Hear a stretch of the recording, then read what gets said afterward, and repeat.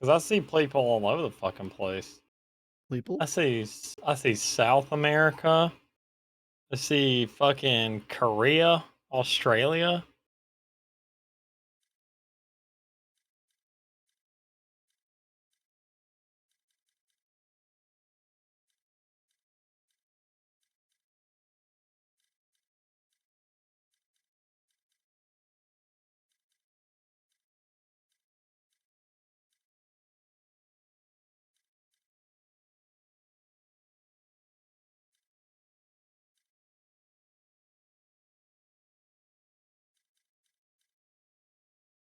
Sick.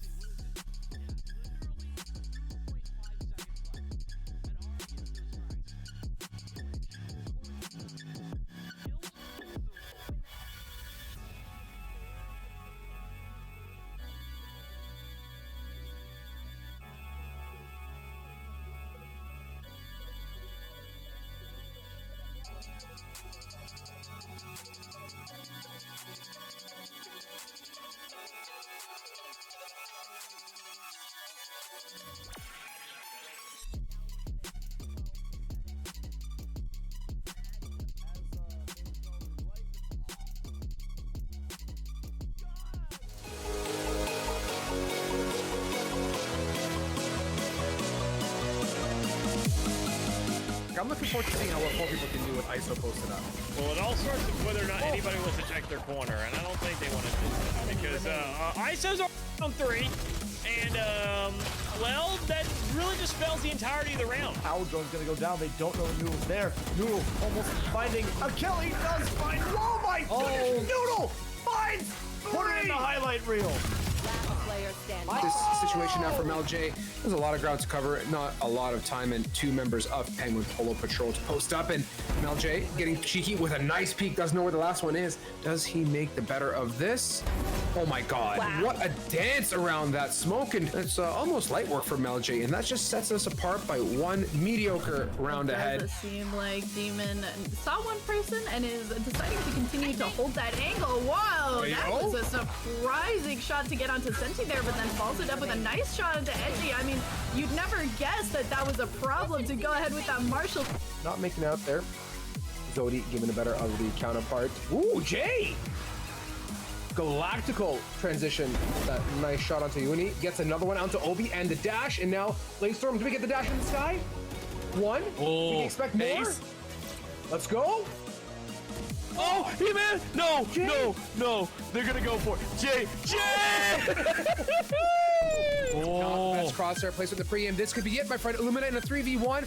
Cyclone got a peek. They hear him on short. He gets the diffuser. It's a half. Oh, are they gonna Don't get it? tell me. Oh, 0.94 seconds! Oh. Orbital. That could have gone easily belly side up. Good discipline and patience, but man, what a game.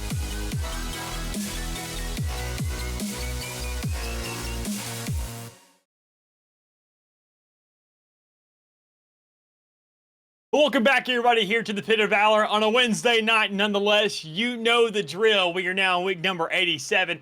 Joining you tonight is going to be myself, Mr. Mick, and over to my left is going to be, or right, excuse me, whatever it may be, a lots of confusing directions here. Eric, how you doing, man? It's been a while here on the desk with us, too. Yeah, man, I missed out last week when you guys were actually in studio, which, by the way, looked awesome and is definitely a big vibe out here, man. Like, we ought to be a professional now, huh? Yeah, we got the whole setup. With the sweet tea and everything, man. We're enjoying ourselves. But, I mean, nonetheless, yeah, it was an outstanding experience. And even then, I mean, considering knowing that we were on their land, obviously GLG, we do have that lounge coming out. That was a big part that we had overall and everything. You can stay tuned around to go ahead and know when we're going to have the actual official launch overall. But in the meantime, we got some Pit of Valor action to be covering in the meantime. We got Wednesdays to take care of. We got Saturdays coming up here soon. No matter what it may be, the matchup we got, at least for the moment, is going to the likes of Gen G, Black, and Prodigy Gaming Gold. And Gen G Black, being their female roster, I think previously known as Gen G Bumble, is now kind of transferred themselves over and competing under Game Changers under that title alone for a while now. It's going to be a good one here for at least to start things off, knowing what kind of a team they have on their hands, knowing they have the professional experience, even then not just against other teams and these kind of different organized tournaments that we got going on, but also, you know, a professional VCT experience where you're facing much bigger dogs at your hands.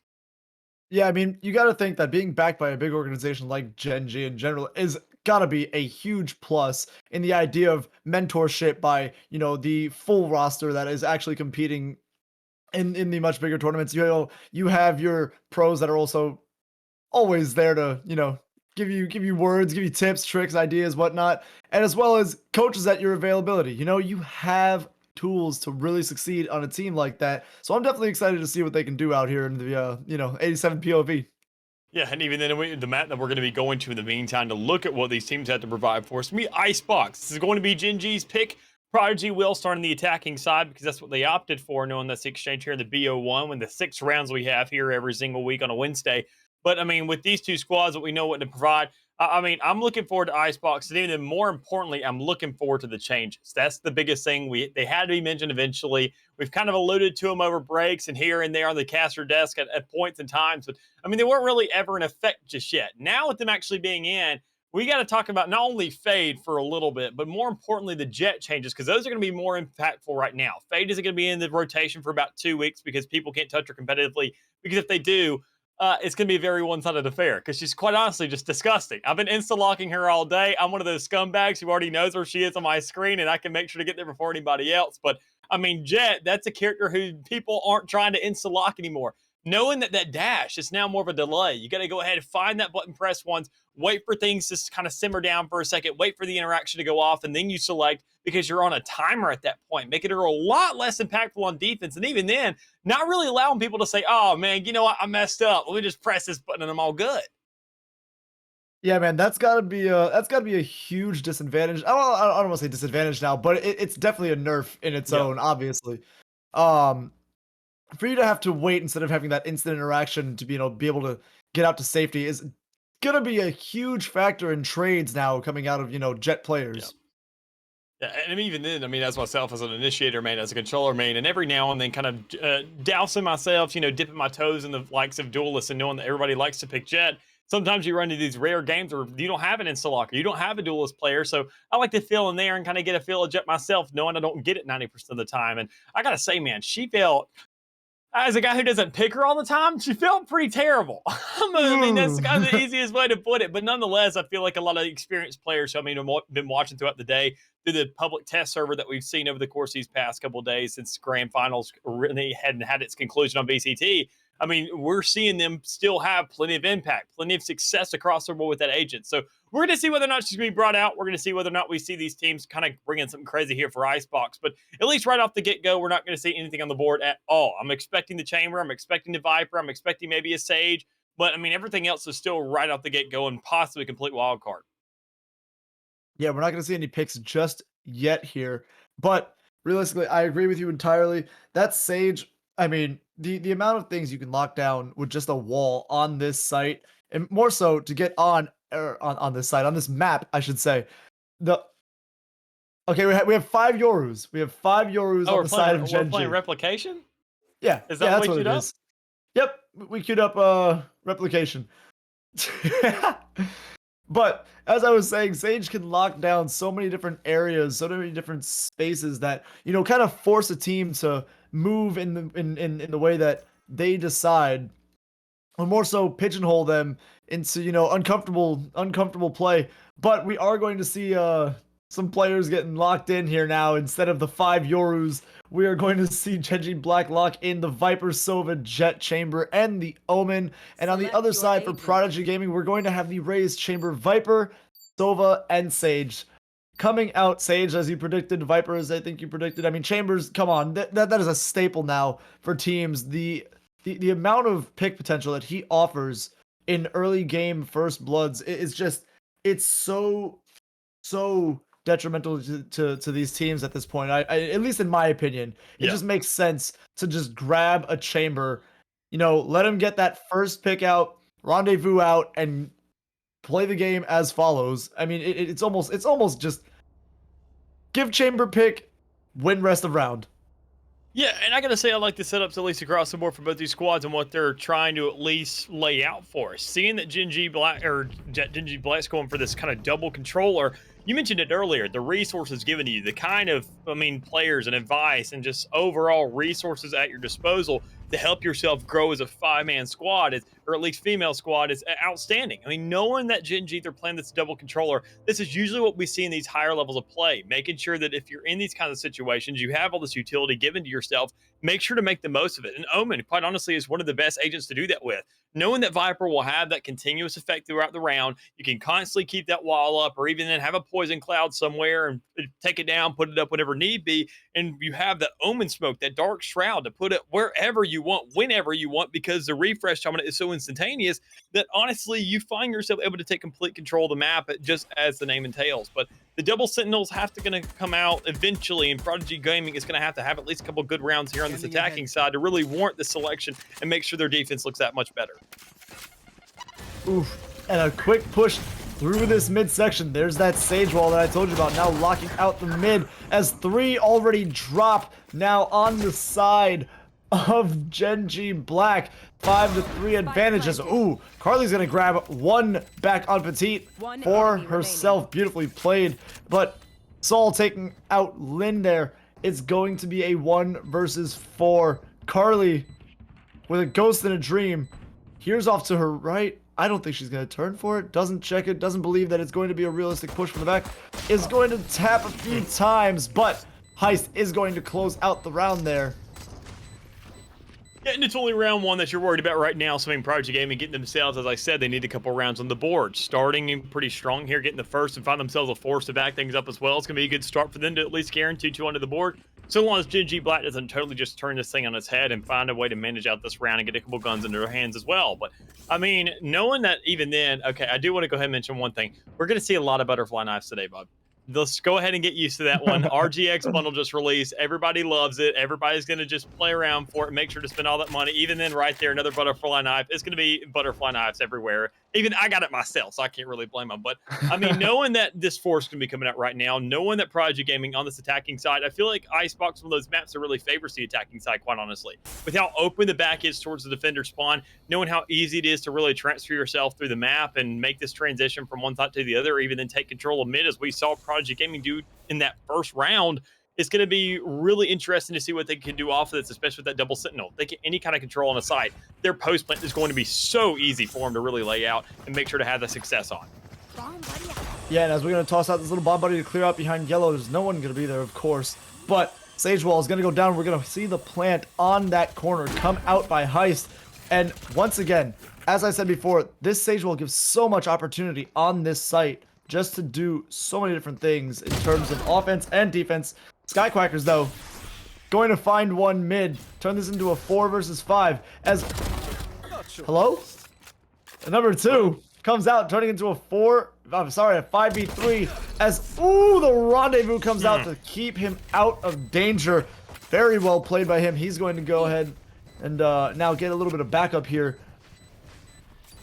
I like the way Skycrackers played that. I mean, going ahead, making sure not to really get overzealous there. No one knows a 2v1 situation. Even having the Spectre in hand after picking off 2, you're not concerned about it. You're just playing the game. You're making sure to stay alive no matter what. That's the biggest goal towards the end, and keeping that gun for the next round. And that's exactly what they're going to do, as we see Prodigy Gaming have themselves 4 to work with, and 4 of these guns to carry over here into this bonus. And that's going to be the biggest factor, of whether or not they can find some impact with these guns. Really go ahead and run away with that. And knowing they have the Guardian and a Bulldog to back themselves up, those are 2 super impactful weapons. We've seen insane plays with Bulldogs. Even in the Guardian, having one of the best first shot accuracy in the game on a hip fire level it really provides a lot of opportunities that if you can hit your shots, it's almost just as good as a Vandal or as a Phantom. It is going to compare with those so long as you know you can hit those shots and not really have to worry too much about a follow-up. So it all comes down to the stance as well and where they want to fight. And Prodigy is taking this right down the middle once more. They're trying to feel things out. They're not getting overzealous towards one side or the other, not making sure to over peak, and it all comes down to whether or not they can have that until. And that's what they've done. They know players back towards the middle. They know it's going to be that Sova making a transfer probably towards pitching. And honestly, we could see Petit have a huge pick if we really see them overset themselves. Ooh, Lynn and Carly going to pick up 2 and 1. Sorry, 3 and 1 for themselves, taking out 4 members of Prodigy, and now guns in hand, a flawless round that is 1-2. Genji Black taking a round for themselves. Of course, though, there was a huge advantage in terms of firepower there. Yep. Doesn't mean that you don't compliment the round regardless, because it could have easily swung in the way of Prodigy Gaming if played correctly. But now we will see this 4th round come out where the manpower, or more so firepower, is going to be dead even, except for 2 Phantoms on the other side of on Genji. But still, we see the potential in all these guns here. Now is going to come down to how each of these players play individually and together. Yeah, and this is what I mentioned with these gals earlier. I mean, they're not going to be sleepers by any means necessary. They're going to step up eventually, and I mean, they definitely did that when it came around to have themselves a rifles in hand, showing a flawless execution there, able to get themselves a flawless round. No players dropping guns in the process. You know that this round's going to be that much more influential. You're at no disadvantage. You say completely even. That's what you're fighting for in the 3rd round. Prodigy Gaming had to fight to at least rob a couple out, knowing they were at the disadvantage and didn't really find too much to work with in the meantime. So as we see the pressure moving probably towards this A side, it all comes down to whether or not the spike will follow as well. And we're seeing a little bit of a slow approach there, but nonetheless, you still see the effects and the results coming in. But no kills on the board just yet. Still waiting for this first blood. And quite honestly, with them just grabbing a pip and backing up, I don't know if we're going to see it at least for another 10. Oof. Yeah, this is going to be Skycrackers taking out Hannah. This is now a 4 versus 4, all evened up here, as Lily is going to get taken out as well by Sky. Sky now with a nice 2-piece, going to gonna be looking to continue that on. But as the move comes through, it looks like B is going to be the site for plant, as Heist pops this wall up, gonna get the spike down. And for a moment there, I thought that was the enemy Viper that was just staring Heist in the face. Oh man, that red outline definitely triggered my fight or flight there. As this wall does come down, one is going to drop on the side of Genji. A 2 versus 4 now. Woo! And even then, not really checking the corners, man. Yeah. I mean, they gotta sit there and look underside. That's a big problem. We saw Tyre able to go ahead and kind of stay alive, but knowing that Paul was there to go ahead, grab a double kill, not really grab that first one. That was almost the advantage for the side of Prodigy. That kill didn't come from that side. They didn't know a second player was around. They knew the aggression was coming from main site, but they didn't know it was coming from underside, which really created that avenue for them to wait things out and play the game a little bit longer. But Jiraiya's able to go ahead and grab one in the meantime, make sure to close up this round with a little bit of a trade-off. But it's not enough of a trade-off to really warrant the fact that you're now down 2 rounds, and the rest of your team can't really buy up too much. I mean, they can make sure to manage a buy here, and Lynn isn't going to have enough, but actually will, but not enough really for the utility to back it up. So going forward, we have to see 2 things. I feel we have to see Genji be a little bit more aware of their surroundings and kind of check a little more corners going into something. And even then, we have to see Lily get into this game because she's going 0-3 right now. And sure, it's the early stage of the game. I'm not really concerned about her just yet. But as a Jet, you want to eventually pray that your Jet can start going off, at least with an operator or something, getting into that fray, playing for the retakes, whatever it may be. And here she is able to at least grab one. And yeah, that's just, oh my, but gets taken out herself, though is going to be back and forth trades left and right. Sorry. spaced. Anyways, what I was going to say is that now popping this into a 4 versus 4, that Sage res does come through to make sure that the man advantage is there for Prodigy Gaming. Well, not so man advantage, but the consistency of the evening out of this manpower between the two teams. Now, Genji Black trying to hold down this midsection. Tyrant going to pull off here as Spike is looking to still be planted on A. Yeah, it most definitely is. And I mean, looking at the setup from the side of Prodigy, they're making sure to play towards middle again. And I'm kind of a little bit cautious here, looking at the split from your duelist being on towards the side, being towards the middle of the map. But there it is, able to grab that first initial kill, move out, and now also grab one on the Teray as well. It's make things very, very difficult for Gen.G now, as these gals have to really go ahead and pull something out, or even then, more specifically, Lynn. She has a 24, so it's definitely a doable situation. Still sitting with 150 health, and she really has nothing to lose right now. Make sure that you just picked up that gun, you just bought nothing but armor in the round, so you're not concerned about what kind of other impacts are going to go over the course of this game. But the longer you wait, the more heals that are come available from that Sage, excuse me. And knowing that, I mean, the longer the round goes, that Sobadar also comes up as well. There's a lot of things that just this timer is working against you, not only in one aspect, but in 3. You need to make sure to speed it up because of that alone. So already able to grab one, a little quick exchange there, but not enough to close things out. That's going to be Len not able to close it up, at least for this one. But knowing that you're 1-4, not the biggest deal in the world. You can't really buy everything that you want right now, at least for Carly and for Lily. But, I mean, the rest of the squad can make sure to at least have somewhat of a bite back to them. But Prodigy Gaming, they're the ones who are stacking themselves up. They're the ones who are trying to get this snowball rolling into their favor. And, I mean, if they don't really kick things up into high gear soon, they're just going to be too big to stop. Yeah, no, you don't want this. You do not want this. This lead to more so spiral out of control to the point where you really can't come back from it. More so that you're struggling. As Lynn gonna get a few shots off, going to get some damage onto Petite, and then rendezvous out of there. But it is not enough for a pick, which would have been huge realistically. But Skyquacker is going to grab Lynn. That is a 1-for-0 trade already early on in this round. This is going to be a little rough for Gen.G here, sporting you know, bunch of pistols on this save. Oh, Hello, Lily. Hello. On the board, you got to get yourself no a little way. bit more, and it most definitely could come out with Lily grabbing that second one, but in a 3v3 situation, Gen.G at least making the most of a dire situation, making sure they can grab themselves a couple kills on the board. And that was all a credit to Lily, who found those two already on the board, and Soul not really having too much health to work with, but you thankfully have a Sage on the board. But honestly, I got to say, I like the play there from Skyquacker. Able to go ahead and move the gun a little bit more, knowing that eventually Gen.G, they will fight for these guns. They're going to move to pick them up. And honestly, it comes down to him making sure to play that defense, hold these things down, because you can already look at it. The transfer, the two players on that mini map at the top left, they're going for these guns, and it's not going to work out. But Teray is able to grab 2 in the meantime, make an even exchange. And while Quackers has been spending so much time defending guns, Teray's done that much better of a job defending his side and making sure this round can be secured for the girls. And I mean, beautifully played 100%. Now, I said it was going to be a hard round, but not an impossible round, as they definitely show that it was possible to win that one and take it to 2-4, closing the gap between these two in terms of score. Beautifully played 100% by Tyre on that flank. That was a great position to wait in. And I mean, Prodigy didn't even check. They thought they were in the clear. They were just running onto site.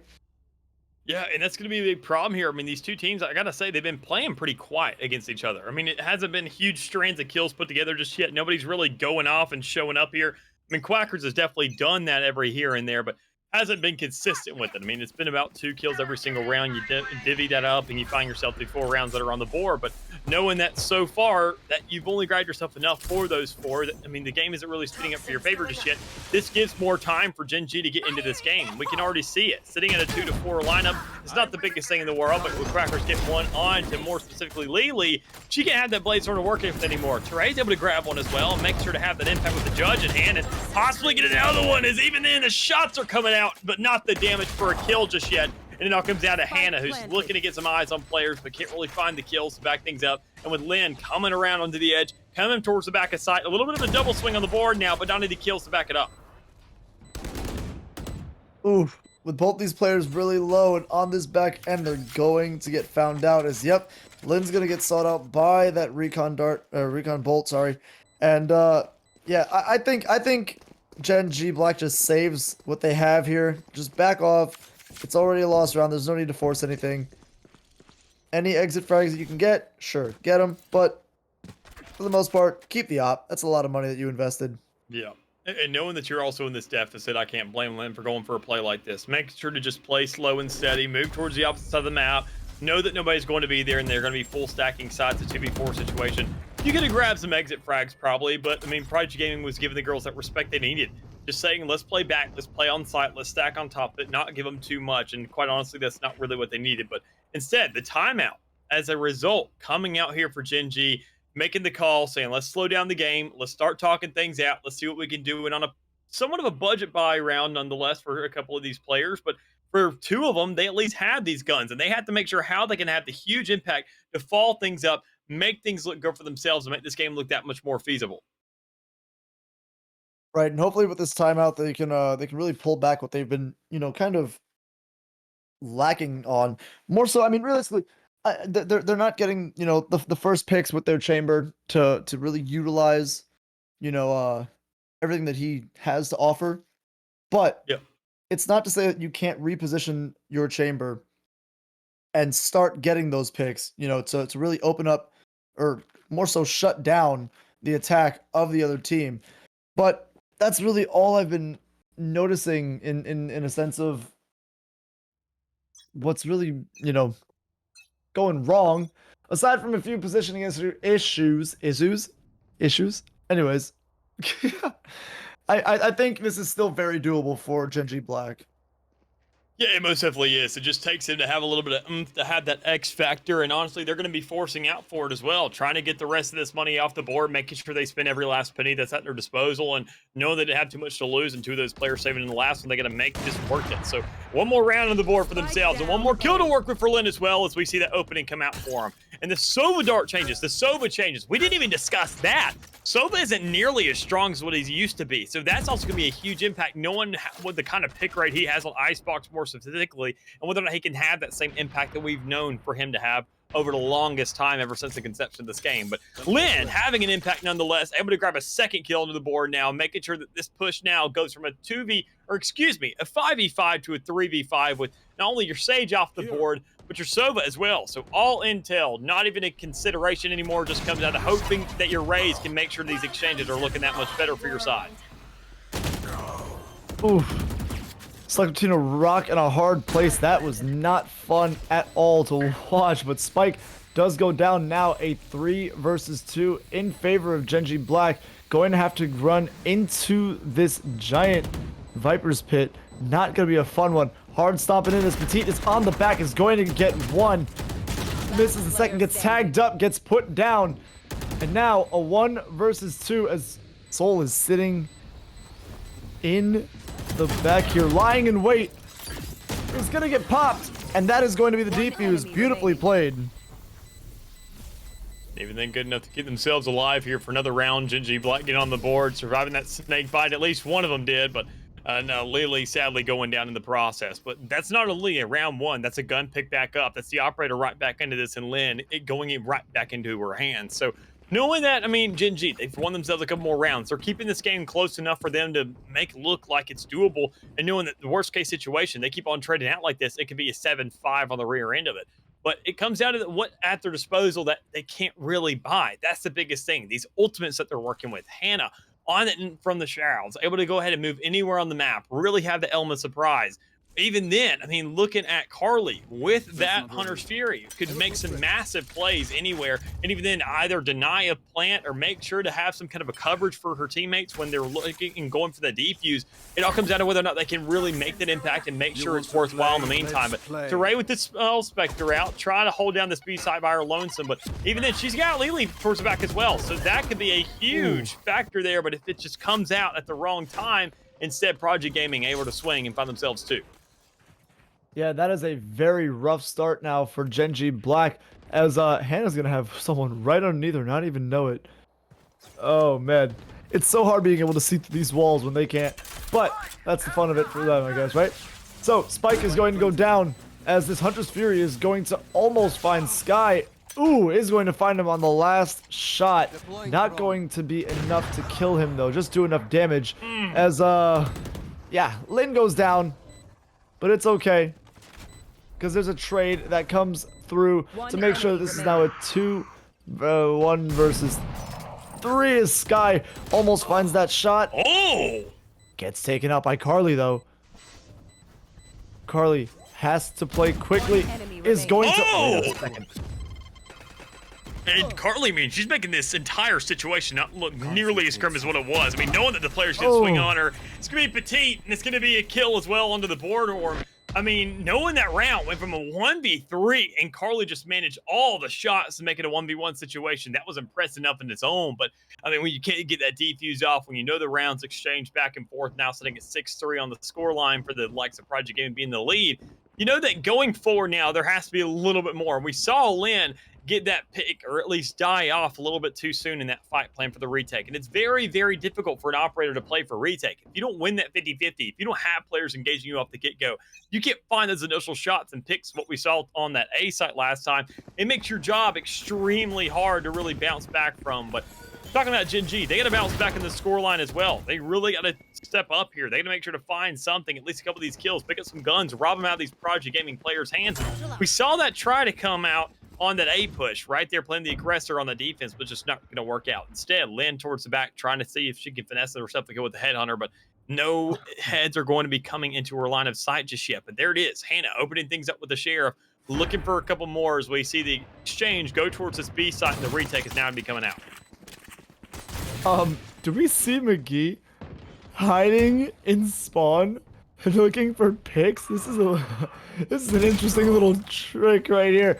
But now a 3 versus 4 as Lily's gonna smoke that off, make sure that it is not going to see anyone as Soul's gonna take out Lily now. And McGee now coming out from hiding, going to take out the last member is Soul, and that right there is going to be a 7-3 advantage for Prodigy Gaming. Most definitely will, and that's where things start to get a little bit sketchy for one side or the other. When you see the Gen G Black, not only do they have themselves a guaranteed deficit when this AF comes to an end, Project Gaming are now taking the time out of their own. And honestly, just taking a breather is what it seems like, knowing that you're in a lead at this stage in the game. You don't have anything to fight back for it, but instead you're just looking good on the board. You're looking pretty strong. You're looking to elongate this lead as much as you can. And I mean, best case scenario, they find themselves at a 9-3. Is that the best case? Well, honestly, it depends on how much you believe in the curse. But I mean, overall, no, you mentioned it.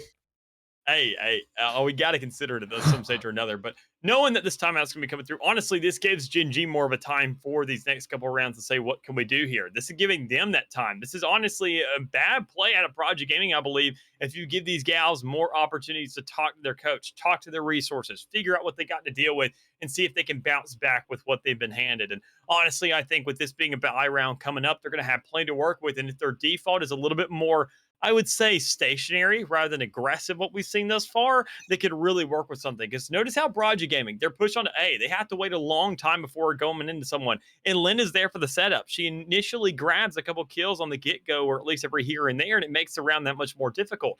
But Carly and Teray playing very aggressive towards yellow makes it almost extremely difficult for them to get out of situations. I mean, Lily can most definitely do that, but I mean, Teray can't really have that luxury. Can't really get out and whenever need be. Just has to rely on that wall. And honestly, here it is. Hannah on the backup, looking for a first pick, and doesn't come out as whole as they would have managed it there. And Lily just comes out of trying to hold things down by herself, but it's not going to work. Instead, no players are on this B site now. And once again, it looks like Project Gaming are going to have a successful push.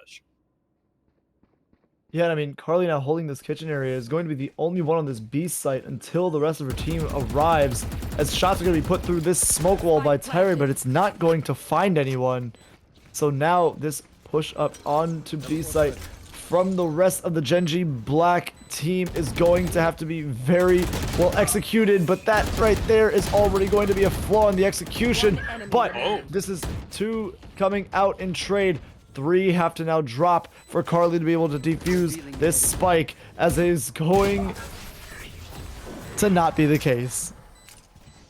Yeah, we saw Carly once already make it 1v3 into a 1v1 situation, but sometimes you don't always get that luxury. And so we see Prodigy Gaming closing things out there to make sure their lead gets that much larger. And now sitting at 8-3 lead, best case scenario for Gen G Black will be that 8-4. And honestly, that's really good. That's something that we see a lot of comebacks come from. And even then, I sit there and mentioned earlier, Icebox kind of favors the attacker, so they can't really be too beat up by this. It all comes down to whether or not they can make sure the resilience is there to back up the team play as well. And Lynn, having that 40 force to work with, that's going to be a huge threat here in this round. But problem is, Prodigy Gaming have a lot of resources of their own. 4 ultimates at that. The only one they're missing is the Torty Force, and they have enough guns to say it doesn't matter, but they don't have the players as Carly open things up with 2 kills towards the A side and holding things down with the Ray as well. Okay. Oh, well. Back to a 3 versus 3 now, as Prodigy is going to get a resurrected member back on the board, and now Tyra is going to be pushing through this smoke as the pull-off already from A to B is already happening. There is nobody on this B site. All members of Gen G Black are on A, and that is definitely not what they want unless Heist is going to wall this off and fake the crossover. Nope, it is going to be a B push. A B trade? No. Swing? No. Rotation. There's the word. We got the words. The word of the day. Oh, while you figure out that word of the day, man, we got to see a pick of the day. We haven't seen too many of those just yet. And I mean, honestly, this could be one of those plays that we've been kind of praying for, quite honestly, that more specifically, Gen G has been praying for it, knowing they had the Vipers fit down on the other side of the map. They have the From the Shadows still available to them. Carly can make the play of a lifetime. She could really get the intel to work with the rest of her team, set up these plays, give the intel, and say, here's the call to be made. But we just don't see too much of that. Instead, we see Petite trying to push up with that showstopper. Carly finally managing to go ahead and grab that From the Shadows to get anywhere else except for here and look for this retake to be that much more feasible, that much more possible. As we can see Heist in the back trying to play for the flank, trying to set up for this post plant. And now, so with the shock dart and all the utility for them to work with, they need to be the aggressors. They have to push up. They have to take care of these players because Teray isn't going to manage anything on the spike. It all comes down to Hannah, who's the closest to it right now, and just literally looking at it because she can't get too many shots off and can't really find the damage. But there it is, Lynn with the double. It all comes down to whether or not this spike can be defused, and I don't think that's going to be the case. If anything, it's a 9-3 half as, Lynn, she's so close, but yet so far from closing it out. And as we do go into this half with that, I would say, notorious lineup of numbers there on the top, it all comes down to whether or not they can really bring it to life and make sure the history upholds itself.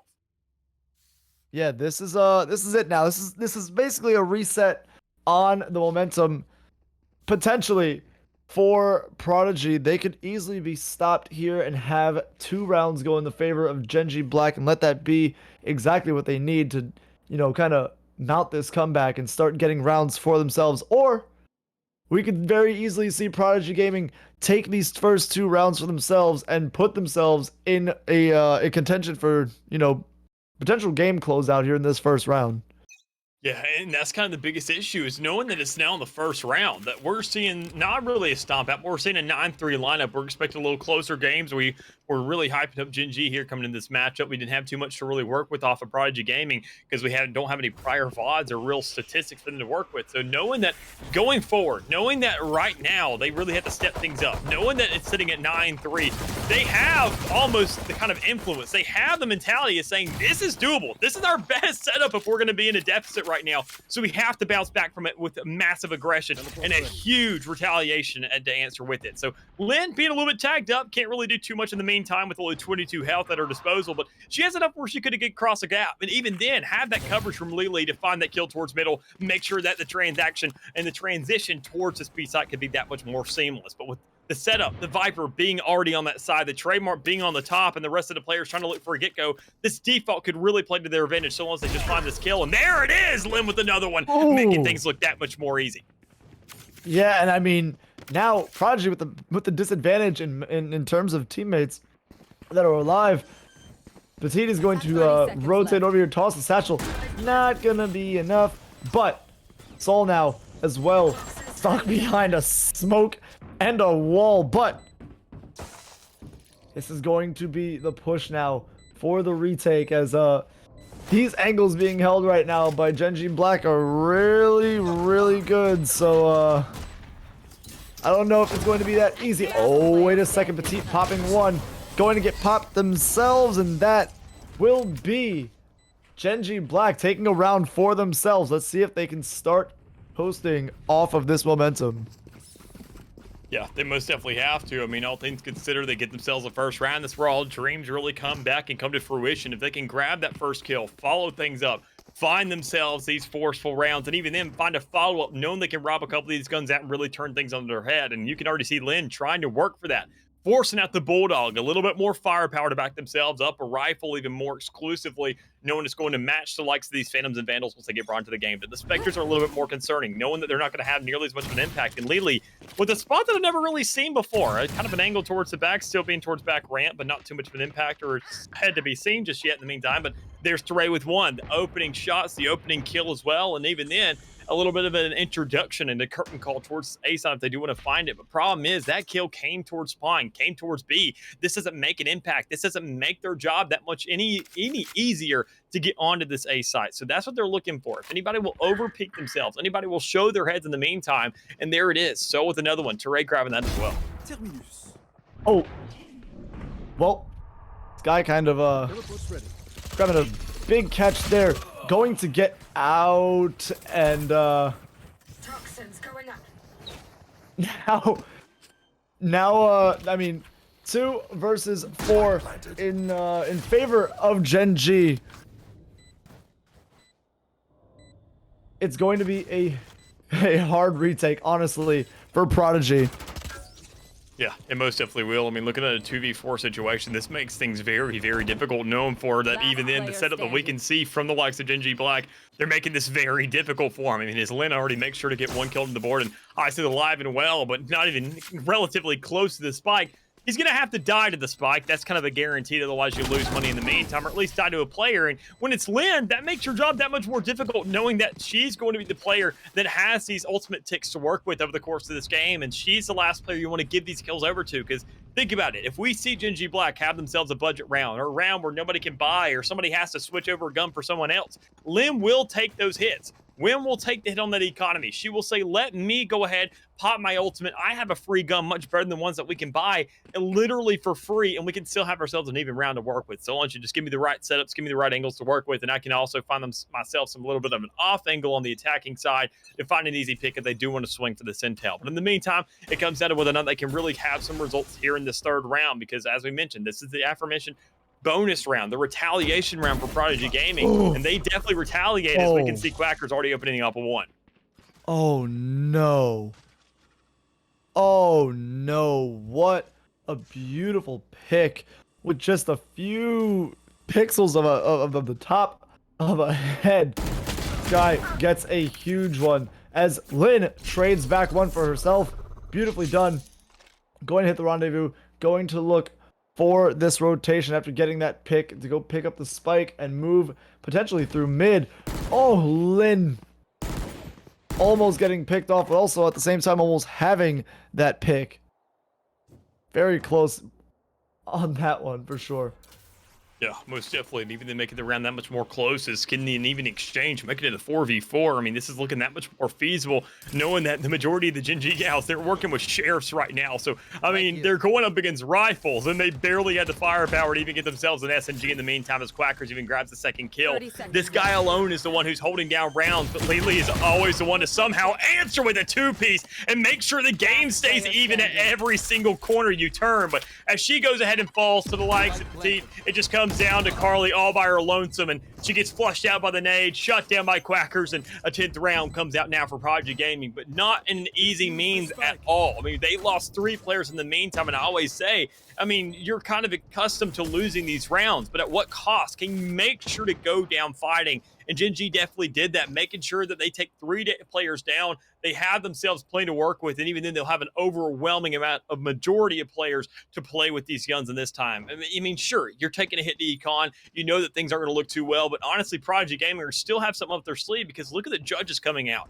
They're trying to play for something crazy. Yeah, realistically right now, this is kind of time to go a little in for Genji. Kind of I don't know. I feel like I don't know if rush planting would be the best idea here, But a little bit more aggression, really push on this. You're 5 down. They just hit double digits. And I mean, it's been rough as Soul is going to take out Lin just now. That is not how you want to open this up. Sky now as well holding off on this A site. This is going to be really hard now for Genji Black to really push out and win this round. Most definitely will. I mean, all things considered, you're already down one player. You had the rifles, and knowing that rifle not only is off the board for the side of Genji, but also now in the hands of these Project Gaming players. We sat there and saw the player had a judge in hand, could be able to pick up that gun, knowing that you probably got that kill within close proximity. It wasn't a snipe by any means necessary. There's no slugs to work with in this game. It all comes down to whether or not we can see Genji have the bounce back, make this transfer towards the B site, and have some relative success with it as well. So with the Owl drone to come out, have a little bit of a scouting opportunity, but then looking for some players in the meantime. It's not going to find too much until you peek out towards B main, and even then realize it's only a Viper. That is, if they even did get that peak or that sight line off, and I don't think they really did. They're not checking the left. They didn't see what was going on, but nonetheless, we can see Carly grabbing that kill, making this look much more difficult for the side of Project Gaming. Knowing that Viper's pit is down, all the vision is inhibited. You can't really have anything to work with right now. You just have to push in, and if Project Gaming doesn't pull the trigger right now, the longer that spike ticks down, the much more difficult this round really becomes. Oh, yeah.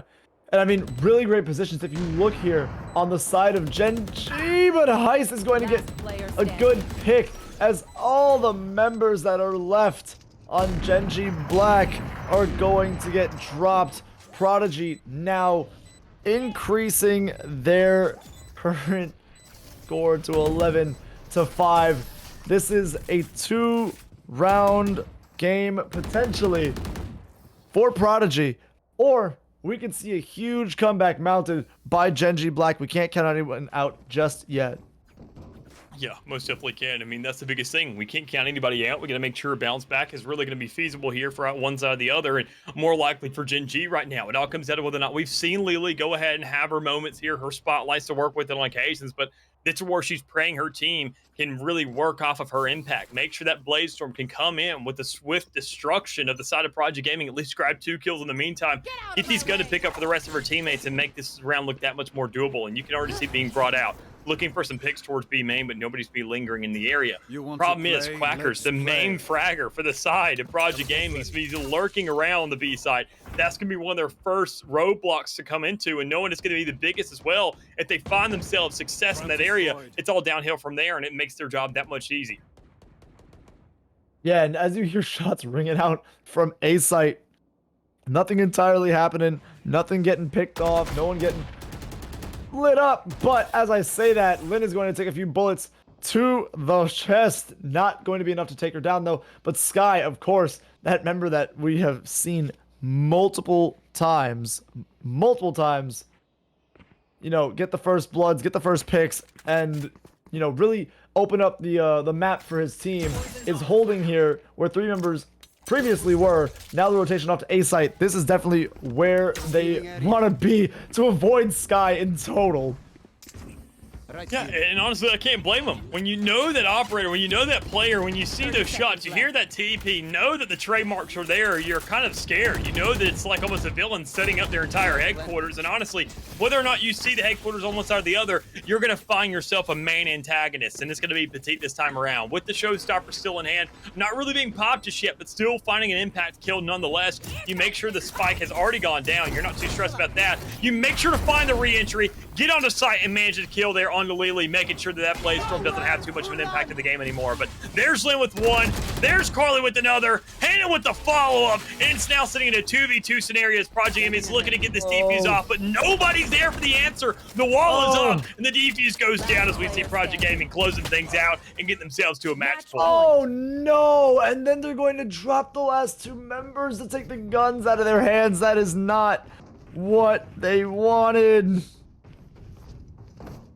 Oh my god. Well, we have a timeout.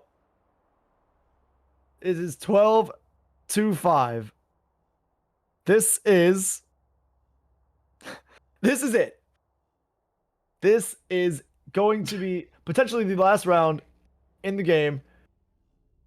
I mean, realistically, what do you think Genji can do here to kind of pull it back?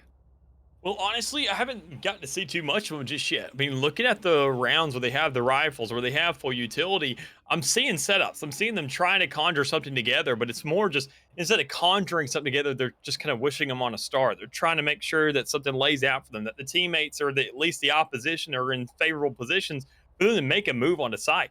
And that's just not going to present itself every single time. You've already given so many rounds over to these players on Project Gaming that they are feeling confident. They're feeling their egos start to light up a little bit. They're feeling that fire and they're finding these necessary kills that you have to make sure to just win through them by blunt force. And we're not seeing too much of that just yet, even knowing that this round isn't going to go all too well for Gen G with their money not looking super hot in the meantime. But you can see Hannah making sure to finesse whatever she can there, get the Bulldog out instead of the Vandal or the Phantom, knowing that she doesn't really have the money for it. But hopefully you can find the necessary kill and say you can pick that gun up to really follow things up. But with the setup, knowing they're going right back into Quackers once again, you can see him setting up for the kill but can't find the shot. That is a blessing from the Lord himself if you believe in the man. And I mean, I sure hope you do if you're Gen G, because you're looking for a couple more of those blessings to come your way. But instead, you already see Heist able to manage one, knowing that that's now a 4v5 scenario. You're moving towards that Viper's Pit. It's going to force Gen G Black to really move across the map once again, because after how many difficulties they ran into, even without a Viper's Pit, better yet, they don't want to run into one with it. Oh no, his Petite's gonna get swarmed by 3 members of Gen G Black. Now Heist only here to kind of hold down this mid space, but it's not going to matter. Sky is going to be holding this off with an operator, but it's just going to get smoked off and pushed away from. Now members of Gen G Black pushing onto this A site. Only one here to defend it. This could very easily be the beginning of the swing they need 100%, because McGee is the only last line of defense right now, as he has to wait for the rest of his friends to get here, as Sky has a quick rotation, already grabs one on the opposite side of Gen G, turning this into a 3 versus 3, evening it out completely.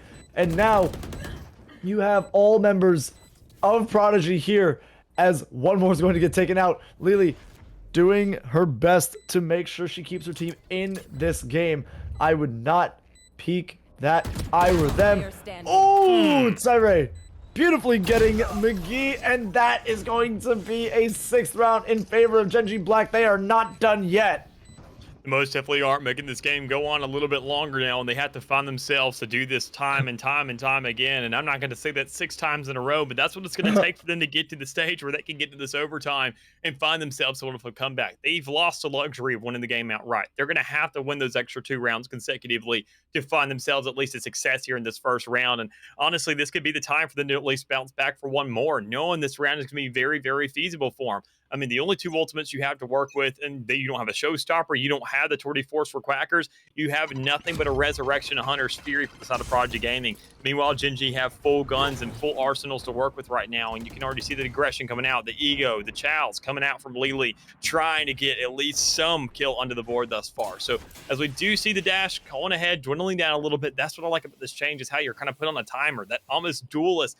They say that I'm on a timer now. I have to make sure to get on the site within this time to where I have the biggest impact to have on my utility to work with. Otherwise, I'm SOL in the meantime. But even then, Lily still being that front hand, still making sure to be that one duelist and that one player that's making sure that engage is feasible, making sure it's doable, making sure it has an impact. But we just haven't seen too much of that just yet. Slow and steady is now the name of the game for Gen G. They don't want to overstep their boundaries. They don't want to cross that line in the sand. But if they do, they could run right into Soul, who has that shorty in hand to really make a kill. Soul is looking everywhere, man. Yeah. He doesn't know where to look right now. He hears all these footsteps, the hopping, skipping, and jumping. He does not know what to do with Sky with a different shot, with a different type of shotgun of his own in hands, ready for anyone to come around this corner and ruin their day, potentially ruin their round. But this is going to be, yep, they're going to hear that shotgun ring out as he's going to rendezvous off, just pop out of danger. Now Heist popping shots out of this smoke, not going to find anyone, but trades are going to come out now. It's going to turn into a 3 versus 2 in favor of Gen G Black. Soul now with a shorty in hand, never mind, it's a Bucky going to get popped through this smoke. A 3 versus 1. Gen G Black have to just take out McGee with only a Marshall in hand to continue on, and there it goes. McGee getting a shot on. Wait a second. Can McGee find this? 5 health, a few shots, no time left. Tyrant is going to clean him out, and that right there is 7-12. Yeah, I can't say that round was improbable for the side of Project Gaming, but I don't want to say that it was also impossible as well. I mean, we saw McGee go ahead, get tagged up, not too much to work with, and even them forcing out the timeout for their side, saying that we strung together so many rounds consecutively earlier that what are we going to do now? I mean, we see Gen G, these girls are bouncing back, they're making their jobs that much more difficult, but even then, they have a bye round on their hands. This is the time for them to bounce back. I mean, this is when you pop these timeouts, knowing when you're in these situations that you don't do them on pistol rounds. You use those pistol rounds to start communicating, to see what you can do in the next round when you get those guns to work with once more.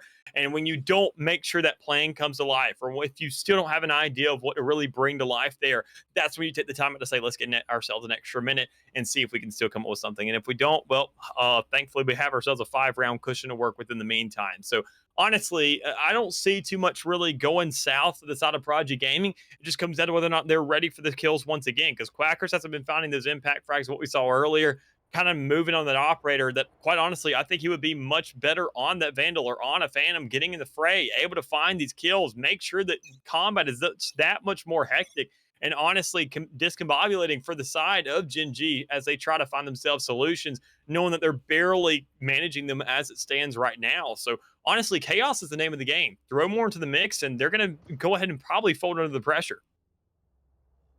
Yeah, well, hopefully, more so for Gen G Black, they're hoping that, you know, Prodigy folds under the pressure of closing out this last round.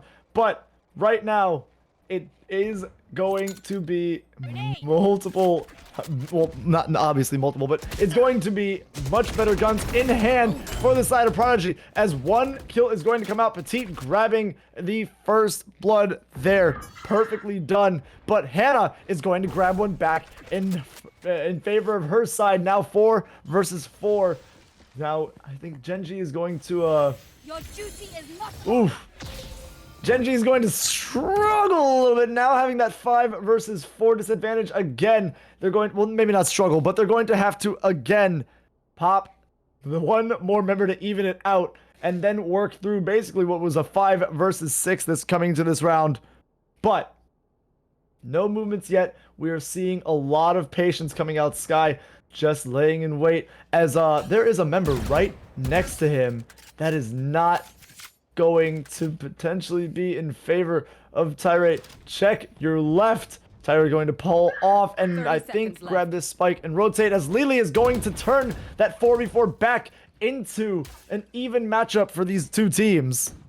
Yeah, I mean, Lily, once again, I mean, I mentioned her earlier. She's going to be the biggest problem. She's got to be that duelist. She's got to fill that role, and she's got to do it pretty darn well. And even then, Petite making sure to do it as well, I mean, in the meantime. So making sure an exchange comes out. Not an even one, but an advantageous one, that everything is down the lines for Lily. She's looking for any kills she can, but she can't manage any at all. It's a 1v3 scenario turned to 0v3. And also, O wins for the side of Gen G as they find themselves losing 13-7 in this first map.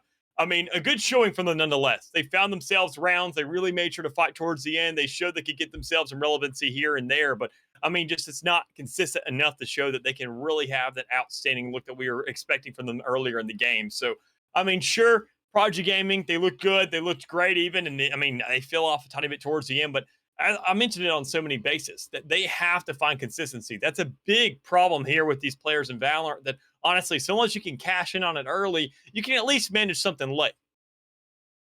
Yeah, I mean, well, we saw Gen G do their best in these rounds, and it looked very convincing in the rounds that they were taking in that second half on the attack side. Maybe a stronger suit for them rather than defending. It was a lot more convincing in their wins for sure. It was just absolute run-throughs in these rounds. At least that's what it looked like. But nonetheless, it was not enough. Gen G Black is going home, and Prodigy Gaming Gold will be moving on to the second round of our Pit of Valor. Now, if you're new here, and if you're a first timer, these Pit of Valors are single round elimination, more so.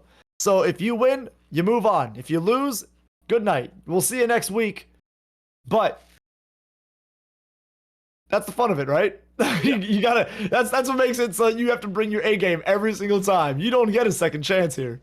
Yeah, and I mean, even then, you do find yourself plenty of chance over the course of weeks. I mean, with all the tournaments that we hold in the meantime, but I mean, at least for the course of this week, that's all you get here. I mean, you can't reverse time, you can't have yourself a second chance. But who may have second chances is going to be managers and coaches, because we've been discussing, we've heard people, we've heard the concerns and the prayers of all these other people in the fan base to say, well, when are we doing another one of these tournaments? We're tired of seeing all these radiants go off, all these players that are just, they're paid to do their jobs. We're paid to do our jobs. When are we going to have some kind of a fun extracurricular here and see these people that don't typically do that get into the fray and see what they can pull off? Well, we are going to be in negotiations for that. We're looking at and trying to make sure we can set up a tournament like that coming up here soon. Maybe some of a charity tournament to come up, but I mean, nothing just yet, but we're definitely going to keep you updated with that. And even then, I mean, if you want to find yourself a guaranteed chance to get into these Pit of Valors on a weekly basis, because they fill up just so darn quick every single time, it's a 64 team tournament. But every single week, we're getting about, I want to say, maybe 90 to 110 on just a consistent basis now. I mean, Pit of Valors really are not a joke anymore, because they're open to anyone and everyone. And even then, you get yourself a main stage environment like this, where, I mean, you have casters, you have production, you have spectators on the back end to really make sure you can get your spotlight. That if you want to guarantee yourself a shot and guarantee yourself at least a seating in the meantime, if you don't hop onto it quick enough, you can get yourself a membership of the Country Club of Gaming, or GLG lounges. I'll just call it the GLG Country Club membership, because that's what it's called, and I just scuffed the living stew out of it. But nonetheless, it's only $10 a month for one of your members or one of your players to get access to this, or one of your coaches or org or whatever it may be, to guarantee yourself entry on a week-to-week basis here. And even then, I've said it on so many different occasions that we're trying to even negotiate maybe some exclusive tournaments for these members to give yourself more reasons to sign up and be a part of the environment that we're bringing here at GLG. So nonetheless, it's only $10. That's like $2 per player. And if you win yourself a tournament and get 50, you get a 5 times return. So, I mean, what's to lose at this stage? You get yourself some little fun environments on Wednesday nights. You get yourself some fun scrims with some money to back it up as well. And even then, sometimes you get yourself a little bit of an extra bonus cash prize or some peripherals to knock it out as well. Because MSI, for these past couple weeks, I mean, I even got the windbreaker on from them. They are sponsoring these past couple of weeks here the Pit of Valor, and they're making sure that the MVP for each week that we have here, the winning squad, they find themselves an extra peripheral to take themselves home and go ahead and hit the keys with. But regardless of that, I want to thank MSI. I want to thank everybody that's here to really knock things out and use the viewer as well, because we're going to be throwing things to a short little break as we do find ourselves setting up for this next matchup as we do get ready for whatever it may be. But don't worry, we'll be right back and we'll let you know what it is. Looking like it's all over. Hold up. Maybe not! Are you serious? My name is Ben Garvey, and I founded Great Lakes Gaming with one goal: to create an exclusive club for casual and competitive gamers to come together, full stop. Every week, GLG hosts esports competitors of all ages with real prize pool tournaments and a live broadcast to Twitch. One actually does come through from Jenny. The second, the third, the fourth. With thousands of followers and hundreds of weekly players, the GLG community is thriving more than ever. And now we're building a better experience for our players. And we're setting the bar high. No, literally, 22 stories high. Welcome to the Gaming Lounge, the first of its kind, located on the 22nd floor of Innovation Square in downtown Rochester, New York. That's right, this space is built just for you, with the latest and greatest in gaming gear and plenty of space for you to claim that little bit of glory. As you enter the Gaming Lounge, you'll be welcomed at our reception desk, and behind that, our main office. Here, we'll produce our professional broadcasts and turn those sick plays into the GLG highlight reels you've come to love. LAN tournaments, viewing parties, that all happens here in the viewing room. And if you need a little practice to start actually winning for once, spend some time in a team practice room. At some point, you'll need to touch some grass and maybe grab a bite to eat. So we partner with local cafe and restaurant, Bite Rochester, to provide fresh and healthy snacks at our cafe in the clouds. And of course, the crown jewel, the gaming room, stacked with hardware from limited edition consoles to top-of-the-line gaming PCs. Yeah, that's right, we've got GPUs. And if that's not enough, we've got 2 more private streaming booths fully prepared to take your following to the moon. The GLG Lounge is the ultimate space to stream, post, and hang, with no compromises, all built for your next win in the clouds. Grab your GLG membership today at glgaminglounges.com.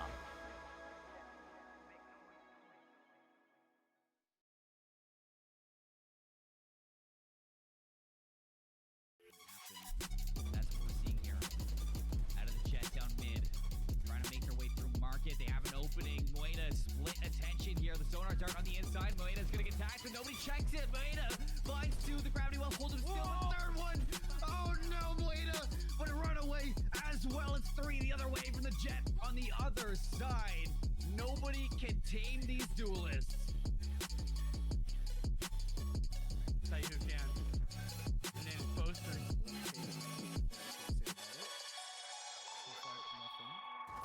walk into the crosshair, and that's aim practice at this point. Second, no. Pitching through market, Curry is in trouble, and as realized they both fall to sight. CJB for the one, Blade Storm, Juicy, and for the one, dismiss. Oh! Beautiful. Greedy repeat, Garrett. Oh. It's not, but honestly, I don't think it matters. Up to Aurora makes it happen. There was so little time left. I don't know if we have a replay of that, but I mean, there might have been just a few seconds on the clock when the final frag came through, but man, this shot from Habib, I'm surprised that we didn't see anything. Let's see, what is it? Yeah, literally 2.5 seconds left. And Ara gets those frags. It was kill or nothing. Kill or lose the... Throwing that down before the tick came through for the spike. It was weird timing at that, but I mean, Aru was able to get some damage too. But right now, it's Aru against the world, able to get one here. If they are able to clutch this out, this is going to be huge. We just have to wait and see GK waiting around the corner on the door. Trying! Oh, and that was looking really close for Aru. Aru might have just been able, but now we're going to be 12 to 7 here. Matchup. To be here, holding his shoulders, going to play hand in hand. Frosty just rotating with Baker right now. It's a dance. It's ringing on the Rosie, and ZK's been leading the whole time. They were doing a bit of a tango there. Oh my goodness. It was ultimately a dance of death, though, at least for the side of MMG. As the trade take the victory. And victory lap As they would probably like, but God, never mind if a double Galat comes out from one op shot. Beautifully played, as it is already a 4 versus 1 on the side of NMG. Mike Planet. That's what we're seeing here. Out of the jet down mid. Trying to make their way through market. They have an opening. Moeda split attention here. The sonar dart on the inside. Moeda's going to get tagged, but nobody checks it. Moeda finds two. The gravity well holds him still. The third one. Oh no, Moeda. But a runaway as well. It's three the other way from the jet on the other side. Nobody can tame these duelists. tell you who can. Their name's Posters.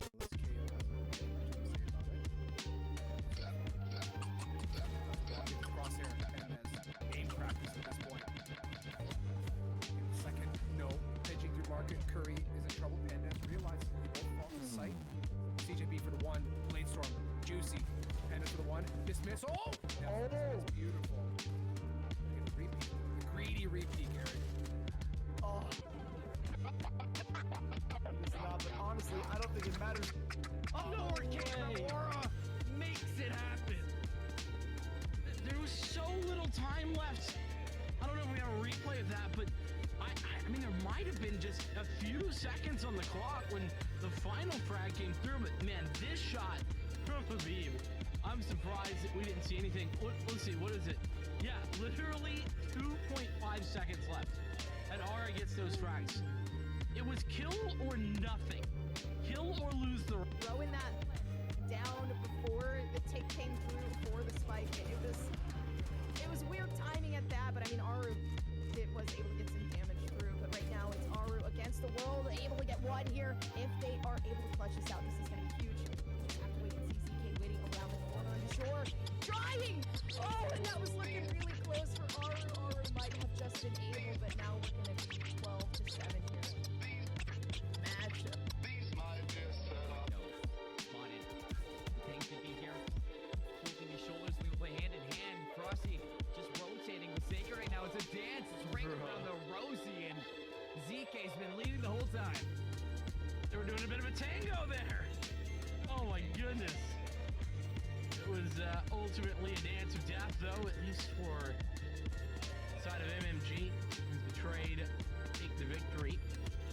And victory lap. As they would probably like, but oh, God, never mind as a double galak comes out from one op shot, beautifully played, as it is already a 4 versus 1 on the side of MMG. Fight Planet. That's what we're seeing here. Out of the jet down mid, trying to make their way through market. They have an opening. Moeda split attention here. The sonar dart on the inside. Moeda's gonna get tagged, but nobody checks it. Moeda finds two. The gravity well holds him still. A third one. Oh no, Moeda would have run away as well as 3 the other way. Welcome, Ben. Never mind. I saw.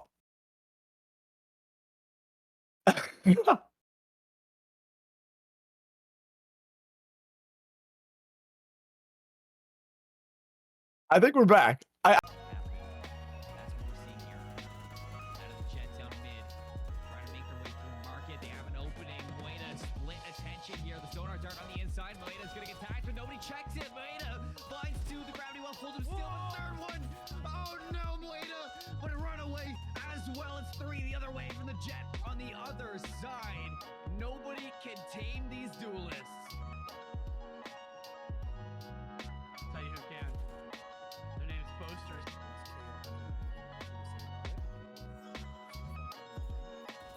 Walk into the crosshair, and aim practice at this point. Second, no. Pitching through market, Curry is in trouble. Endez realizes they both fall to sight. CJB for the 1, Blade Storm, Juicy. Endez for the 1, dismissal. Oh, that's beautiful. Look at the repeat, the greedy repeat, Garrett. Oh. It is not, but honestly, I don't think it matters. Up nowhere came Aurora makes it happen.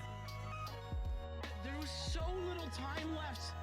I don't know if we have a replay of that, but I mean, there might have been just a few seconds on the clock when the final frag came through, but man, this shot from Habib, I'm surprised that we didn't see anything. Let's see, what is it? Yeah, literally 2.5 seconds left, and Aura gets those frags. It was kill or nothing. Kill or lose the... Throwing that down before the tick came through for the spike. It was weird timing at that, but I mean, Aru was able to get some damage through. But right now, it's Aru against the world, able to get 1 here. If they are able to clutch this out, this is going to be huge. You just have to wait and see ZK waiting around the corner on the shore. Trying! Oh, and that was looking really close for Aru. Aru might have just been able, but now we're going to be 12 to 7 here. Matchup. Taking quick though.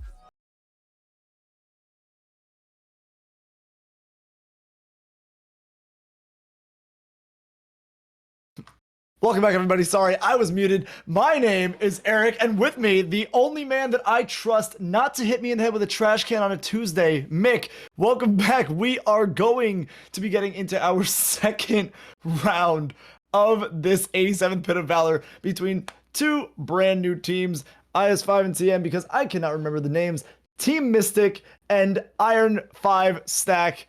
TM being Team Mystic, obviously, on attack, and Iron Stack 5 being on defense. I think the map that they chose was Haven. Was it Haven? Did we ever get a map? I'm pretty sure it could have been. I'm pretty sure it was Haven. Okay, well, we're gonna go with Haven for now. If we're lying to you, it's my fault. No worries, it is Haven. We're getting confirmation that it's Haven. Sorry about that. But anyways, we just came off of Prodigy versus Genji Black, and Prodigy moving through after a very hard fought game. Yeah. Now into the second round. I mean, realistically, Haven being the only map that we have 3 different sites on, it's going to be the only map that we can realistically talk about a 3-site, more so strategy, which I realistically hate. Yeah, and I think a lot of people quite honestly do, and that's why most of the time we see a lot of teams able to use it B as almost as a last resort, but most of the time we see a lot of AC hits. I mean, when a team, even then when it comes around to playing in pubs, whether it comes around to playing in ranked, whether or not it comes around to playing within a full stack of squad or just with a couple of buddies, you're going to be hitting A or C most of the time because it just feels right. It feels wrong to hit B. It feels right to use it sometimes and find yourself a little bit of, say, mid influence and find yourself going through connect and finding yourself a little bit of a flank or sort of an alternative route to be taking. But nonetheless, you don't see very many teams actually putting the spike down on that position, working off that because it's such a bloodbath and it's so hard to keep control of because you have to utilize all the utility given to yourself to hold things down and get that damage off. And all things considered, talking about damage getting off, one that utility that is extremely efficient, or at least was on a post plan, is going to be Sova. I don't know if anybody knew about the changes that came through for the man, but he doesn't have nearly the impact of what he used to. His Owl Drone now being nerfed in terms of health, now having nearly as many ticks, but his first one lasts a little bit longer on the Owl Drone. That his Shock Darts, those don't do as much damage anymore. They don't have the capability of two-tapping unless you are pinpoint accurate with these darts and know your lineups like average Jonas for whatever reason. So, I mean, if you don't have that kind of luxury, your life is going to be atrocious from here on out because we know that Riot is really saying, Fade is out. She's really fun and she really sucks if you're going against her. So let's just make every single other initiator look like trash in comparison. And it's a really, really tough predicament that you put the guy into. But nonetheless, on Haven, he still has a lot of impact. He's still really good, at least when it comes down to that recon dart. And Hunter's Fury, that's not even touched, thankfully. They haven't chalked that just yet. Just yet, but hopefully they don't in general. Because I mean, come on now. If you nerf Hunter's Fury, you might as well just put Sova in the delete bin. Just let him sit there until it's time to restore him. Oh God, don't get me started with Phoenix, man. Don't come on. Look, I'm still not over it. And Asher as well, but you know, that's a story for another time. We're here to talk about the agents that are in the game, the two teams that are part of this matchup. And knowing that I want to talk about, at least in the meantime, haven't seen too much of Iron 5 stack, but nonetheless, I've seen a lot on Team Mystic. They're a huge squad. They have a lot to provide here, and they're just an absolute monstrosity. I'm expecting them to take a pretty good lead when it comes around to this map. I mean, I have high expectations for them. Put simply, I'm expecting them to have a show-up game, and especially considering they're starting on one side or the other, no matter where it may be, they're going to come out with a bang. And Iron 5 stack has to make sure to come out with equally swinging. And I don't know if they're really prepared for what's being brought to their table. Yeah, once again, for me, Iron 5 stack, not a team that I'm very familiar with. Team Mystic, as you said, someone that we've seen time and time again, really climb to the top of these tournaments, really put up a hassle for a lot of these teams. You know, whether they whether they move on or not, it's usually a close game or a stomp, realistically. But Iron Stack 5 with a name like that, Iron 5 Stack, sorry. With a name like that, you got to think that, there's got to be some talent to this team that, maybe a little misled by the representation of their name. But agents are going to be popped up and locked in. We are going to see on the side of Team Mystic, Raze, Chamber. Oh, never mind. Raze has been deleted from the game. Omen instead is going to be the pick. Sova. Okay. What's going on here? These people are changing right before my very eyes. I'm gonna wait. I'm gonna wait to call out these lock-ins because they are switching up. I don't think these are the exact lock-ins just yet. These are but we will see. Oh, lock in that neon. Lock in that neon. I want to see it. I think that is a locked in. I think that is a locked in. Yeah. Okay. So I think we now have the lock-ins here. We're going to see a Breach, Omen, and Sova on each side, as well as a Chamber. The only differential is going to be Team Mystic opting into a Jet, and Iron Stack 5 is going to have a Neon as Asura drops the champion that they were hovering. I'm guessing. I don't know what's going on anymore. It's okay. It's fine. We'll just be surprised. We have a okay. It is Breach. I feel like at least what we could do is talk about the agents that haven't moved around for in the meantime, or at least talk about the agents that we've seen some consistency in. I mean, the Omen, the Sova, the Breach, the Chamber, those are the four staples that we've seen, regardless of which player is playing them. We've at least seen them on the hover screen, or we've seen them go ahead and be locked in, or whatever it may be, regardless of whether or not switched around or not. And seeing that Sova, Omen, Breach, and Chamber are all staples of this map now kind of shows what the game's providing now. We're getting a little bit more of a predictable meta. We're seeing agents be a lot more kind of, I would say, consistent in what we're seeing. And knowing that the Neon and Jen are the kind of big rivalry that we're seeing on the field thus far, I think that's going to be the biggest thing we have to keep our eyes out on, because Neon proven to be very, very viable. For the longest time, I've always literally been up for guns over this woman, saying that she's viable. She's good. I mean, Riot knows what they're doing. And the one, I'd say, agent that's kind of scuffed on the duel list, as we already mentioned his name, and I'm not going to bring it up again. Neon is going to be very, very efficient. She's very good at getting across the map. She's very good at doing her job. And even now, she's a little bit better because she had some adjustments made to her as well. This is a huge patch we've just received that Neon now, after she gets a kill, she gets a full recharge of her sprint. And her wall does no damage anymore to either enemies or friendlies. So it's just a huge smoke, a huge Viper wall of entry that's just kind of there to alleviate attention, cut off sight lines, and make sure you can get onto sight. And also it's whether or not we have the preparation there and whether or not Piff can make sure these shots really land. But with a little bit of struggle here right off the get-go, you know that you just have to back yourself out, get right back to A, and just wait for the defense to really come to its title. Yeah, and I mean, Meta taking out Blueberry here as Leica is going to take out Meta. That is going to be a 1-for-1 trade as Leica is going to get smokes all onto this C site. The rest of the team now moving up for the plant. Plant is going to go down. Spike is now active. Time is ticking. And damage is being done as the rendezvous is going to be used for JoJo to get out of there as the sewer is going to fire through. Hit or miss is going to get a kill there, but is going to drop himself, and now 3-4 members, the rest of them all fall like dominoes, one behind the other, stacked up and knocked down. Iron 5 stacked is going to be Iron 5 whacked by the side of Team Mystic out of his first round.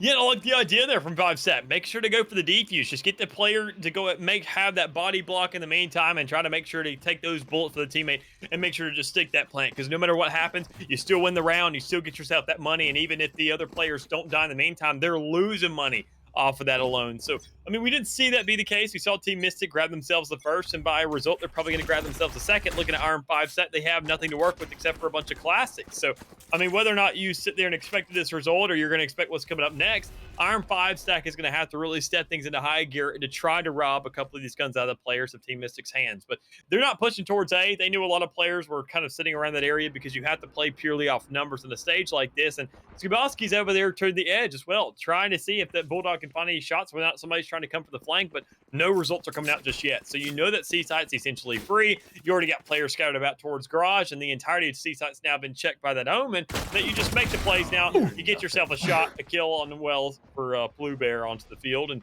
you get the spike down and play for a retake. Yeah, Spike is now down. It is time to panic, but 4 members on the side of Iron 5 Stack. Piff now. Smoke is going to drop. Blind is going to come out. And, Amskiboski, is that his name? I think it's Amskiboski, but Amskiboski is going to hold this entire space here. Going to peek out. It is going to get the kill. That is going to be a 1 versus 5 situation now for hit or miss. I don't know if realistically he can get it. Gets a hit on, but gets dropped by Leica. That is going to be the second round for Team Mystic. Now, going into the third, Iron 5 Stack can get ahead if they so choose to use the momentum off of this possible win, off of the gun advantage that they're about to have now. Yeah, and I mean, even then, looking at Mystic and what they have to provide, it's going to be 2 Bulldogs. So it's not nearly somewhat of a disadvantageous game by any means necessary. It comes down to whether or not they can show the impact and make sure to get a couple kills in the meantime with those guns, or at least help their other teammates play for a cross and wrap over a couple guns out off the get-go. And after the aggression that we've seen on so many occasions coming out of Iron 5 Stack and then going for it again, Piff literally moving up into spawn, by his lonesome, praying that Breach can be on the side to really help out. Hello. It doesn't even matter. There it is. An introduction nonetheless. Finding 2 kills. Makes that 3. Trying to go for a 4th. But it all comes down to whether or not he's ready for the bullets. And he's just not. So finally an exchange comes through. 2 for 4. Honestly, 5 Stack. They're happy about that one. Well, that was a huge entry to that round by Piff, grabbing 3 of his own, sadly dropping after 3 amazing kills. But now Iron 5 Stack is in a 3 versus 2 advantage, looking really good right now for them on this third round. Yeah, they most definitely are. I mean, knowing that these exchangers are coming out, knowing that 5-stack, they only have themselves one player of an advantage right now. And Team Mystic, they picked up these guns.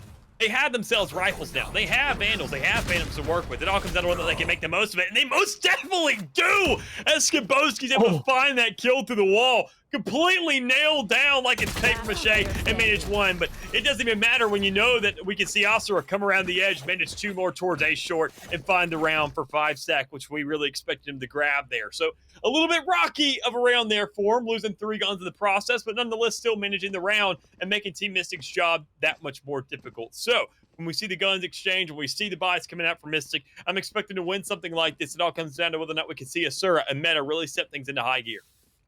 Yeah, and it's gonna be a little. I was gonna say it's gonna be a little rough now if Piff is going to choose to come in with this pistol only, but he's not. He's not. He's going to have a Vandal in hands. We're gonna see if he chooses to push up again. He is in position to do so. So it's going to be definitely a big pick here though onto Meta. Yeah, I mean, already off the get-go, making sure to manage that first blood. That's the biggest thing in the world is when you're looking at a matchup like this, and there it is, Asura can make sure to get an even exchange, but at what cost? When you've lost so much health in the meantime, that Skibowski's trying to make an exchange off that. Knowing the player's towards B, knowing that C is now completely free, and you've just cleared out the entirety of side. You get the spike down, and you say you play for a retake in a 3v4, essentially, with Asura. Just playing on the back end, making sure to do whatever he can, but he's not going to have much to work with. So lots of utility come out. Piff with the follow-up. Finding 2! Make it 3 in the means. This guy's disgusting. Put plain and simple. He's carrying rounds. He's getting kills. He's releasing the hounds, and he's getting it to be a tie game now. Yep, and there it is, the first Neon pick that I get to cast, and look at how it is going. Absolutely coming out swinging here. Now sending the side of Team Mystic into their own pistol round. And like we were saying, with a name like Iron 5-stack, it could easily be a very big representation of their capabilities, but we are only 4 rounds in. We are going to have to see how the rest of them start to play out. Get out of my way. We most definitely will. Oh. I think it comes down to whether or not we can see this overdrive come in. Find the impact it needs, and a 3K is going to be more than enough for Piff to really compensate with. But Asura, thankfully in the back end, I mean, we see nothing but pure aggression. Team Mystic didn't have themselves a buy, so we can't really freak out too much, but good God, man, when it all comes off the back of Piff, who's doing it on such a consistent basis, you're doing nothing but just feeding this man's ego. When he finds himself a 3K, now for the 3rd round in a row, he's feeling on cloud 9, quite put simply. Yeah, that is definitely a huge round. One of the faster rounds we've seen in our tournaments for sure. That was a straight 1, 2, 3 and done.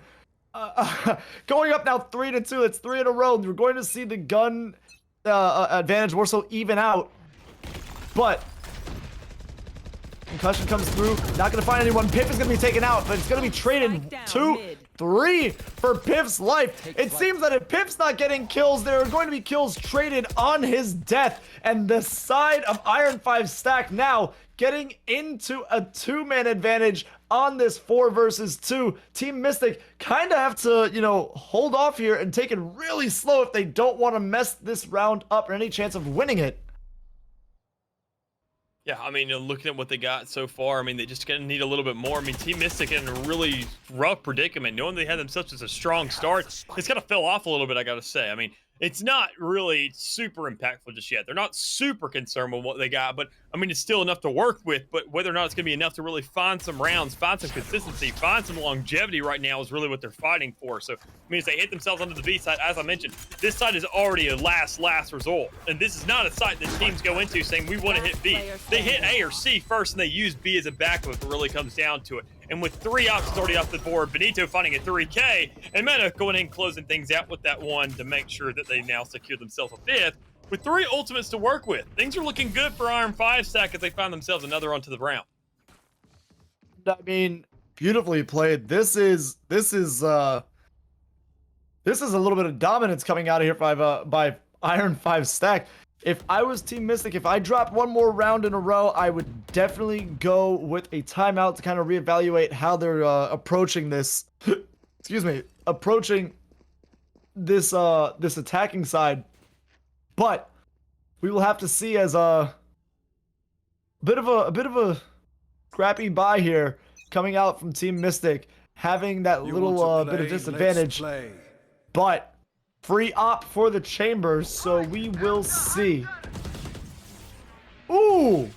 Most definitely will. And we're seeing already another kill come out with a Hunter's Fury and another already man advantage at the side of 5 stack. But an exchange does come out. We can see JoJo getting that first kill here for the side of Team Mystic, but another exchange comes through. We're seeing back to back to back these teams and these players making sure that this game makes that much more difficult for each side. But I mean, 5 stack has really turned things into a good situation. But I mean, even exchange there, making it a 3v3 makes things look that much more considerable for either side. So as the round does pan out a little bit more, I don't know if A's really going to be the hit here. Honestly, you know that these teams, you know these players have already sat there and switched over from one side to the other, but a good answer there from Blue Bear, making sure to flush out that player with the breach, make sure to get some damage off in the meantime, get the slowdown as well, and make it a 3v2. And honestly, if they had the luxury of seeing what we have on the mini-map, they would know that there's another player, Asuras, sitting right there in the middle, waiting for rotation to come through, or at least towards the middle of the map, but it's not going to come there just yet. Instead, almost a timing could come out so long as we see Skabosi make the lap around, get into that garage, and not have any player in the meantime, because JoJo's going to find that kill on the Piff on the side. They know Asura's in the rear now, at least with that concuss coming out, and nobody's in the sight line. Spike planted. Yeah, and I mean, Asura trying his best to try and get. Ooh, my gosh. Bullet flying right by his head. And now this angle is going to be held so well by JoJo and the rest of Team Mystic. I don't think, I don't think they win this one on the side of Iron 5, but I might be entirely wrong. Asura might be able to take this whole thing. Yeah, they most definitely could. It all comes down to whether they can make the hold, and they most definitely do. 3 players alive towards the rear end, and more importantly, we see JoJo being alive and without that Torty force, making to have that impact in the round, pick up a gun, keep things alive, and not spend any money in the meantime. So a good look for them, a good answer nonetheless, and a good follow-up to get themselves some relativity in this game. But it all stands to, once again, the stance of where we see these ultimates having the impact, because that's the one thing you can't buy. That's the one thing you have to earn over the course of the game. And honestly, none of them are super offensive. And they don't need to be offensive. Skabosi and JoJo's ultimates are in for this one, but they're not worried about that because they have guns to work with. They don't need to conjure a gun up through an ultimate. And even it's the same kind of ordeal for 5 stack. The problem is the one they do have is going to be that Torty force instead of the overdrive of the Hunter's Fury. So I want to see what they can really manage right now. They're probably going to break at the Rolling Thunder for both sides, but I mean, you already missed that Torty force. You missed JoJo. You don't have too much to work with now, at least in terms of the Sentinel, but that's just for your flank. You're trying to get on site and you still have all the resource availability for it. Oh, Lord. Well, that is going to be a big pick. Oh, my goodness. That is 2 huge kills coming out now. Oh, but traded back on meta is going to avenge his fallen comrades. Now a 3 versus 3 as the rotation is going to go off towards C. This is going to be very, very good for the side of Team Mystic, as Piff is nowhere near right now where he needs to be. So we're going to see Benito though. Going to hear, yep, going to get the confirmation as to where they are, and Piff sprinting now to the finish to try and get to where he needs to be. Meta now taking a shot, not going to get anything, nothing really there, but Leica going to pull off, and now they're just going to hold the angle on this. This is going to be a little bit of a rough one, I think. Smoke is going to come down though. Piff can concuss through that, I think, but Blue Bear is ready for concussion of his own. Is going to pop it onto the whole site as Team Mystic is going to pop onto site. Going to get 1, going to get 2 is Leica. Beautifully done. And now a 1 versus 2 is going to have to be mounted for this comeback. Now, Leica is going to pop around in a 3-piece for him. Will close out this round. 4-4 now, all tied up. The timing as well there onto that chamber to make sure to manage that kill when he was re-chambering the operator. I mean, makes things very, very difficult to find an answer, or at least get that scope up and get the shot off in the meantime. So making the game a tie one, that's a very, very important consideration here for Team Mystic, knowing they bounce things back, found the next 2 in a row. Almost a little bit of a sandwich effect going on right now, as we did see 5 stack able to manage those 4 back-to-back-to-back. But this is going to call for the timeout. This is going to make their job say, okay, well, I mean, we've had a good start. We had a good answer, more importantly. But where's the follow-up now? What do we do here? This is 2 in a row that we've lost now. we're trying to see what we can manage to really have some kind of an answer to make sure that we can have something that sticks onto the field rather than just something that just sits there for a little bit and can be wiped away within an instance. So Mystic, I think honestly, their aggression's looking good. Their site takes are looking outstanding. I mean, they're finding themselves necessary kills. We see good trades from both sides, but it also comes down to the retakes more importantly. Those have looked pretty darn weak on the side of Iron 5 stack thus far. That's been where they've been really lacking at thus far. I mean, knowing that going forward now, we see the Tour de Force on the field, we see the Rolling Thunder. Where's an impact from the Rolling Thunder? We saw from the shadows trying to get that intel that just didn't have the impact they wanted because it's so fast. Where is all these concussions? Where's the crowd control? Where's the flashes? We're not getting any of that coming onto site that it feels like you're leaving Piff out to dry. This was the man for 3 of those rounds that Iron 5 stack won. He got 9 of those kills out of 4 of those rounds that it makes it almost adamant that you back this man up and feed him those kills on a silver platter because it is your key to success. Yeah, for sure. I mean, with the showing that Piff has had here early on in these first few rounds, it's like it would just almost be asinine to not, keep giving him the advantage he needs and the tools that he needs more so to push this lead for his team. As we do see Piff again pushed up. I think that might be the problem though, the consistent aggression. I think that Team Mystic has already gotten in the mindset of being ready for him and understanding that he is going to push up, he's going to be aggressive, he's going to look for those early picks because he is the guy right now on the side of Iron 5 stack. Yeah, I mean, most definitely looking at what they have already and Pip playing the aggression towards A side once again. With this guy falling off immediately, being that first frag, sure, you find the first kill, but you're also the first killed in the meantime. You're not going to make it out with any scratches. I mean, you have to consider that every single time when you play that aggressive, you're not going to make it out for free. And even then, you're not going to get on the site for free either if your Team Mystic, knowing that Meta's on site, able to find one with the Tour de Force, and now has full control of the spike with the rest of the team coming on the rotate, make sure to lock things down. But there's Skabosi coming on the site with the Blade Storm, managing one, looking for another, and can't really grab it. But thankfully, Lake is there with the follow-up and a little bit of backup to make sure that your mistakes don't go too far south. But they need to now on the flank, trying to make sure to come from A-long, trying to find at least one player to come into the sight lines of him, but he's not going to find too much luck. He will swing into a 1v1 and then another 1v1, but, I mean, Skiboski, that's going to be a huge problem if he can manage his first kill, but even then, he doesn't even run into that. Leica was on a 3 spree, now making it 4. The guy was on fire for the round, and he wasn't looking to snuff it out. Oh, yeah, Leica was definitely ready for him on that retake that he had to attempt there, but it was so grim. He already was locked on to where he was coming from. 5-4 now for the side of Team Mystic. And we said it before, Team Mystic is not a pushover team. It's usually, it's either stomp or close competitive game. And right now, they're in the midst of a close competitive game. Not to count out Iron 5 stack, but realistically, if their main player Pips keeps on getting taken out without any backup to the, or more so trades that are, 2 or 3 in trade for Piff, I feel like you're kind of just losing out on that player and that potential to take the round.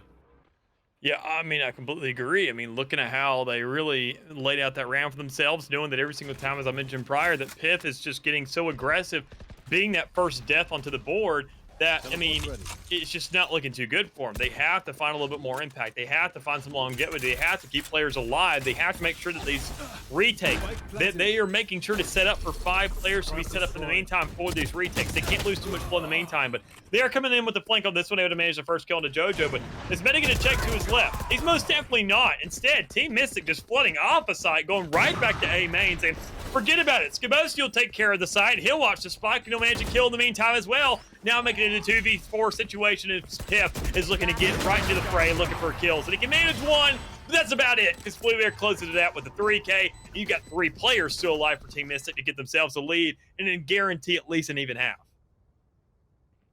Ooh, well, that is going to be the 6-4 right now. This is Team Mystic looking like they're going to take the next round more so because, I mean, let's be real here. Full Phantoms to a few pistols and a Phantom and a Spectre.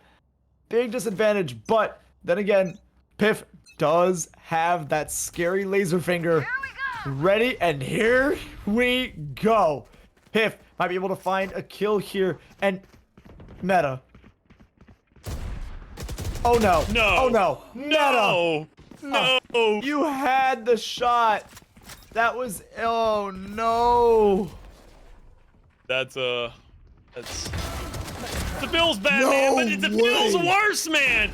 With a Sarah with a 950 credit gun can manage 2 kills on the players in the meantime and made things look so much more doable here for Iron 5 Sec on the retake. And knowing that all the smokes are out, all the bars are just thrown out the window right now. The Hunter's Fury coming out as well. You're covering the spike. You're doing your job, and Leica is already lickering around as well, getting one on top of it. But it's a 1v1 situation. Leica versus Asura. Asura's on a 4K right now. This man has not only a round at stake, but an ace as well, and that's exactly what he wants. He's going to try and bait. The spike is already at half. He can guarantee it. He can't get the kill, but it doesn't even matter. Leica's alive and well, but at what cost? It's a 6-5 lineup with Mystic having to lead, but it's going to be one more round for Iron 5 Sec to make sure it goes that much longer. Wow. Wow.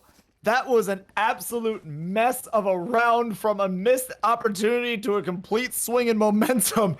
That was interesting to say the least. And now full guns in hand for the side of Iron 5, and this is going to definitely be a much more convincing round, if anything, from them. Oh boy. We don't have anyone watching to see long. We are 2 stacked on B, 1 pushed on A long. And now the rotation comes out. Little late. We should have had somebody, at least with the op, sitting and waiting and watching, but it just didn't happen. Yeah, most definitely did. I mean, looking at still a lot of quiet moments. No spike down just yet. No first bloods coming out until, of course, as I say it, Leica managed at least one on the board now. Skaboski can make a follow-up towards C-Long. You mentioned C-Long just a second ago. Nobody's there, but finally some players are looking to get on the side, at least from Garage, but no success as Ashura just light swings right out into the crosshair of Skaboski for one more. So, I mean, Torty forced in the hands of Team Mystic, a Phantom as well for JoJo, knowing this is the last round, pop whatever you got, make sure to hold these lineups while still having some kind of a close angle to hold, but it's not even going to matter. It's a flawless round for Team Mystic. It's a great way to put not only a cherry on top of this round to follow up, but also to make sure to capitalize on the great start they had and the little bit of a lackluster mid-game they had. So, looking that they're now back in the game, not only find themselves an even game, but more importantly, a favored game as it stands right now, 7-5. They got to make sure to do and repeat history, what we saw in that first half. Get themselves these pistol rounds. Get themselves the first 2. Get to 9-5. And honestly, this game will look extremely plausible. Yeah, well, here's my thing now. With these pistol rounds, what I love about them is in situations like this, you can just take 2 of them and, as you were saying, tie it up. You know, right out of the gate, bring it right back for Iron 5. But we don't know how their attack is going to be, since we've only seen them on defense. Looked pretty good, but they were still, in a sense, very aggressive in the midst of it. So maybe attacking is their better side, as Skaboski is going to push up now, pulling a little bit of a piff here, is going to get caught out. They know where he is. That is not what you want if you're trying to be sneaky, for sure. Benito going to be pushing down this C-Long. No one here to hold it. It's going to be a C push. Smokes are going to be popped, and this is going to be the spike dropped going onto this C site. Easy done. Easy on. And now spotted out, concussed. Ooh. 2 members down, though, on the side of Iron 5. This is definitely not what they wanted. Most definitely isn't. I mean, you already mentioned it. Nobody was watching C-Long, but that's not really too much of a concern. You had so many players towards Garage, towards CT, able to go ahead and try and compensate for that, but it's just not going to work out. Team Mystic, regardless of how many smokes you put in their face, how many stuns you put onto the field, how many flashes for seconds that they can't see, there's much more seconds where they can see, and they can manage a lot of kills in the meantime. So with a pretty good introduction here for this half as well, make sure to get these first 2, which we can kind of bet on, considering that they found themselves a really, really good success on that first 2 rounds. That now, leading into this 9th round, leading into what they can find themselves a 4-round lead, it comes down to, once again, making sure the retaliation, the answer that comes from Iron 5 Stack is snuffed out that much more quicker, because we saw a 4-round string from them on the defensive side. But problem is, it all started because they said we have to answer back from the 4 rounds strung together by Iron 5 stack. They can't allow this aggression to really overwhelm them. I mean, it's the same composition, but you got a Neon instead of a Jet, who I'd say is much more aggressive, all things considered. But Skibesi already looking for some aggression towards the area there on A short, knowing that players may be nearby. Already Piff tagged up a pretty darn good bit from that shock dart that less than half health to work with right now is a really sticky situation, knowing that one shot, this guy's spitzling you and you're done for. Yeah, Piff. Oh, man. Piff. Piff, please. Piff, don't do it. 2 members watching this now. This is going to be bloody. Okay, Piff spots out 1. Does not spot the second. Is going to get dropped. Is going to also be followed by Asura. That is not what you want. As well as Benito. That is 3. 4 members down. Oh my goodness. Make that 4 complete 5 as the last one comes out as well. And as I mentioned it prior, we were expecting Team Mystic to win a round like that, and only dropping 1 player in the meantime is a pretty good standing. You're not really concerned about too much. We do see the judge still in the hands of Skibowski, so he's probably playing an aggressive angle in the next round as well. And Iron 5 stack is going to have to look out for that. But where could the angle be? What kind of aggressive angle will we see them being held? And it's going to be all towards that C long area. And honestly, we could see a complete ring around the Rosie with Iron 5 stack still as they just push through Garage, but that may not be the case. With the default looking almost kind of like a spread out venture across the field, already getting aggressive, the flash coming out, and a swift kill from Leica. That's going to be a nice little gun to put into Skibowski's hands to make this round very plausible to bring back so long as he gets himself a couple more. And even then, with Sova in the middle, getting one on the Piff as well. Like I said, man, Team Mystic is that team 100%, as another member is going to be taken out. 2 now left on the side of Iron 5. 4 for Team Mystic, only losing 1 here. This is really looking good for them 100%, as Iron 5 is going to push up onto this B site nice and slow, as Cade might just peek and get a kill of his own. Nope, not gonna do that. Gonna back off instead. Now they know exactly where they are, as Cade does pop out, get a kill of his own. And now, Asura, they know where you are. It is time to fight for your life. Does have Spike, can pull off to A, does not. Instead, gets dropped by Cade, and that is a 3-piece for Cade on that round. 10-5. Team Mystic now hitting double digits in terms of their score. Beautifully played. And a huge follow-up as well. I mean, considering that round, that was their bonus. They made sure to keep 4 players alive, all picking up guns in the meantime, making sure to have that impact, have that money not even invested just yet. I mean, look at the economy. They are drying out Iron 5 stack. That was their one answer. That was their one shot here. But instead, it got flipped on a table, gave yourself double the rounds of the opposing side, plus no money invested in the meantime as well. The last time you spent creds was 2 rounds ago, and you still managed to pick up 4 rifles off of that. So, I mean, already Mystic looking to play for the aggression, trying to counteract things, knowing that the C push is coming through with the fast lane coming out, and Piff getting a kill into the board as well. But can Leica hold things down? He does fund the spike carrier, so that's a pretty good start. And even then following things out with Blackbeard in the back. I mean, you get yourself a 2-2. It's only 1 player remaining when you do the math, and that's Asura in the middle. Yeah, so, I mean... Jeez, Team Mystic is just blowing through Iron 5 right now, but Asura is going to see... Cade, it does not matter. It does not matter. With only a Stinger and a Dream, gets taken down and a few squats done, you know, just to make sure the blood is still flowing. But, there is still a chance for Iron 5 to come back into this. It is not over yet. But it is it's looking very grim. Yeah. 4 rounds more so already taken in a row for Team Mystic. No breathing room, very convincing as well. But once again, there is still the chance on the side of Iron 5 as they are already in. The rendezvous popped by Jojo to get out into safety. And Leica going to get dropped. This is the round that they need. This is the start that they need more so to this round.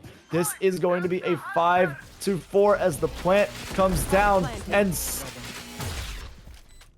Okay. Hunter's Fury does come through. Hunter's Fury comes through, grabs one, is going to be a second drop in the form of Piff. That is not who you want to drop, as Rolling Thunder is going to come through. knock Benito sideways. Meta is going to take out Skiboski as JoJo's now going to come through and clean out another member of Iron 5. Now the only thing holding this round together is Meta and an op. Enemy remaining. Holding this angle. Holding this angle. Oh, Meta! You see their faces. Oh my. Huge. Honestly. That is the Just round huge. they needed. That was the round they needed, but more importantly, I mean, that was the player they needed alive. I mean, the one gun that stays at the rear end of the round, the one that's set up towards C long, the kind of positioning that you're expecting your team to hold down on. Meta, thankfully, clutching things out there. I mean, you're expecting these kinds of plays from your chamber. You're hoping to hold down these sight lines. You're hoping that they can make sure to bring that impact in the game. That now that you've done your job, got the spike down, and you can play out the rest of the round. If you all die, you had that kind of follow-up. That's all it comes down to. But even then, a very, very quick rehit onto the C side, and JoJo's already ready for it. Can manage that one kill into the board, pick off Piff, know that there's more players behind him, and calls him for the reinforcements. Say, all right, tag team it, switch out now. It's your turn to get into the fray, and there it is. Blueberry managing one, Leica getting onto the board as well before he gets picked off, but that's the only member thus far for Team Mystic that's really gone ahead and gotten snuffed out. Two other players surviving for Iron 5 stack.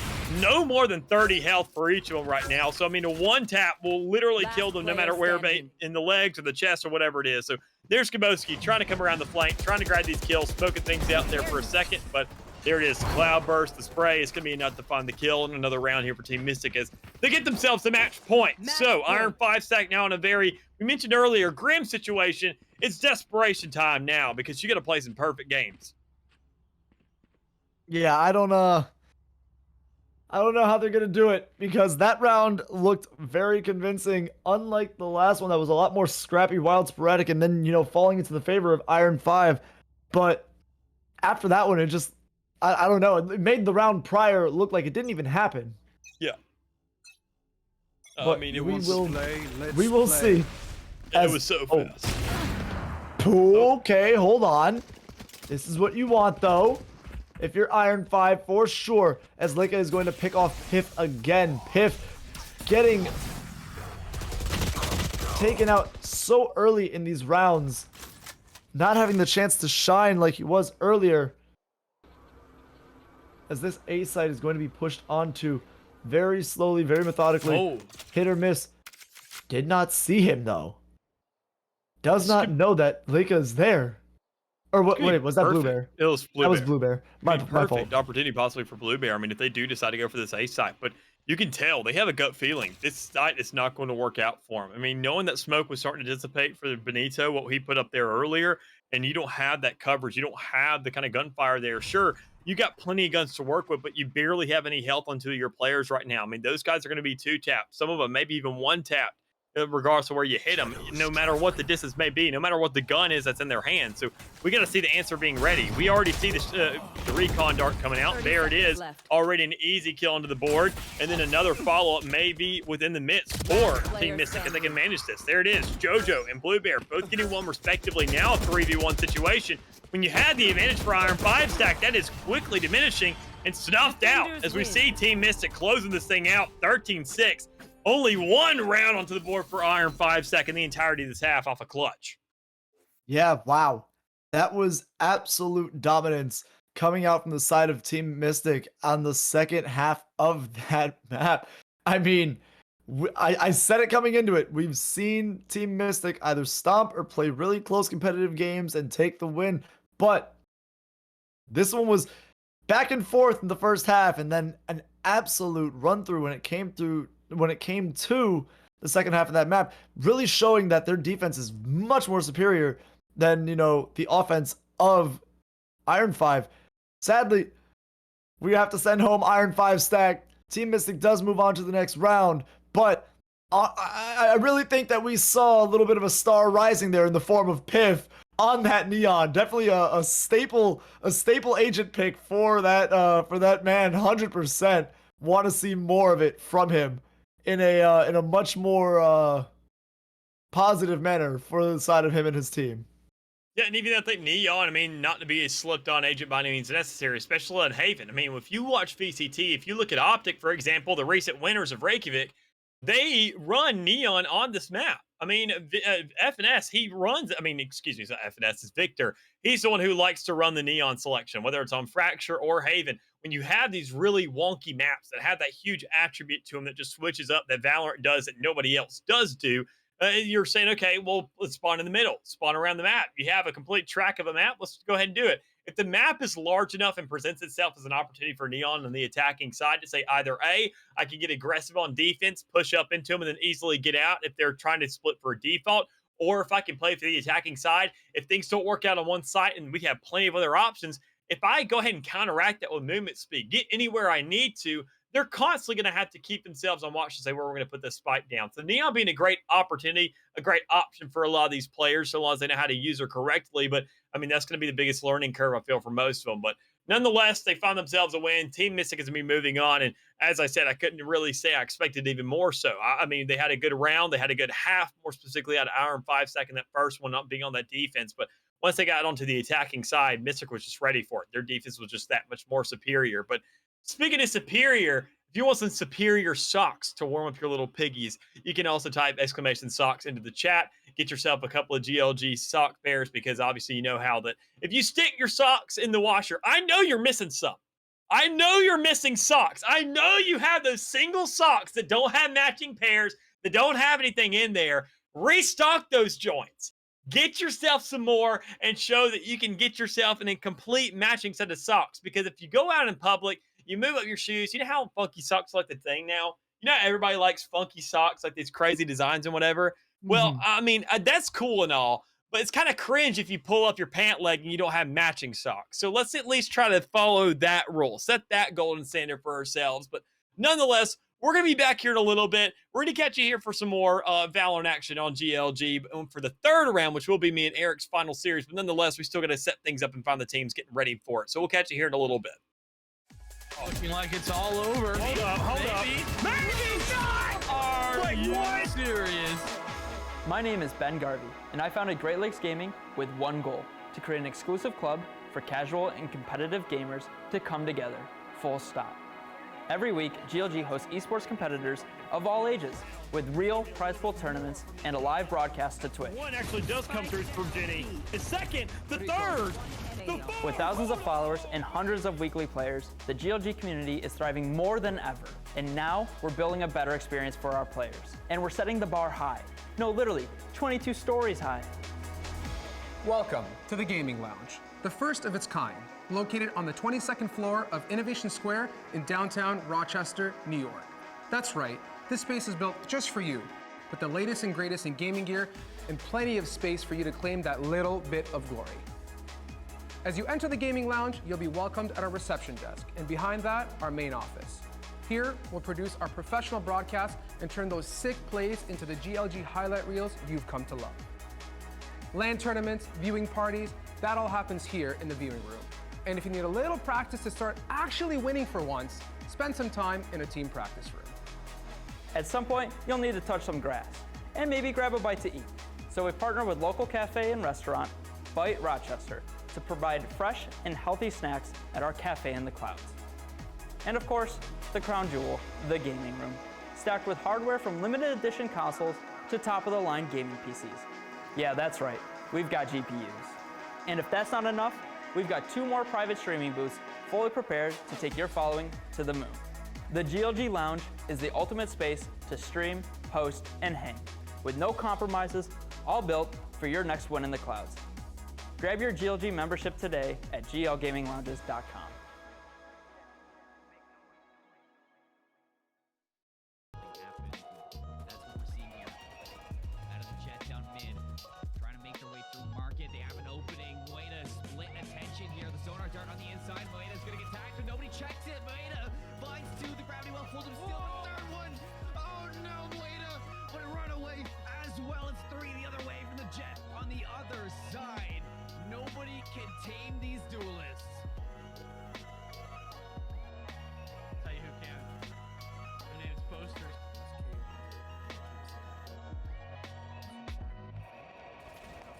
Crosshair, Pandez, aim practice at this point. Second, no. Pinching through market, Curry is in trouble. Pandez realizes they both fall to sight. CJB for the one. Bladestorm. Juicy. Panda for the one. Dismiss. Oh! That was beautiful. The repeat, though. The greedy repeat, Garrett. Oh. It was not, but honestly, I don't think it matters. Arcade from Aura makes it happen. There was so little time left. I don't know if we have a replay of that, but I mean, there might have been just a few seconds on the clock when the final frag came through, but man, this shot from Habib, I'm surprised that we didn't see anything. Let's see, what is it? Yeah, literally 2.5 seconds left, and Aura gets those frags. It was kill or nothing. Kill or lose the... Throwing that down before the tick came through for the spike. It was weird timing at that, but I mean, Aru was able to get some damage through, but right now it's Aru against the world, able to get one here. If they are able to clutch this out, this is going to be huge. We just have to wait and see ZK waiting around the corner on the shore. Trying! Oh, and that was looking really close for Aru. Aru might have just been able, but now we're going to be 12 to 7 here. Matchup. Make it quick though. Spotted. Things to be here. Holding these shoulders, we play hand in hand. Rossi just rotating with Zaker right now. It's a dance right around the Rosie, and ZK's been leading the whole time. They were doing a bit of a tango there. Oh my goodness. It was ultimately a dance of death, though, at least for the side of MMG, as the trade take the victory. And victory lap. As they would probably like, but oh! God, never mind as a double Galat comes out from one up shot, beautifully played, as it is already a 4 versus 1 on the side of MMG. Spike planted. Happens. That's what we're seeing here. Out of the jet down mid. Trying to make their way through market. They have an opening. Moeda split attention here. The sonar dart on the inside. Moeda's gonna get tagged, but nobody checks it. Moeda flies to the gravity well. Hold him still. The third one. Oh no, Moeda would run away as well. It's 3 the other way from the jet on the other side. Nobody can tame these duelists. Famous cam. And his poster.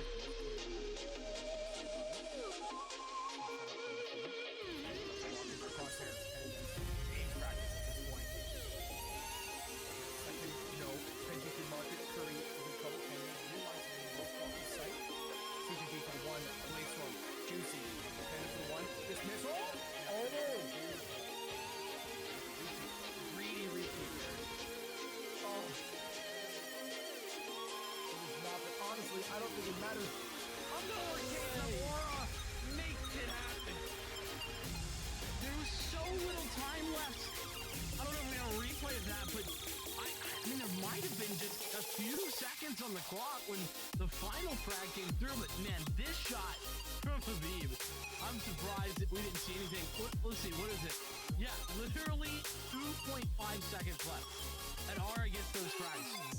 It was kill or nothing. Kill or lose the... Throwing that down before the tick came through for the spike. It was weird timing at that, but I mean, Aru was able to get some damage through. But right now, it's Aru against the world, able to get one here. If they are able to clutch this out, this is going to be huge. We just have to wait and see ZK waiting around the corner on the shore. Trying! Oh, and that was looking really close for Aru. Aru might have just been able, but now we're going to be 12 to 7 here. Matchup.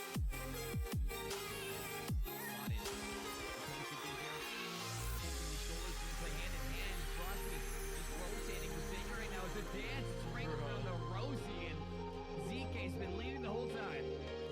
They were doing a bit of a tango there. Oh my goodness. It was ultimately a dance of death, though, at least for the side of MMG, as the trade take the victory. And victory lap. As they would probably like, but oh! God, never mind as a double Galat comes out from one up shot, beautifully played, as it is already a 4 versus 1 off the side of MMG. My goodness. Out of the jet down mid. Trying to make their way through market. They have an opening. Moeda split attention here. The sonar dart on the inside. Moeda's going to get tagged, but nobody checks it. Moeda finds two. The gravity well holds him still. The third one. Oh no, Moeda. But run away as well as three the other way from the jet on the other side. Nobody can tame these duelists. Tell you who can. Her name's Poster.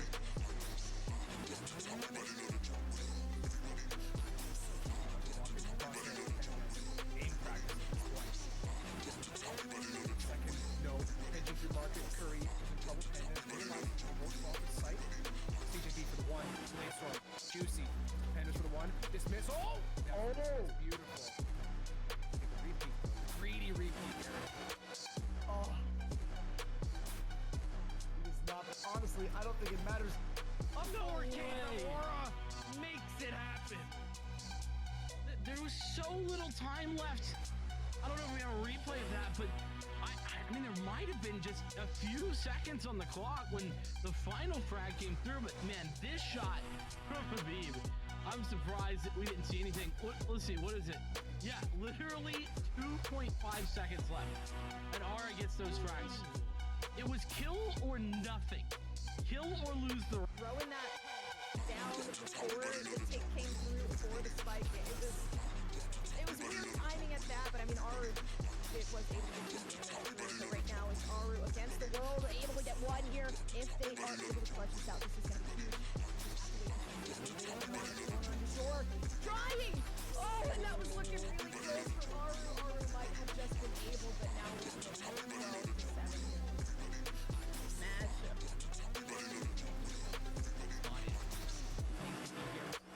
Holding these shoulders, we play hand in hand. Frosty just rotating with Saker right now. It's a dance. It's ringing around the Rosie, and ZK's been leading the whole time. They were doing a bit of a tango there. Oh my goodness. It was ultimately a dance of death, though, at least for the side of MMG. Has betrayed take the victory.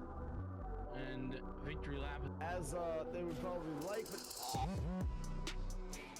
God, never mind as a double galat comes out from one op shot. Beautifully played, as it is already a 4 versus 1 on the side of MMG. Spike planted. Happen. That's what we're seeing here. Out of the jet down mid. Trying to make their way through market. They have an opening. Moeda split attention here. The sonar dart on the inside. Moeda's gonna get tagged, but nobody checks it. Moeda finds two. The gravity well holds him still. The third one. Oh no, Moeda. But run away as well as three the other way from the jet on the other side. Nobody can tame these duelists. Tell you who can. Their name's Poster.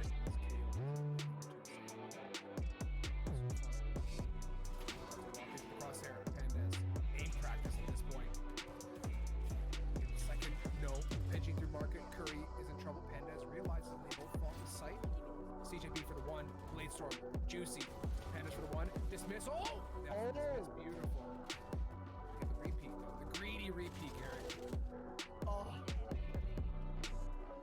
It is not, but honestly, I don't think it matters.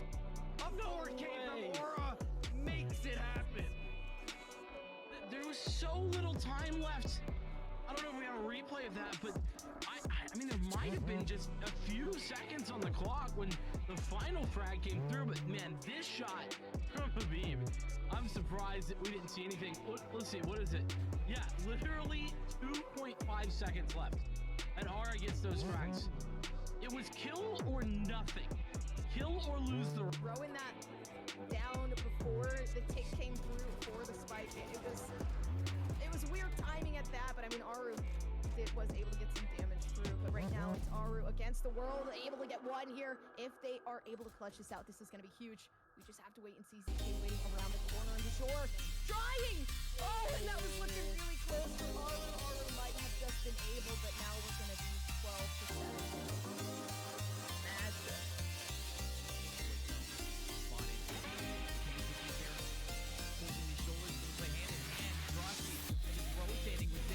It's a dance. It's ringing around the Rosie, and ZK's been leading the whole time. They were doing a bit of a tango there. Oh Oh my goodness. It was ultimately a dance of death, though, at least for side of MMG. Trade take the victory. And victory lap As they would probably like, but God, never mind as a double Galat comes out from one off shot, beautiful play, and this is already a 4 versus 1 off the side of MMG. Spike planted. Out of the jet down mid. Trying to make their way through the market. They have an opening. Moeda split attention here. The Sonar Dart on the inside. Moeda's gonna get tagged, but nobody checks it. Moeda finds two. The gravity well pulls it. Oh no, Moeda! But a runaway as well as 3 the other way from the jet on the other side. Nobody can tame these duelists. Thank you, fan. Today's poster.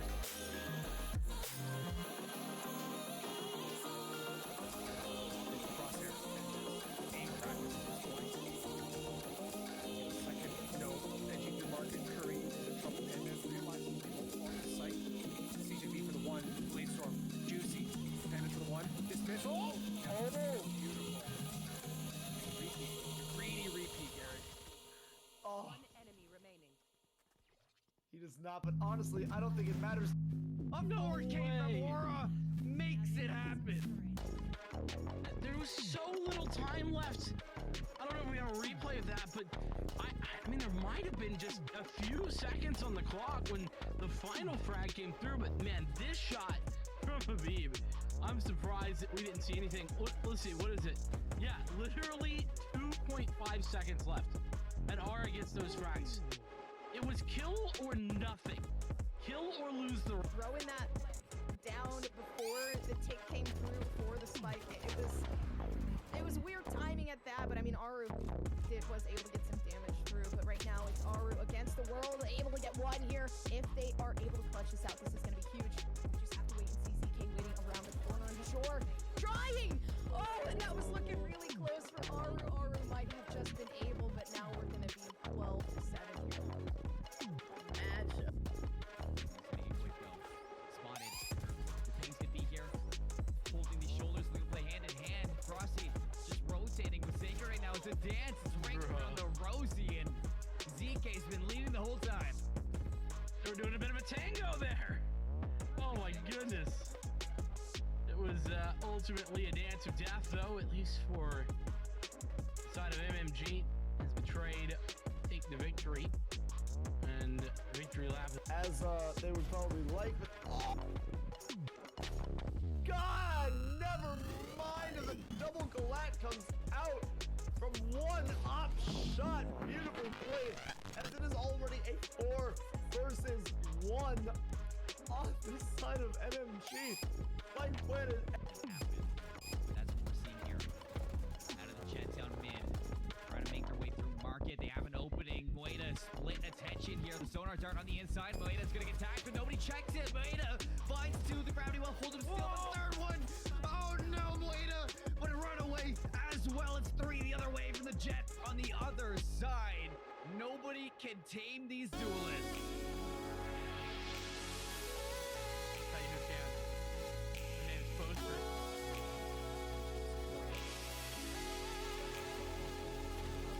Crosshair. Aim practice at this point. Second, no. Edging through market, Curry into trouble, and then realizing they won't fall in sight. CJB for the 1. Bladestorm.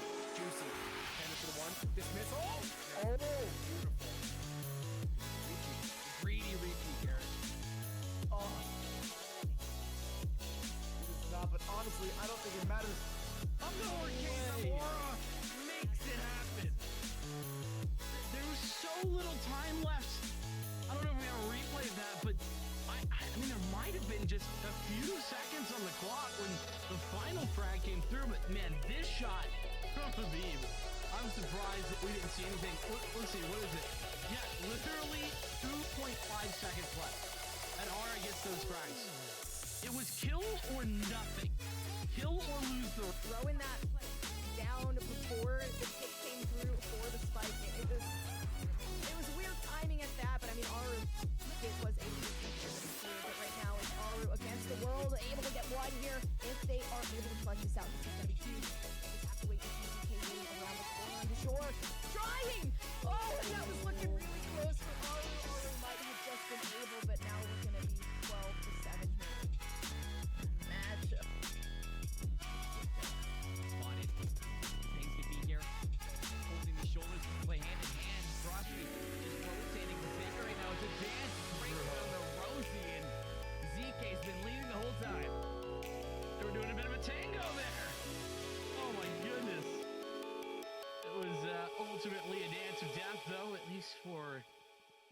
side of MMG has betrayed take the victory. And Victory Lab, as they would probably like, but God, never mind as a double galactic comes out from one up shot, beautifully played, as it is already a 4 versus 1 off the side of MMG. Mike Quinn is That's what we're seeing here. Out of the jet down mid, trying to make their way through market. They have an opening. Moeda split attention here. The sonar dart on the inside. Moeda's gonna get tagged, but nobody checks it. Moeda binds to the gravity well, hold him still. Third one. Oh no, Moeda would run away as well. It's 3 the other way from the jet on the other side. Nobody can tame these duelists. tell you who can. Their name's Posters. Unless KO has a thing or two to say about it. Crosshair, Hernandez. Aim practice at this point. Second, no. Pinching through market. Curry is in trouble. Hernandez realized they both off the site. CJB for the 1. Blainstorm. Juicy. Hernandez for the 1. Dismiss. Oh! Beautiful.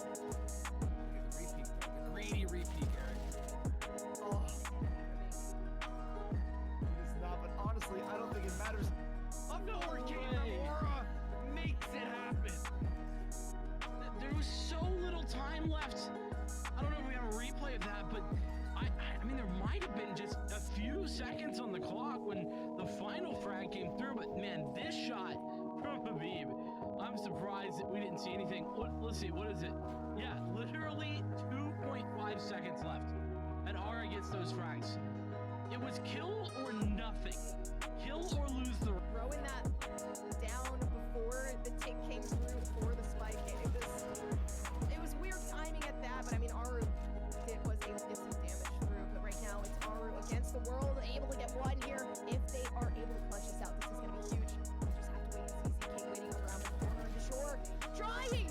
Oh, and that was looking really close for Aru. Aru might have just been able, but now we're going to be 12-7 here.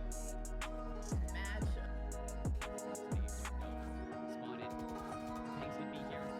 Holding these shoulders and they play hand in hand. Frosty just rotating. We're saying right now it's a dance. It's ringing around the Rosie, and ZK's been leading the whole time. They were doing a bit of a tango there. Oh my goodness. It was ultimately a dance of death, though, at least for the side of MMG. Betrayed, take the victory. And Victory Lab. As they would probably like, but God, never mind as a double galactic comes out from one up shot, beautifully played, as it is already a 4 versus 1 off the side of MMG. Mike Quinn is That's what we're seeing here. Out of the jet down mid, trying to make their way through market. They have an opening. Moeda split attention here. The sonar dart on the inside. Moeda's gonna get tagged, but nobody checks it. Moeda binds to the gravity well, hold him still. Third one. Oh no, Moeda would run away as well. It's 3 the other way from the jet on the other side. Nobody can tame these duelists. Tell you who can. Their name's Posters. Unless KO has a thing or two to say about it. Crosshair, Hernandez. Aim practice at this point. Second, no. Pinching through market. Curry is in trouble. Hernandez realizing they both fall to sight. CJB for the 1. Blainstorm. Juicy. Hernandez for the 1. Dismiss. Oh! Repeat. Greedy repeat. not, but honestly, I don't think it matters. Up no Arcane Aurora makes it happen. There was so little time left. I don't know if we have a replay of that, but I mean, there might have been just a few seconds on the clock when the final frag came through, but man, this shot from Habib, I'm surprised that we didn't see anything. Let's see, what is it? Yeah, literally 2.5 seconds left, and Aura gets those frags. It was kill or nothing. Kill or lose the... Throwing that down before the take came through for the spike. It was weird timing at that, but I mean, Aru it was able to get some damage through, but right now it's Aru against the world, able to get one here. If they are able to clutch this out, this is going to be huge. Just have to wait and see DK waiting around the corner and sure, trying! Oh, and that was looking really close for Aru. Aru might have just been able, but now we're going to be 12 to 7 here. Matchup. Quick though. Spotted. The things to be here. Holding the shoulders to play hand in hand. Frosty just rotating with Saker right now. It's a dance. It's right around the Rosie, and ZK's been leading the whole time. They were doing a bit of a tango there. Oh my goodness. It was ultimately a dance of death, though, at least for the side of MMG. As the trade take the victory. And victory lap. As they would probably like, but God, never mind as a double galat comes out from one up shot, beautifully played, as it is already a 4 versus 1 on the side of MMG. Spike planted. That's what we're seeing here. Out of the jet down mid. Trying to make their way through the market. They have an opening. Moeda split attention here. The sonar dart on the inside. Moeda's going to get tagged, but nobody checks it. Moeda flies to the gravity well. Holding still. Third one. Oh no, Moeda. But a runaway as well as 3 the other way from the jet on the other side. Nobody can tame these duelists. Tell you who can. Their name's Posters. Unless KO has a thing or two to say about it. So far, I think. Walk into the crosshair. Pandas. Aim practice at this point. Get the second. No. Pinching through market. Curry is in trouble. Pandas realizes when they both fall to sight. CJB for the 1. Blade Storm. Juicy. Pandas for the 1. Dismiss. Oh! Now, that's beautiful. Look at the repeat though. The greedy repeat, Eric. Oh. He does not, but honestly, I don't think it matters. Up nowhere came from Aura. Makes it happen. There was so little time left. I don't know if we have a replay of that, but I mean, there might have been just a few seconds on the clock when the final frag came through, but man, this shot from Habib, I'm surprised that we didn't see anything. Let's see, what is it? Yeah, literally 2.5 seconds left, and Aura gets those frags. It was kill or nothing. Kill or lose the... Throwing that down before the take came through for the spike. It was weird timing at that, but I mean, Aru was able to get some damage through, but right now it's Aru against the world, able to get one here. If they are able to clutch this out, this is going to be huge. You just have to wait and see ZK waiting around the corner and sure, trying! Oh, and that was looking really close for Aru. Aru might have just been able, but now we're going to be 12 to 7 here. Matchup. Spotted. Things to be here. Holding these shoulders. They're going to play hand in hand. Frosty just rotating with Saker right now. It's a dance. It's right around the Rosie, and ZK's been leading the whole time. They were doing a bit of a tango there. Oh my goodness. It was ultimately a dance of death, though, at least for the side of MMG. As the trade take the victory. And victory lap. As they would probably like, but God, never mind as a double galat comes out from one up shot, beautifully played, as it is already a 4 versus 1 on the side of MMG. Spike planted. Happen. That's what we're seeing here. Out of the jet down mid. Trying to make their way through market. They have an opening. Moeda split attention here. The sonar dart on the inside. Moeda's going to get tagged, but nobody checks it. Moeda flies to the gravity well. Hold him still. The third one. Oh no, Moeda. But a runaway as well as 3 the other way from the jet on the other side. Nobody can tame these duelists.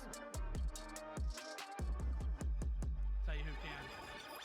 Their name's Posters. Unless KO has a thing or two to say about it. So far, walk into the crosshair. Pandas. Aim practice at this point. Get the second. No. Pinching through market. Curry is in trouble. Pandas realizes they both fall to sight. CJB for the 1. Blade Storm. Juicy. Pandas for the 1. Dismiss. Oh! Now, beautiful. Look at the repeat though. The greedy repeat, Eric. Oh. It is not, but honestly, I don't think it matters. Case Aurora makes it happen. There was so little time left. I don't know if we have a replay of that, but I mean, there might have been just a few seconds on the clock when the final frag came through, but man, this shot from Habib, I'm surprised that we didn't see anything. Let's see, what is it? Yeah, literally 2.5 seconds left, and Aura gets those frags. It was kill or nothing. Kill or lose the... Throwing that down before the take came through for the spike. It was weird timing at that, but I mean, Aru was able to get some damage through, but right now it's Aru against the world, able to get one here. If they are able to clutch this out, this is going to be huge. Just have to wait and see ZK waiting around the corner on the shore. Trying!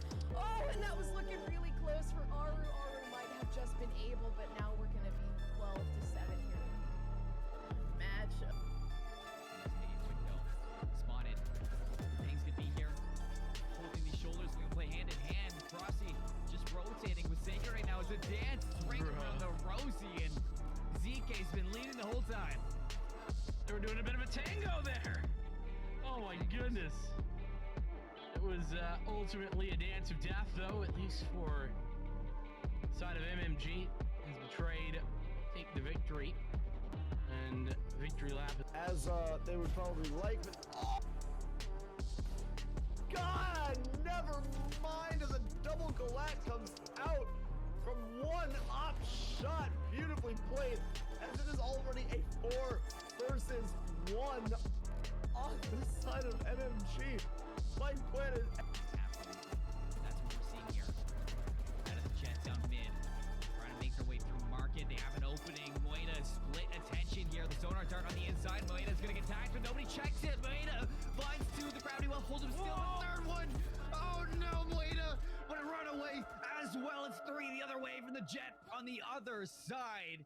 Nobody can tame these duelists. I just can't. And they have posters.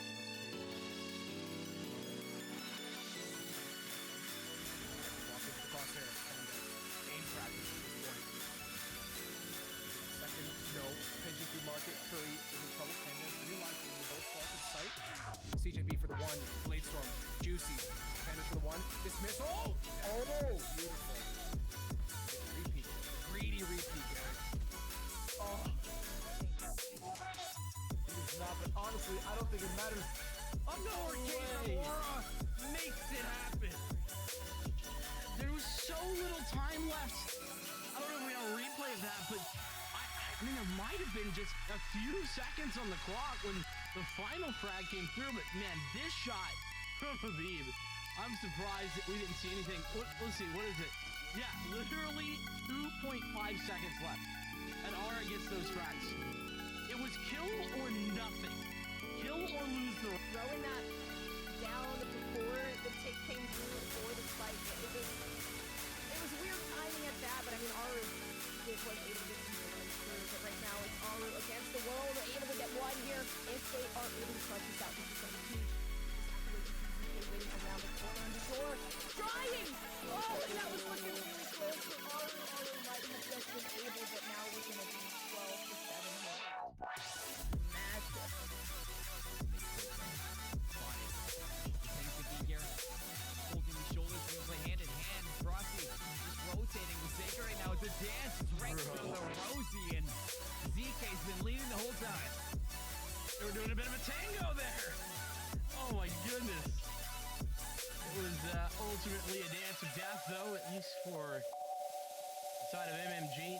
Has betrayed. Take the victory. And victory lap. As they would probably like, but God, never mind as a double Galak comes out from one op shot, beautifully played, as it is already a 4 versus 1 on the side of MMG. Spike planted. That's what we're seeing here. Out of the jet down mid. Trying to make their way through market. They have an opening. Moeda split attention here. The sonar dart on the inside. Moeda's gonna get tagged, but nobody checks it. Moeda finds 2. The gravity well holds him still. The third one. Oh no, Moeda would run away as well as 3 the other way from the jet on the other side.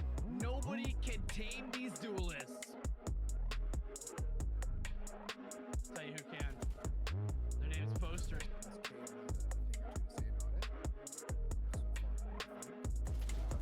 Crosshair, Pendes. Aim practice at this point. Second, no. Pinching through market. Curry is in trouble. Pendes realizes they both fall to sight. CJB for the one. Blade Storm. Juicy. Pendes for the one. Dismiss. Oh! Now, that's beautiful. The repeat, the greedy repeat, Eric. Oh. He does not, but honestly, I don't think it matters. I'm nowhere Valor makes it happen. There was so little time left.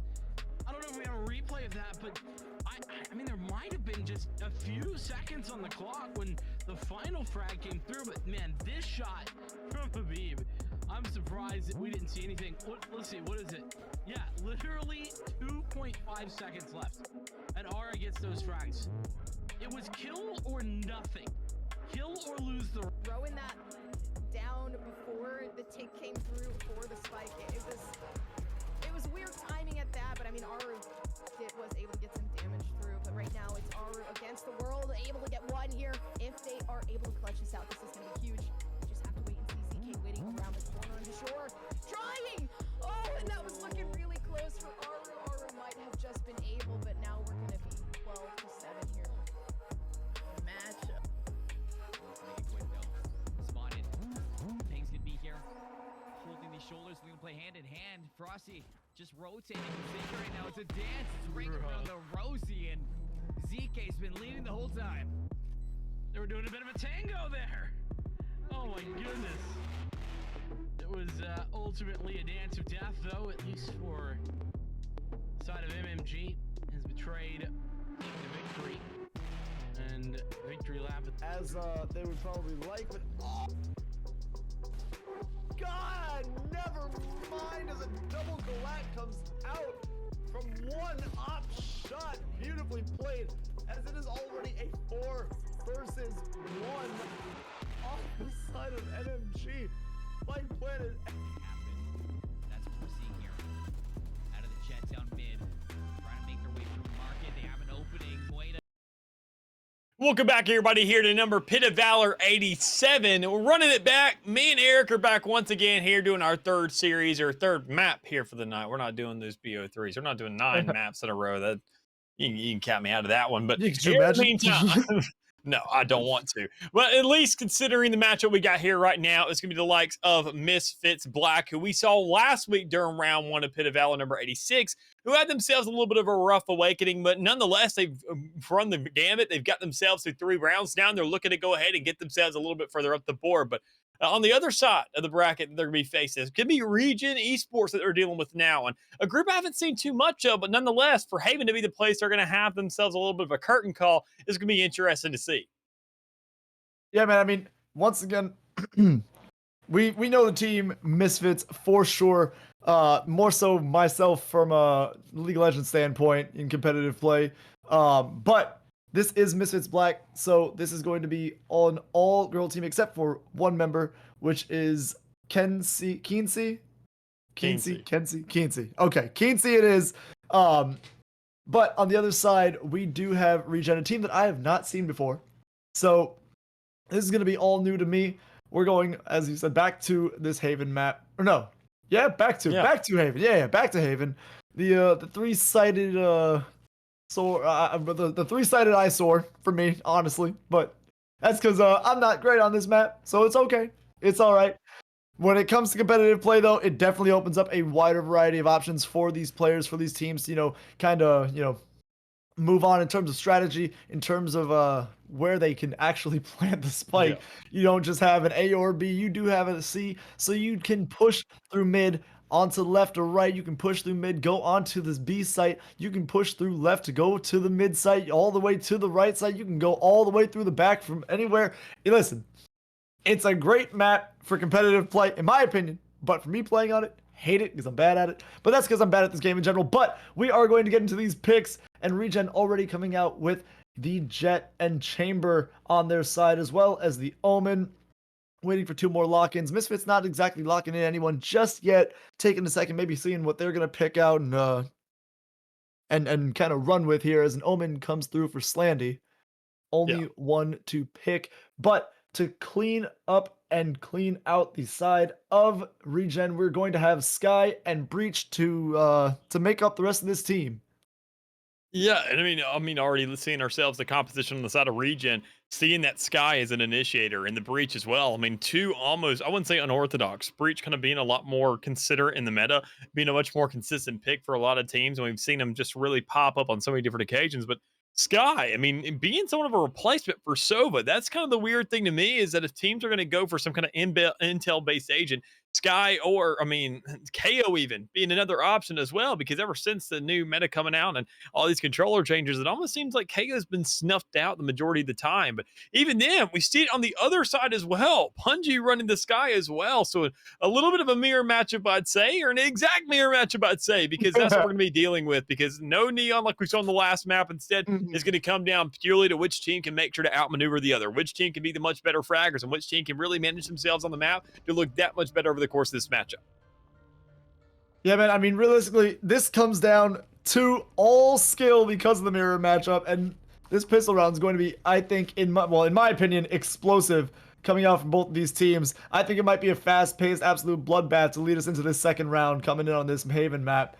But we do see the side of Misfits lining up towards this A site with only 3 members really over here. 2 over on C site on the Omen and Chamber. That is going to be your Talking Rock and Nyan. We'll see how this fares for the rest of this Regen side, being at this 5 versus 3 disadvantage as the blind is going to come out. Probably going to catch a few as Hunter's now pushing up here. Is going to see one, is going to grab one. Beautifully done. Bungie down. Now Hunter going to reposition as Hendog is going to also grab one of his own. Now going to pop out of this smoke. There's going to be Spike. Hunter now going to find a second kill on this map. Second kill coming from Hendog, and this is a huge defense from the side of Regen. Oh! A huge start for them as well. I mean, considering we see Hendog with a 3K, and I mean, at that point, you could say, what even matters? Sure, everybody else got at least 2 kills collectively, but when Hendog is really putting all the work in there, really having the start that you're asking out of your team, you couldn't ask for anything less. And knowing that, obviously, that Misfits Black, they had themselves somewhat of an approach on the site, it's a little bit awkward to see how they sat there, allocated so many players towards that A-long area. But nonetheless, they knew they had a reason why they went for it. Just a lot of aggression, but not too much intel or really utility to back things up in the meantime. So already, second round coming out. Obviously, Regen will have themselves a little bit more firepower to be working with out of the Marshals and the Spectres that are within their hands thus far. But Misfits Black looking to have a little bit of aggression towards what would now be the C-side, excuse me, trying to see if they can have any fluence anywhere on the map, or even then run right into Talking Rock, who's going to be right behind this Ready Knight crate, and having no success as Keen Seeking grabs an initial kill, and even Invernino with the follow-up on the Headhunter. That is going to be a few great picks coming out, trades left and right, and this is going to be a 3 versus 3 now. Misfits get the spike down, and this is going to be another kill from Bungie, but Hunter's gonna trade it on. But oh, Hendog, wait a second. Oh my goodness, a very close round, but Regen is going to take this one. Gonna go scout for a new gun. Gonna grab one, hop back, dash, jet, pop on, defuse, and call it a round. That is now 2-0 in favor of Regen. Yeah, nonetheless, still a very impressive showing from Misfits in that specific round there. Getting 4 players off the board, making sure those Spectres are ripped out of the hands of these players, and even then Hunter being the last one standing. That's only 1 carrying over. Meanwhile, the rest of them are looking and salvaging for whatever option they can really find. I mean, sure, they could still buy themselves a little bit. Nyan has enough to buy up completely and get that rifle, but last thing you want is only 100 creds remaining. Making sure you want to make sure to stack up on that utility first and foremost to really create the stall being on this defensive end of the map thus far. So, I mean, Misfits, though, I've already said it before, the third round will always be that retaliation round, or at least somewhat of a repurchase coming through for the side of them, and they're going to make sure to have the impact they've been looking for the last couple rounds. I mean, having that flawless in round 1, they're going to have to fight back just as equally efficiently on this round, and there you go. Bungie with the start. That's a good way to open things up. Yeah, I mean, beautiful, beautiful pick. Misfits really needs to make sure that they take this round. They don't drop it to any, mishaps or misplays to make it a 3-0. Misfits now, obviously, with the gun advantage because it's the third round. Oh, Talking Rock is going to find Keatsy. Keatsy is going to get him, though. That is perfect. This is two very big picks, and now they're right onto ace site. Spike in hand. Bungie is going to get it down. Beautiful, beautiful taking of this site. Now Keatsy takes another one for this side of Misfits. That is a 2-5 disadvantage in, well, not more so in the favor of Regen, but in favor of Misfits for sure, as Baboon is going to pop this concuss, not going to get anything in his favor, gonna spray spray and strafe more so. I almost said spray and dash. He is not the Jet though. So Baboon is going to try and find some way to get maybe a pick or two back onto this A site. Really nothing for him to get here. Nyan, though, is going to try his best, but everyone is already off site. Is gonna look to see if he can get a pick on this exit. Wait, Baboon gets taken out, and so does Nyan. Nyan, though, grabbing one as well, though, on that exit. Yeah, but 4 players still remaining for the side of Misfits Black. This is going to be a pretty good round for them to follow things up and double down and get the second one onto the board so long as they can just find the necessary picks. But that's the problem. This is a round where you see that the full buy is going to come through for Regen. This is going to be as even of a matchup as we can find, knowing that Hunter is going to really go for the operator instead. A little bit of a sacrifice in the armor, but nonetheless, that's what you take when you're dealing out 4,700 credits for a weapon specifically, and Talking Rock finally managing the armor at the sacrifice of probably some utility somewhere. So not that big a deal, though. You know you had the smoke. You know that Dark Shroud will be up almost instantaneously after a little bit of a 25-second cooldown, knowing that's the majority of at least one already. But, I mean, it comes down to whether or not you can really get some kind of influence. Because, I mean, on the board, you can already see it. That Sky available with the Seekers now, but even then, Hunter with the kill on the board as well as Bungie is going to be out for the count. Yeah, and I mean, Bungie is something that you definitely want on this side of Misfits up, but goes down. This is going to be a huge advantage right now for Regen coming into this fourth round.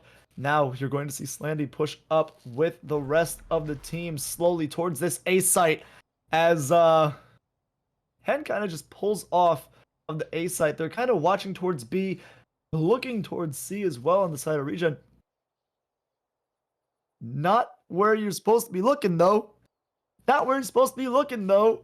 Because the rest of the members are going towards A on Misfits. But they're pushing it so slow they don't know. They don't know that the rest of the team is 30 seconds left. on the opposite side of the map. A is clear. You don't even have to try to get onto the site. You can just walk right on, plant the spike, and call it a day. As Renina is going to be holding off on this B. Entrance is now going to potentially push up as everyone rotates over from the C and B sites onto this A for the retake. This is going to be shots fired by Hunter from heaven. Not going to find anyone. Going to get dropped himself, sorry. And now members dropping left and right on the side of Misfits. All members down. This is going to be Regen taking a third round for themselves.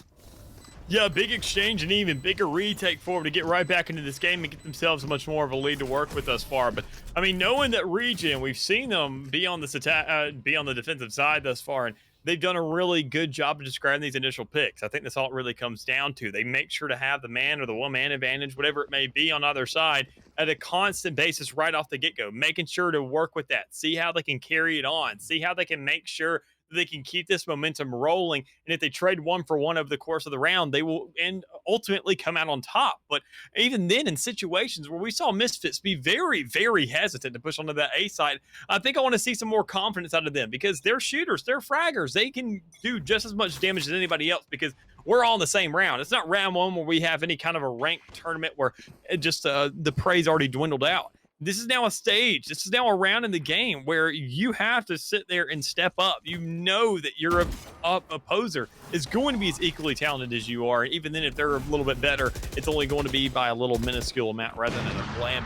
So already looking to get these first frags on the board, or at least get some damage down to it, not too much in the meantime. Instead, we have a lot of presence towards Garage and towards at least C long, as you can see that Slanty is trying to play for that, but not too much play or presence there just yet. Instead, some smokes come down, some defensive plays coming out, and a rolling thunder to capitalize on.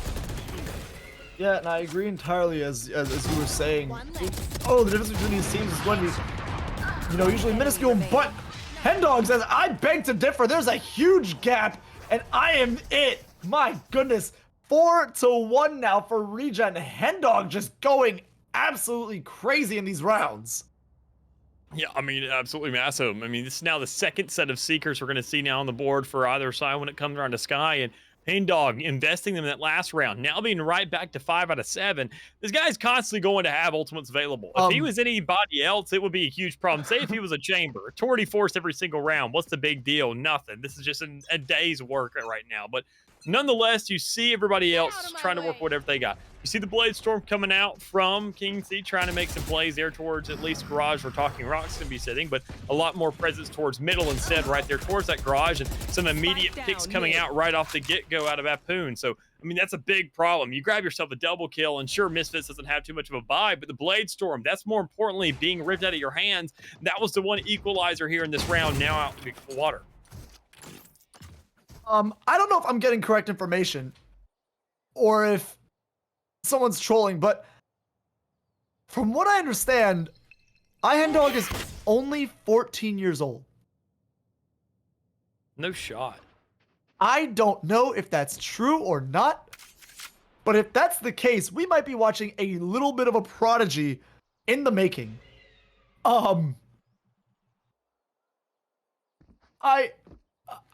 Listen, if that's the case, then it would be very impressive to see him and the rest of this side of Regen take this whole tournament. But yeah, it would be, but you got to get there first. And we got to get there first, exactly. And it looks like they're getting there. It looks like they're getting there because they have taken out another few members on the side of Misfits. Regen now is going to be taking this 6th round 5-1. They are just steamrolling right now. Yeah. I mean, they most definitely are. They're looking outstanding thus far. I mean, a 5-1 start. We expected Misfits to have the return, and they did have that round of retaliation. But ever since then, they've been completely snuffed out. Their fire's gone cold a little bit, and they have to find some sorts of reignition right now. And honestly, this could be the round to do that, knowing they have full Vandals on the board. They should have full utility as well. Maybe Slanty won't have completely everything to work with in a lackluster credit situation, but nonetheless, everybody else has what they need in the meantime. And even then, 2 ultimates at their disposal. The Seekers from the shadows. So go wherever you need to and come from the shadows and find yourself a couple kills. That's super, super important. But there's Nyan already getting seeked out by one of them, and a huge exchange there as the double down comes from Misfits onto A short. So they got to, once again, translate this to site times, get this onto a plant somehow. And I mean, they're speeding things up, they're getting onto site, but they got to be ready for the man in the back, because once again, Hendog is alive and well in the back, but instead he actually drops. But you got Apoon here to follow up and at least grab one, but can't grab another. 4 players of Misfits, an absolutely massive round for them in a very dominant fashion to make sure they get themselves one more. Wow. That was definitely the round that Misfits needed to take back for themselves. Beautifully played. And now they can start using this momentum to kind of, you know, move into these later rounds and show, hey, listen, everyone, we can take these rounds from these guys. It's not hard. It's not impossible. You know, it's definitely doable. Yeah, I mean, it is. They got to make sure to follow things up. They got to have that consistency once again, and that's when I say that a lot of Valorant players start to lack, because they look good on some rounds, and then you have counter strats come out, and they just don't find a way to really make these adjustments or scout out really or bait out some of this utility to make sure things are that much more doable, knowing that the utility that is limited isn't wasted. So, I mean, the huge push coming on to C on every single angle thus far, coming from Garage, coming from Long, whatever it may be, and Misfits is coming out on top of it as well. A 4v3 lead for themselves, and they got to get themselves a spike down, and they're definitely going to get that. So, I mean, they've already checked off 2 of the boxes. They got onto site, they got the spike down. Well, here comes the hard part. Making sure you can hold for the retake, because Hendog is alive once again, finding one of these kills, knowing that King Team's probably playing towards Long with that operator trying to find the necessary picks. But are they aware of Vernita on site? Just set up there, trying to play a little bit of ratty, but Still, checks a little bit of a weird corner at the wrong time as Nine finds that shot. So it all comes down to whether or not they can make sure to play the long game and win it out as well, because the Seeker's going to be moving down. Hendog's going to be relying on that. Can find a huge shot there onto Kinsey with the operator, but Hendog has to have the follow-up. The exchange there for Nyan, and the clutch to come up with a 3K to get the 6 for New Region. Hen dog! Oh my god! This is absolutely insane. This child, man, boy, dude, hen, this dog is just killing it. Oh my gosh, I do not know how to refer. Half hen, half dog, all eye. I don't know what to tell you. This is an absolute showing from Hen Dog right now. 12-3. 12-3 right now on this side. And this is only defense. This is only defense. I cannot wait to see what it's like when he's attacking. Yeah, I mean, that's good. Honestly, as much as I can't wait for it, it's probably because I'm just excited that I'm not going to be on the receiving end of it. Knowing that, I mean, they're going to be switching things around. They're going to bring the same amount of aggression. But there it is. Speaking of aggression, Bernina and Kinsey already opening up one respectively, making it a 3v5. And they're going to say, that's free range of A side. We already grabbed 2 of these kills towards the A side. Those players were probably pushing way too far out. So let's punish them for it. Kinsey doing it once more, able to follow up, get another one onto the board. Now making it a 5v2. This is going to be a near impossible retake for Region. But if they can pull things off, they deserve every single bit of what they get and more. But Hunter is going to be tapping out, knowing he has the operator, saying that I don't want any piece of that. You take what you can, and Talking Rock will join him as well. Yeah, it's just going to be a little bit of a save here. An entire save here from the side of Region. Like you said, you don't want to give up that op. You don't want to, give up, any advantage to the side of Misfits. You don't want to, make it a little harder. Oh, no, but Slandy going to get dropped on the hunt. Definitely should have been off-site and with the team instead of solo adventuring, kind of side questing out there on B site. But it's okay, it happens. Listen, it's not the worst thing. I'm sure off of the win of this round, they have money to replenish the armor and the gun that was just lost on the side of Misfits for sure. Even then, it was only 2 players who really had all those sight lines for that last round. I mean, Kinsey more specifically, that's going to be the only player having to invest money. As you can see that Bungie, 4,000 creds. Bernina, 4,000 creds, invested the 24th in that last round, picking up a gun, saying, okay, that's all I have to really make. And then, I mean, Kelly Sama having 3,000 creds as well. I mean, everybody's stacked right now for the side of Misfits that they have themselves the eco going in these, at least the next 2 rounds. But it all comes down to whether or not they can make sure to hold on to that money and make sure it warrants to help out the rest of the team and make sure that it can have that impact that you need. Knowing that, I mean, you got to stay alive. You got to keep your guns. You want to make sure that these rounds are won in very dominant fashion and you can shut down Region, especially with the strong start that they had. I mean, they're starting to slow down a little bit, but you got to make sure to put them on full stop. Oh. And with Hunter missing that initial get-go towards C long, but Bernina making an even exchange there towards Garage, it's looking good for him once again.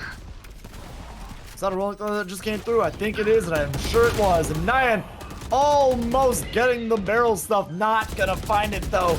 As Hen Dog gets on the site and gets taken out immediately. Only 1 drop on the side of Misfits. And I think right now, if you're Regen, take a little bit of time out and reevaluate what's going on here. Yeah, I mean, most definitely. It all comes down to whether or not they can take this time out or take one even generally and make sure to even out the odds. Let's figure out what's going on. Figure out where they're being a little bit lackluster. And honestly, I think it comes down to the aggression that they're finding. They're not playing as passive what we saw recently, or even them finding the necessary kills. Because once again, I feel like it's a repeat of that last map that we saw. Hen Dog absolutely going off. But I mean, where's the rest of the team? They're definitely there stepping up. They're definitely helping things out. But it's almost like Pin of what we saw in the last one, that Neon.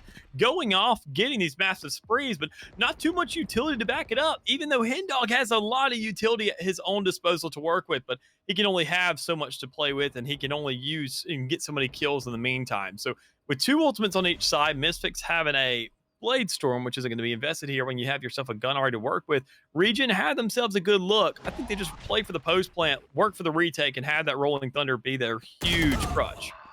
Blocking sight. Yeah, honestly, with how... Oh, sorry, excuse me. With how these rounds are playing out right now, I would not be surprised if... Oh, Hen Dog shapes up and pops off. Hunter going to grab a kill of his own though. Ooh, dropping though. Hendog now on this backside. Gets dropped with such a mistimed pulling of that blind. That is rough. But Bapoon still in this game. Still capable of... Never mind. Okay, so 6-5 in favor of Regen, but Misfits is bringing this game back for themselves. Yeah, I mean, they most definitely are. I mean, look at them stringing a couple rounds together. That 3 spree to counteract the one that we saw after the retaliation round from Misfits earlier.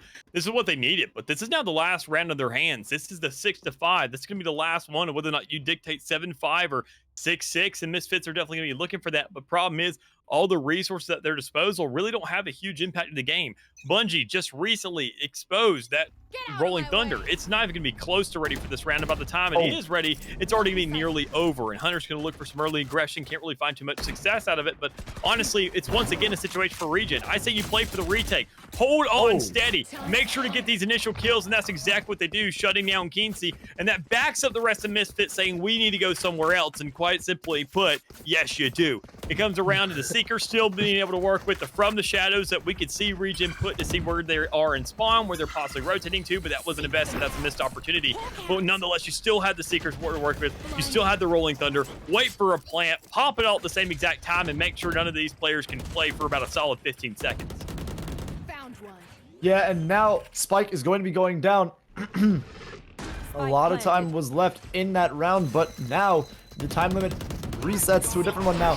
They're going to have to run through after this Rolling Thunder comes out, but all the members of Misfits have backed out onto... Oh, man. This looks bad right now as Hendog does push through, only grabs one, and now the defending win for the side of Regen. Very well played as they just bum rushed Misfits and took them out while defusing.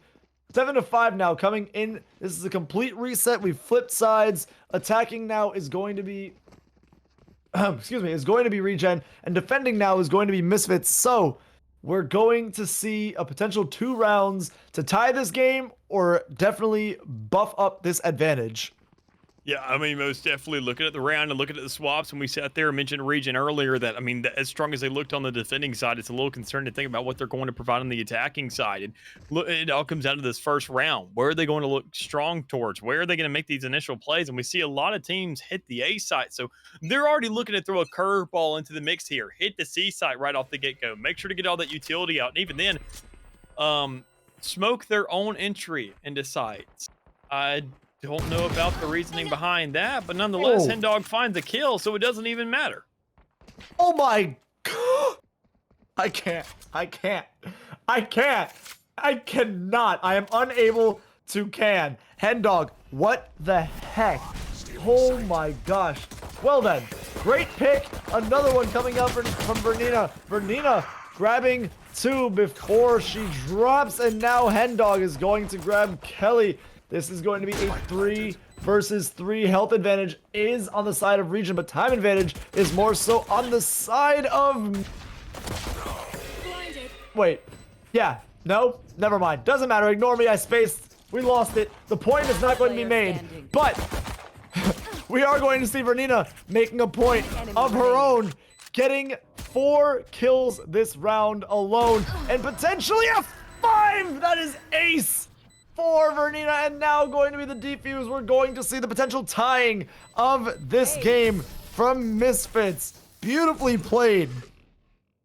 Most definitely. I mean, considering the kind of dire situation they were in the early end, we saw Regen get themselves some massive frags and just right off the get-go, and then following things up, getting onto the C side in a pretty efficient manner with really little to no contention to be on that side as well. But I mean, knowing that now we saw the answer, we saw Vernita go off, get that ace, that she can carry this thing out. She can get all the necessary frags in a round, and I even saw her be almost nearly capable of doing that on so many different occasions last week. We got to see this consistency. We got to see every single player have the potential to do that, and we just haven't seen the plays out of all these Misfit players to really show that they can find themselves a definitive lead just yet. But I mean, at least this round alone could be enough of a sign to get themselves a tie game. But whether or not they got to get that spike down first. So they got to find that answer. They got to find that retake or be ready for all this aggression coming right onto A Connect. Yep, and I mean, Spike is now going down on this B site as Hendog and squad ready to defend this retake that will be coming through. And shots going out, trades coming out, Misfits are going to take out 4 across the board. Talking Rock, the only one left. Let's see. Cannot get it done, and that is going to be Misfits losing only 1 and holding on to the tie game. Beautifully done. Now 7-7 going into the 15th round of this game. I think Misfits have made a point here to say, hey, we're not down and out yet, but we'll have to see, because now Regen has the full firepower capability here coming into the 3rd round of this half. Yeah, and I mean, I think a bigger thing to look at is Verdina has a 24 though. So, I mean, that's a little concerning for these Regen players looking at that top border, seeing it's already put onto the field, that Verdina's buying nothing but a shorty on the back end. So, regardless, that's going to be a gun no matter how bad things look for either one of the players if they feel like they really need it. But Verdina has to look for these picks, has to make sure somebody swings her, and it's just not coming out yet. Instead of Trailblazer, that's a wasted bullet. You only have 4 more, and you have to expect that players are eventually going to push you, but instead, it could just be an alleviation of attention, a little bit of a time killer in the meantime, but even then, doesn't even matter. You find that first pick, you see Talking Rock overextend there, and that's 1 rifle already ripped out of Regen's hands, but they still got 4 more, and they even have a little bit of sight control to work with as Hunter's trying to make the push, make the initial contact on site, and Slandy making the first contact, if anything, finding that first kill, and making some even trades as they now have the lead in terms of 4 players to now 1, as Bungie and Verdina both collapse for 1. Verdina for 3 collectively in the round, and an outstanding look for Misfits as they get themselves not only a tie game, but a lead, better yet. Well, that was the round for sure that that Regen needed to take, and instead Misfits shuts them out, shuts them down, and takes the round for themselves, takes the lead as well for the first time in this game. Perfectly done and perfectly executed, in my opinion, on that last round. Now forcing Regen into a pistol round. This is going to be hard for Regen, but not impossible. We've seen these rounds swing in favor for sure. Most simply have, and I mean, honestly, I think it just comes down to economy at this stage in the game. Misfits, they have not only themselves a lead, picking up all those guns in the rear end, and they had nothing else to worry about. I mean, I said it earlier, it all came down to how much they made the use of the guns they were given to them. And Verdina, we saw it earlier, we saw it on the pistol round, she got the ace, said, well, I got a lot of creds off that, I can now invest it right here, right now, and it's not even a creds game. It just comes down to a tick game when you're playing Chamber, and that's enough of a play to say, I can now get this gun, I can pick things up, find the initial kill, find easy trades, and we just go 1 for 1 past that point. But Bapoon making sure to have the lead here in this one as you go 1 for 1, because if you find yourself doing that, you come out with a lead and you come out with a tie game once again. But Kinsey in the back with that operator, that's a huge concern here for Regen if they're not ready for it. And thankfully, with that missed shot coming out from Kinsey, you don't have to worry about it. You know that a player's towards C-side. You know that presence is now there. That lineup is to be watched. You had to push somewhere else, and there it is. Not able to go ahead and find a kill successfully towards spawn on the A side. 30 seconds left. Yeah, now, huge find as well from Hunter onto Bungie is going to drop as well. But that is man advantage for Regen. 3 versus 2. This is looking really good for them as the spike is already down, and the retake is going to have to be taken at a very awkward angle coming through this back area from Beta A Connect. This is going to be a lot harder now for the side of Misfits. Rendezvous is going to be popped. Renina's going to hop out, going to get concussed. Smokes are covering Renina right now, but shots are ringing out. Renina's going to find Talking Rock, and they're going to push onto this side together, but it doesn't matter because Nyan and Bapoon, hello, is going to find that extra kill to back up his teammate, save his life. So, there goes another round to Regen. They take it back, they tie it up. Yeah, I mean, that tie alone, sure, is going to speak some volumes, but we got to sit there and look at what this tie means, what it represents, what it really sets up for the rest of this game, knowing that we're now getting to the end stages of it. I I mean, either team reaches these next 2 rounds to get to double digits. It could just come down to who gets these first initial 5. That's not even enough rounds to guarantee yourself a quarter of the maps right now. So, I mean, we are more than 3/4 over with this Joker, and it comes down to who can really find themselves to get that advantage and run away with it. And as Region have themselves 3 ultimates to work with, obviously, Dog is going to have the Seekers to work with. The From the Shadows from Talking Rock is also available for him. And on the attacking side, you can find a lot more influence out of that. You can see where the defaults are. You can see where these setups are. Honestly, wherever the Seekers doesn't go, you can find them From the Shadows going to that third side to say, let's take attendance. Where are these players sitting about? Where can we hit? What kind of manipulation of this map and what kind of crevices do we see that we can just completely split open? And they haven't really found too much of that just yet. Instead, they're going for a raw peek right there towards Garage. Look at a lake, a little bit more of a play as Hunter sets up that tail end, but it doesn't even matter. You see the Seekers coming out regardless, looking for these players, giving that read for everybody, saying they're back there towards spawn. C should be free for the taking, and as Slandy gets picked off, that's exactly what it is. Yeah, no, smoke's coming around, not doing enough, but this is going to be Hen popping this blind into Garage, not going to get anything off of that, but this is still a tied up advantage in terms of, never mind, it is not tied up anymore. Misfits blazing onto the site, clearing out all 4 remaining members of Regen and now getting the defuse. Beautifully played. Yeah, an outstanding play there, and even then a better defuse to go down with it as Misfits Black can find themselves a 10th round onto the board and get an advantage, or excuse me, that 9th, and know they can add themselves a lead somewhat. I mean, we saw one of the Seekers be invested from the side of Regen. That's huge, knowing that you invested that one little ace up the sleeve that could give yourself something to work with going forward into the next round. Knowing that that's the one thing that when you have full rifles and you can't buy anything else, that's something that's going to really turn the tides to your favor. But now, being in a deficit, now knowing that you need to come back from that grave, they can pop the 2 ultimates that weren't really available to them, something they didn't think, something that was on the back end, the Bladestorm and the Tour de Force, because you don't have the money. You're looking to bounce back. You're looking for those sources of revenue once more. And honestly, I mean, Misfits, they are the perfect opportunities. They are the perfect subjects to take those money away from, because Bernita has an operator in hand. If you see the Tour de Force being brought out and you see it winning that fight, I'm sure it's going to be picked up. And considering that the Bladestorm is also just kind of lingering around Garage, that's going to be a huge problem for Hunter if he really can't find that. But already the Tour de Force off the field, Misfits back being now up as 9 gets picked off. Bernina wins that fight and wins one more to top it off as well. Here. Bernina is an absolute superstar on this side of Misfits Black. She has been getting pick after pick and making play after play to make sure that her team is getting the advantages, and Misfits now at a 5-1 advantage. If we're talking about advantage, jeez Louise, Talking Rock running for his life is going to get spotted out. There is a full firing squad after him, and they're going to catch up and take him down.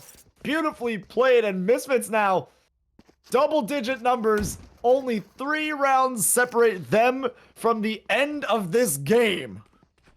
And getting into the quarterfinals as well. So it's a pretty high tense situation for the side of Regen, and that's exactly what they're going to be calling themselves a timeout right now. Kind of figuring out what exactly is going on here. What are we doing, and why is it not being successful? I mean, how can we make these adjustments? How can we position ourselves for success, and how can we make sure to execute that to find ourselves that success that we're dreaming for right now? Because it's nothing but hopes and wishes. Meanwhile, we see Misfits having the reality of it within their grasp right now, and knowing that, I mean, I said it, who can find themselves a lead and who can make it definitive as well? Well, Misfits are definitely setting themselves up for that. I mean, with the operator that Vernita had in her hands, finding a 3K in that last round, staying completely unscathed in the meantime, a flawless round across the board for those players, and it makes things look really good for them in these next couple 3 if they can really just hold things out. I mean, no ultimates really having to be invested either, and the Rolling Thunder is still to work with. They can completely play for retakes if they want to, if they feel something's a little uneasy.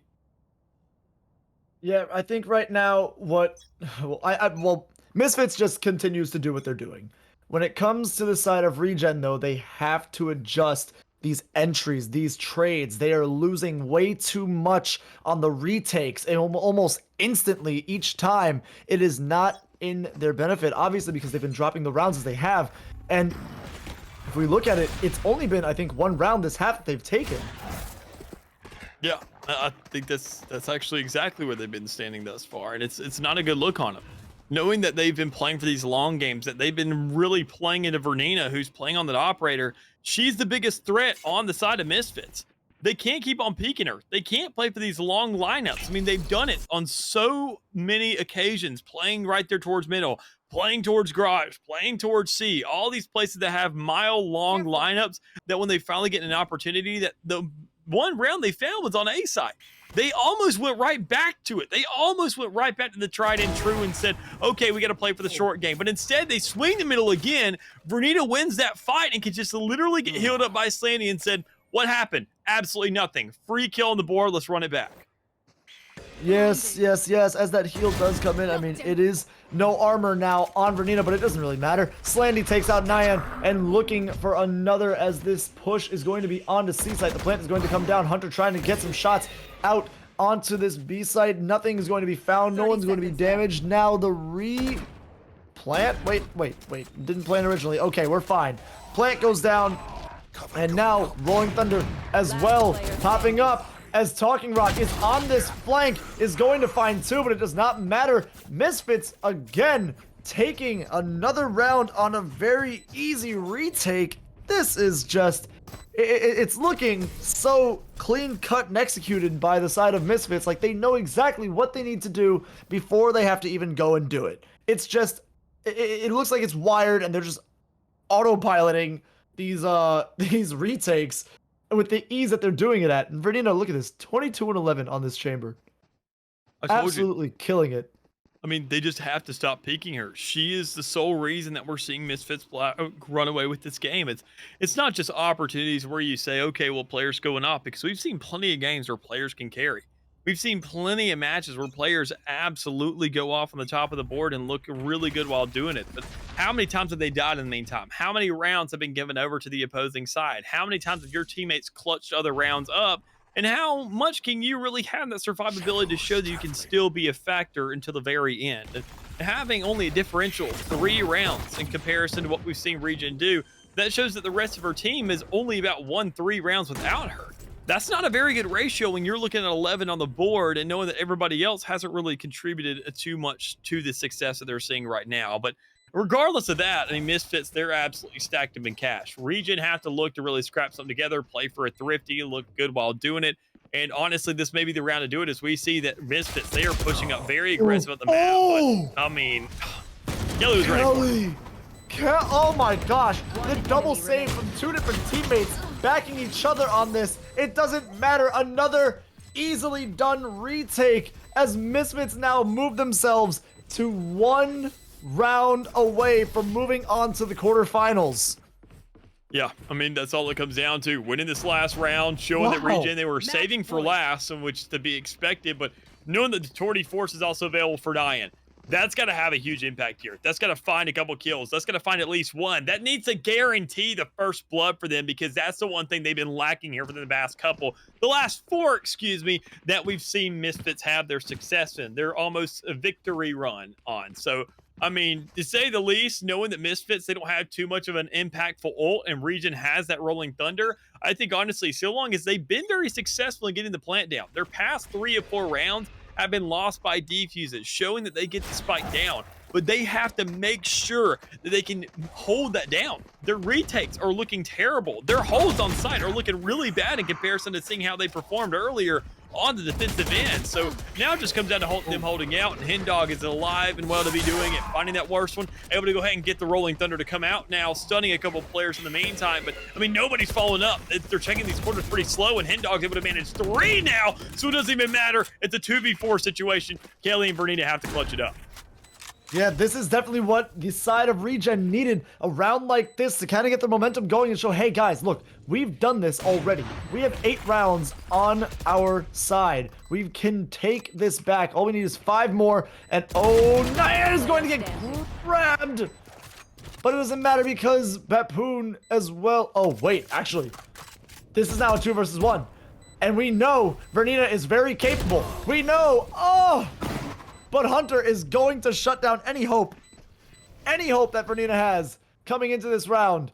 And now, 12-9, Region has taken another round for themselves, and very much needed, if we're being entirely honest, because if not, they go home.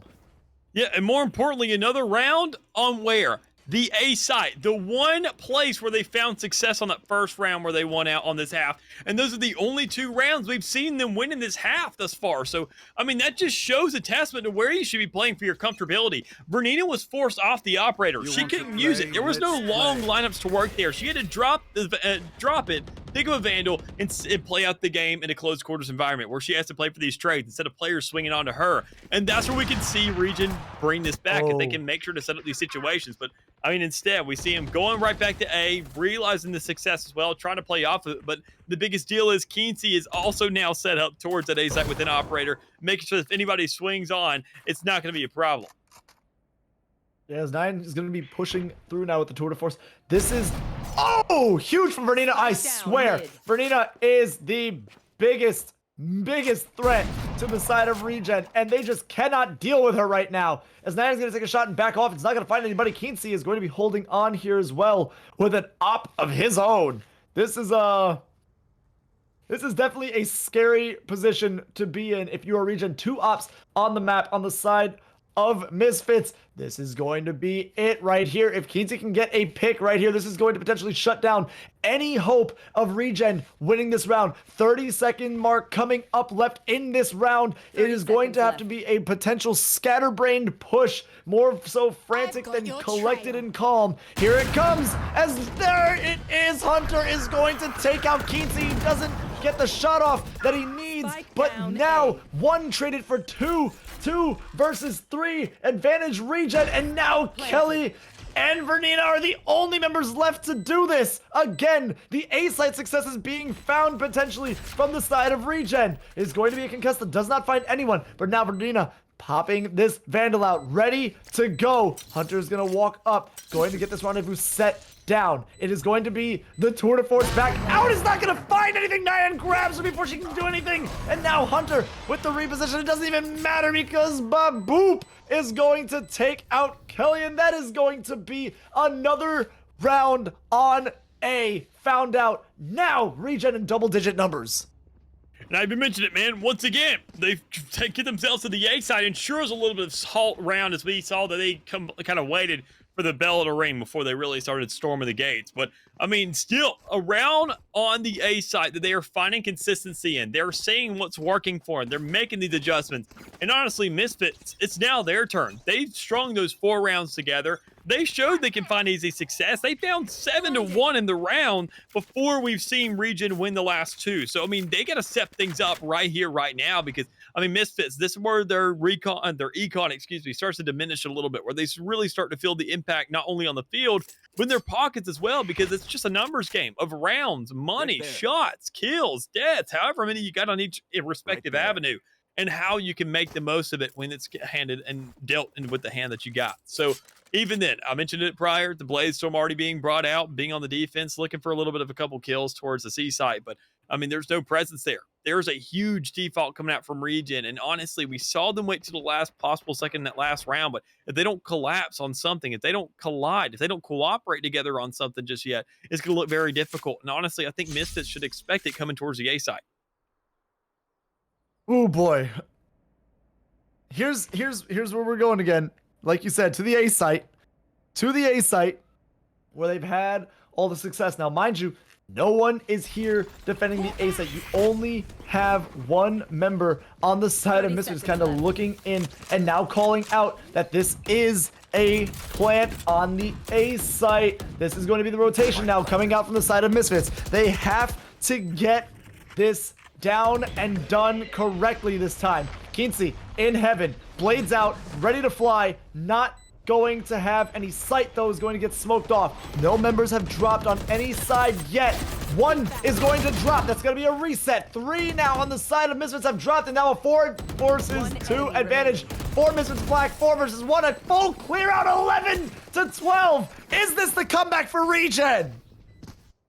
Well, if we don't see some adjustments being made for Misfits onto the A side, it most definitely could be, because now that is 4 rounds strung together, not all at one go like we saw in Misfits Black just a second ago, but Still, 4 rounds to bounce back, making an 11-12 game, and it only takes one more round, one more success on the A side to say now we can start twisting things up. Now we're getting in their heads. Now they're going to play overtime towards A, and they're going to over-allocate towards the side of the map. But instead, Misfits is doing that right now. They're setting things up. They put 3 players towards A. Vernita is going to be swinging out onto A short, seeing if there's any success or any initial kills put on the board. But even then, you don't have the operator. You got a judge to deal with, and that is a much more difficult situation knowing that you have lost your accelerant already in this round, and the most important one at that.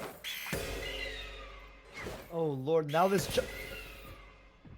Of course it's Vernina. Of course it's Vernina. Vernina's going to make the play. Watch. Wait for it.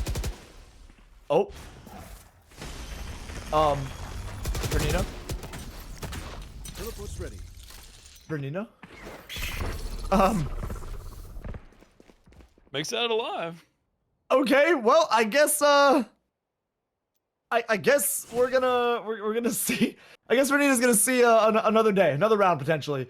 But will it be next round, or will this be the only round that she needs to survive through to get through the rest of this match?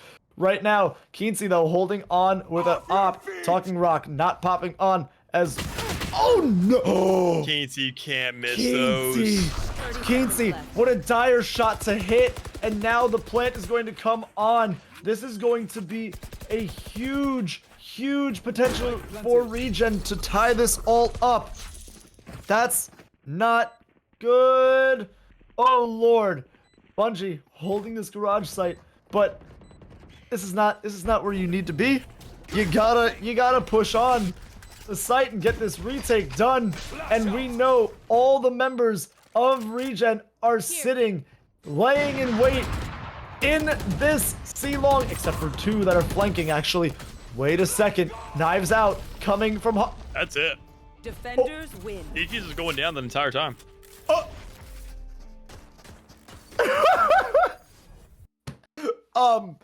Guys,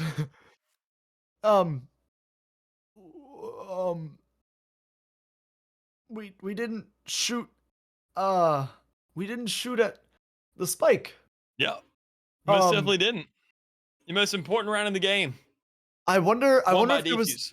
I wonder if there was too much noise happening to really get the idea that the spike was being defused. I don't know, but Doesn't matter. It doesn't matter. Misfits take a very, very close game after a very, very rough first half, I would say, of Hen Dog just running amok. And well, that will be it for this one. Congrats to Misfits moving on. And Regen, congrats for making it this far, but they will be going home. This is This was an interesting one. Really back and forth. I really believed in the hype coming back with Hendog and squad, but I do think that we have another young all-star in the midst on the side of Regen in this tournament. I would love to see them back in for sure. Yeah, I would as well. And even then, I mean, to go ahead and you sit there and say the Misfits had themselves a little bit of a lackluster defending side, or excuse me, attacking side. And I mean, I feel like that's definitely true to some respect, but I mean, it was a 7-5, wasn't the largest gap in the world. And that was purely because we saw them have a pretty good bounce back there towards the end of that half. It took them a while to come to life, but they finally scrapped a little bit together, made sure the game looked doable. And even then, that alone is what made sure their success out of Vernita more specifically for those next couple rounds. The next entire half, albeit, they look good for it. And honestly, I'm surprised that we even saw Misfits win out that last round. I was expecting overtime. When we saw Kinsey have the operator, Vernita have the judge, and those two being swept up on sites, I don't really know how I felt about it, because Vernita honestly should have been the one with that operator. I mean, no matter who has the money for it, I say you give it over to her. She's your top frag, and this is the same situation. This isn't a pub star kind of ordeal where you're saying, all right, I've never met you in my life, but I'm going to trust you in my life and give you all my money so you can buy yourself a gun. You have to know how to work off your teammates. You have to sit there and know when to fall, when to say you were doing better than I am. So let's lift you up. Let's make sure we give you that accelerant and you can carry us to the victory. And we will wake up in the next map, but we have to make sure we get there. And they most definitely have.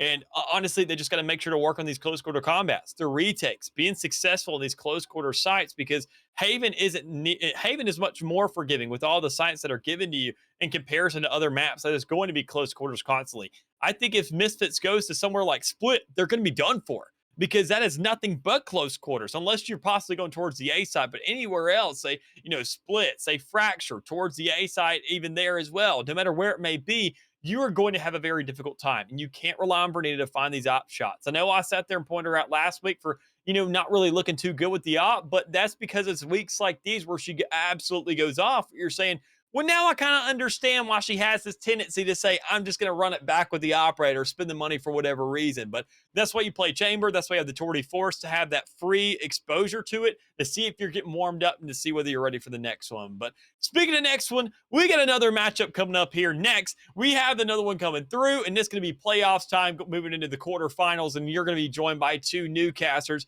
Neth Central and Anton as well, because they're Golden Falcon, because they're going to be outstanding. They're going to be ready here for you, and they're going to be revved up, because we are now going to be concluding our 3-map series that we've had going on. I got homework to do, and even then, I think you do as well, because you have to make sure to go ahead and check out our Discord, our Twitter as well here at GLG, to make sure that you can stay tuned in with us with all news, because even if you got to tap out of the stream, which I highly hope you don't do, but nonetheless, if you got to, you can make sure to stay updated on all our scores, all our things going on, and even then the GLG Gaming Lounge that is coming up here soon, as we had the launch party last week, and there will be a legitimate opening coming up here soon, so make sure to keep tabs on that, and also make sure to keep this tab up, because we will be back after this short break. Catch you here in a minute. Looking like it's all over. Hold up. Maybe not! Are you serious? My name is Ben Garvey, and I founded Great Lakes Gaming with one goal: to create an exclusive club for casual and competitive gamers to come together, full stop. Every week, GLG hosts esports competitors of all ages with real prize pool tournaments and a live broadcast to Twitch. One actually does come through from Jenny. The second, the third, the fourth. With thousands of followers and hundreds of weekly players, the GLG community is thriving more than ever. And now we're building a better experience for our players. And we're setting the bar high. No, literally, 22 stories high. Welcome to the Gaming Lounge, the first of its kind, located on the 22nd floor of Innovation Square in downtown Rochester, New York.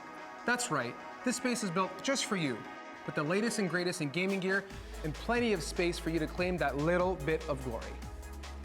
As you enter the Gaming Lounge, you'll be welcomed at our reception desk, and behind that, our main office. Here, we'll produce our professional broadcasts and turn those sick plays into the GLG highlight reels you've come to love. LAN tournaments, viewing parties, that all happens here in the viewing room. And if you need a little practice to start actually winning for once, spend some time in a team practice room. At some point, you'll need to touch some grass and maybe grab a bite to eat. So we partner with local cafe and restaurant, By Rochester, to provide fresh and healthy snacks at our cafe in the clouds. And of course, the crown jewel, the gaming room, stacked with hardware from limited edition consoles to top-of-the-line gaming PCs. Yeah, that's right, we've got GPUs. And if that's not enough, we've got 2 more private streaming booths fully prepared to take your following to the moon. The GLG Lounge is the ultimate space to stream, host, and hang, with no compromises, all built for your next win in the clouds. Grab your GLG membership today at glgaminglounges.com.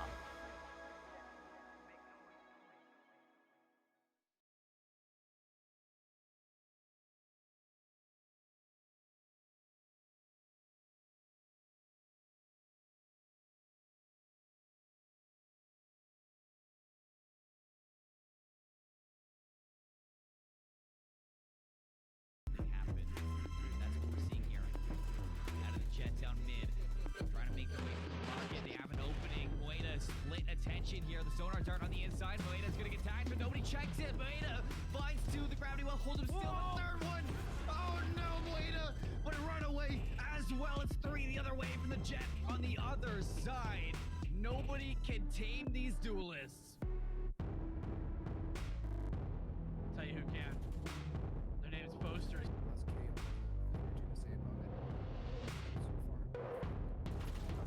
Crosshair, Pendes, aim practice at this point.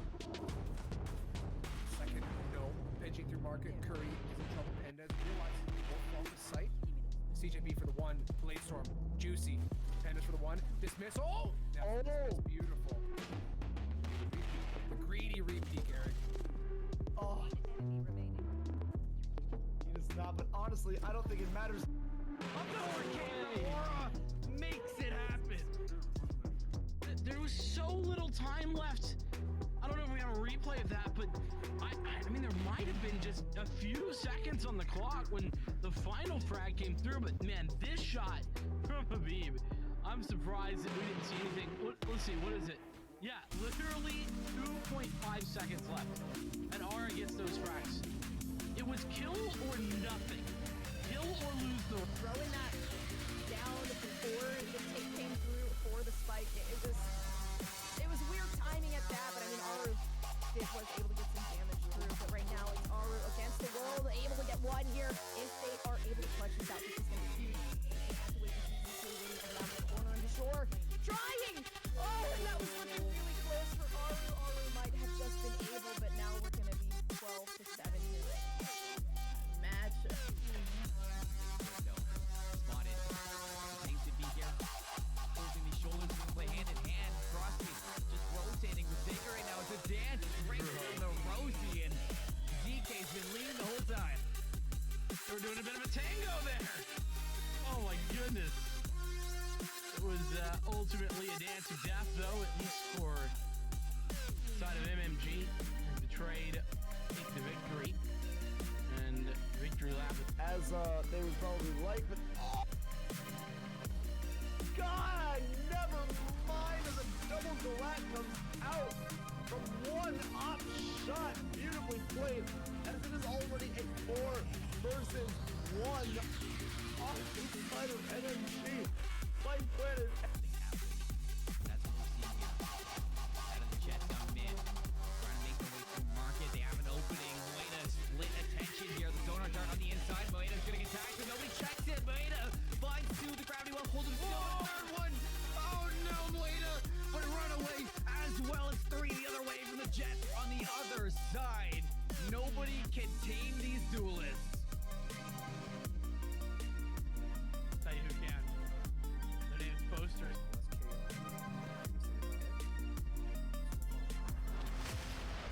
Crosshair and aim practice at this point. Second, no. Pinching through market. Curry is in trouble. Pendez realizes they both fall to sight. CJB for the 1. Blade Storm. Juicy. Pendez for the 1. Dismiss. Oh! That's beautiful. Get the repeat. The greedy repeat, Eric. Oh. He does not, but honestly, I don't think it matters. Underworld from Aura makes it happen. There was so little time left. I don't know if we have a replay of that, but I mean, there might have been just a few seconds on the clock when the final frag came through. But man, this shot from Habib, I'm surprised that we didn't see anything. Let's see, what is it? Yeah, literally 2.5 seconds left, and Aura gets those frags. It was kill or nothing. Kill or lose the. Throwing that down before the take came through for the spike. It was weird timing at that, but I mean, Aru was able to get some damage through. But right now, it's Aru against the world, able to get one here. If they are able to clutch this out, this is going to be huge. Just have to wait and see ZK waiting around the corner on the shore, trying. Oh, and that was looking really close for Aru. Aru might have just been able, but now we're going to be 12 to 7 here. Match. Spotted. Things to be here. Holding these shoulders, we can play hand in hand. Frosty just rotating with Saker right now. It's a dance. It's right around the Rosie, and ZK's been leading the whole time. They were doing a bit of a tango there. Oh my goodness.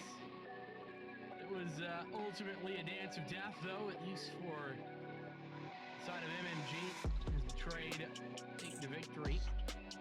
And victory lap. As they would probably like, but Hello, everybody. Welcome back to the Pit of Valor. My name is Net Control, and I'm joined by Anton here. We are on the desk going into our next round of Team Mystic versus Face Off. I'm very excited for this matchup here. Yeah, likewise. This is going to be a good one. And we've already seen a great day of games so far today. And I mean, heck, the last one, the way that ended, it really just goes to show you can see anything happen here at GLG. Honestly, 4 versus 5 retake with just a ninja defuse. It's hard to even call that a ninja because everyone's staring at the player, but I guess smoke cover, that's all you really need, and they just stuck it. That's how it ends 13-11. I don't know if that's climactic or anticlimactic, but whatever the case, again, we can see anything here at GLG. And speaking of seeing things, I see, Net, that you got some pretty amazing stuff in front of you today, don't you? I do. I mean, MSI has been sponsoring the Pit of Valor. I mean, this night tonight is sponsored by MSI, and obviously we've got the whole broad range of products that they offer. We've got headsets, mice, keyboards, and of course, complimentary hats. And nice little blow up shield right here. But, thank you to MSI for sponsoring the Pit of Valor for a couple weeks in a row now. And it's 5 weeks in a row. It's been really impressive to get some support. And I mean, I'm a huge MSI fan. I mean, almost all of my computer components for the last 10 years have always been MSI. So, and of course, the lounge here. I am here at the lounge, and anybody that pulled up last week to the lounge opening, the sort of launch party of the lounge, thank you to that. And anybody who watched the stream of that Pit of Valor as well, a big shouts out to you. We're going to be getting the lounge grand opening open to the public date soon. Not exactly sure when it's going to happen, but hopefully within the next month, it will be open to the public so you can come here and game in person with your buds, have some LAN experiences. So very exciting on that front. Yeah, for sure. I'm hyped, and I don't have plans to go there right now because it's like literally on the other corner of the country from me. I wish, but just looking at how the setup is there and looking at how I think it was Mick and Strive casting over there last week, I'm so jealous. It's unbelievable. Yeah, but anyways, I mean, that's not the only thing to be jealous of. Also, the players on the server jealous of their skill as well. These guys, I think we're gonna get started as soon as we possibly can. But for now, we do have Team Mystic going against FO. So it should be a couple of repeats from the stream earlier, if I'm correct. We saw Misfits earlier on as well. So this is going to be pretty decent. It looks like we might have some technical issues, so we apologize for that kind of thing. But I mean, we're not all on LAN. Unfortunately, we can't all be at the lounge. I wish we could. That would probably be that's a dream come true. Honestly, to work. Imagine working a LAN every single week. Yeah, for a weekly tournament. Oh man, that would be fun. But yeah, on the side of Team Mystic, obviously, a name that we've seen time and time again in these Pit of Valors. And, I personally, I believe that Team Mystic has that ability to, take it all the way. But obviously, we have seen upsets throughout the course of the Pit of Valor, even tonight, comebacks and upsets. So I want to know, what is your prediction, Anton? What do you think in here between that Team Mystic, between that face-off? Obviously, face-off is starting on that attacking side. I believe they ended up picking that, and it was a Team Mystic pick for the Haven map. So what are your thoughts here? Considering, I mean, Mystic are confident going to this map, obviously, but attack side at Haven, it's going to be an advantage, at least a little bit, if not too much for the side of face-off. We're really going to have to see how these teams adapt to the new meta as well, because remember the jet nerf, that was a big thing. Some people say it won't really do anything. I think it'll really affect the lower tier jets. I think the higher tier jets, honestly, are going to benefit from this new change because like everyone's reading on Twitter and all the top tier players are saying, you can now charge up your dash while you have your dash up, which you couldn't do before. So that's one thing. Well, another thing, Sova nerf. I think the main reason Sova got nerfed now, not before, not later, is because you do have a second initiator in the game now. That unfortunately cannot be played in this tournament. Fade is not allowed. But we still have the Sova nerf going through. We're not playing on the last patch or anything. So we're going to have a weaker Sova, an arguably stronger, weaker Jet depending on the player. I think that's really going to depend on that. I have massive faith in Mystic, but I mean, Face-Off is here for a single reason, right? So both these teams have a lot to show for us. So looking for those two picks, and then whatever they want to flex to. I don't know what these guys are running at this point. We know we've seen Neons hack on Haven every once in a while. Like you see them in ranked. Thank you, Victor, for putting those in my games, by the way. But nonetheless, it's definitely going to be interesting. I'm gonna wait for the agent comps to really go for a solid prediction. But right now, maybe like a 2% leading towards Mystic, in my opinion. Yeah, and honestly, it's interesting that you say that in terms of the agent changes. I mean, Sova has always been that strong pick on Haven. I mean, open skybox, being able to set up util for your team. And what I've seen from previous Haven matches in this Pit of Valor is that it seems to me like, I mean, this is the first time that I'm casting Valorant in probably almost over a year at this point. Ooh. And it's crazy to see the level of utility. I mean, because, casting the game back in beta and back in the early days, people didn't really have everything super figured out at a certain point. But now to see these retakes come off with really complex util and the agents getting more and more complex. And obviously, we see the new agents. We see that Neon. Knave is going to pick that up. And as well, Jojo with the chamber. We can see that Team Mystic has already locked in all their agents face off, leaving those two last picks open. But, I mean, it kind of shows a little bit of confidence possibly that Team Mystic has to just lock in their comp. We don't care about counter picks from face off. We know that, counter picks don't really matter that much here. Yeah, for sure. Especially with all these new things showing up after VCT, after Masters, everyone looks at these VODs and is like, we're just gonna copy what these guys do. I'm pretty sure. I don't know how confident Evan is in his Evan. I think it's Evan. It really looks like that kind of backwards name, but I might be wrong. It might be Knave because the N is capitalized. But anyways, I don't know how confident he is in his Neon pick. We'll have to see coming up. But that's certainly something that you can do, especially with the Breach combination. You don't have the same thing on Team Mystic, but you do have the Jets, so it's all good. I guess that's what they're going for. But breaches on both sides nowadays. Yeah, you really see a lot of teams opting towards those when we see all those Asian teams play at Masters. Like, yeah, there's a lot of combinations you can do, whether it be with his flashpoints or with that stun, and then you can just dash right up and execute on whatever player is. Yeah, you've hit with this piece of utility. But with that Neon, that's really something that Optic have demonstrated that is super strong. You have a stun or you have an ultimate, and the Neon just sprints in right after it, like right behind all those little explosions. And you just can't do anything about it. It's so strong. So I'm really excited to see how FaceOff are actually going to play this map out in with this kind of agent comp. As again, I mentioned the fact that the agent comp is probably going to be a big part. So at this point, I'm still going for Team Mystic a little bit, but FaceOff, if they can show, okay, that's a unfortunate start. Maybe not this round, but Knave is not going to have anything to say about this. Instant one tap headshot. Starting out the round, that is the first blood in this match, and FaceOff already starting a man down in this first round. You're going to be opting to possibly look to commit to this short push, but you do have the Jet up there. I'm Skibrowski here. He's going to not get flashed out at all. He's going to get blocked off a little bit by the drone, but two quick frags. They do trade him out. Player standing. But Team Mystic coming out on top. PJ, the last man standing, does have possession of the spike. They're going to be making their rotates over here real quick. But a good, really good hold from Team Mystic there. I mean, that Jet being up on the boxes, they didn't seem ready for that. They seemed like they were just rushing that push onto the A short, and they got punished for it. Well, PJ, he's not going for a plant, though. He actually wants to go pushing, go finding some fights, and Bluebear has finally located his position, so he's going to have to commit to this A stun. Oh, fake plant. And she hits like a, but no, this is a perfect crossfire. I don't think Mystic's going to lose this one out. No way.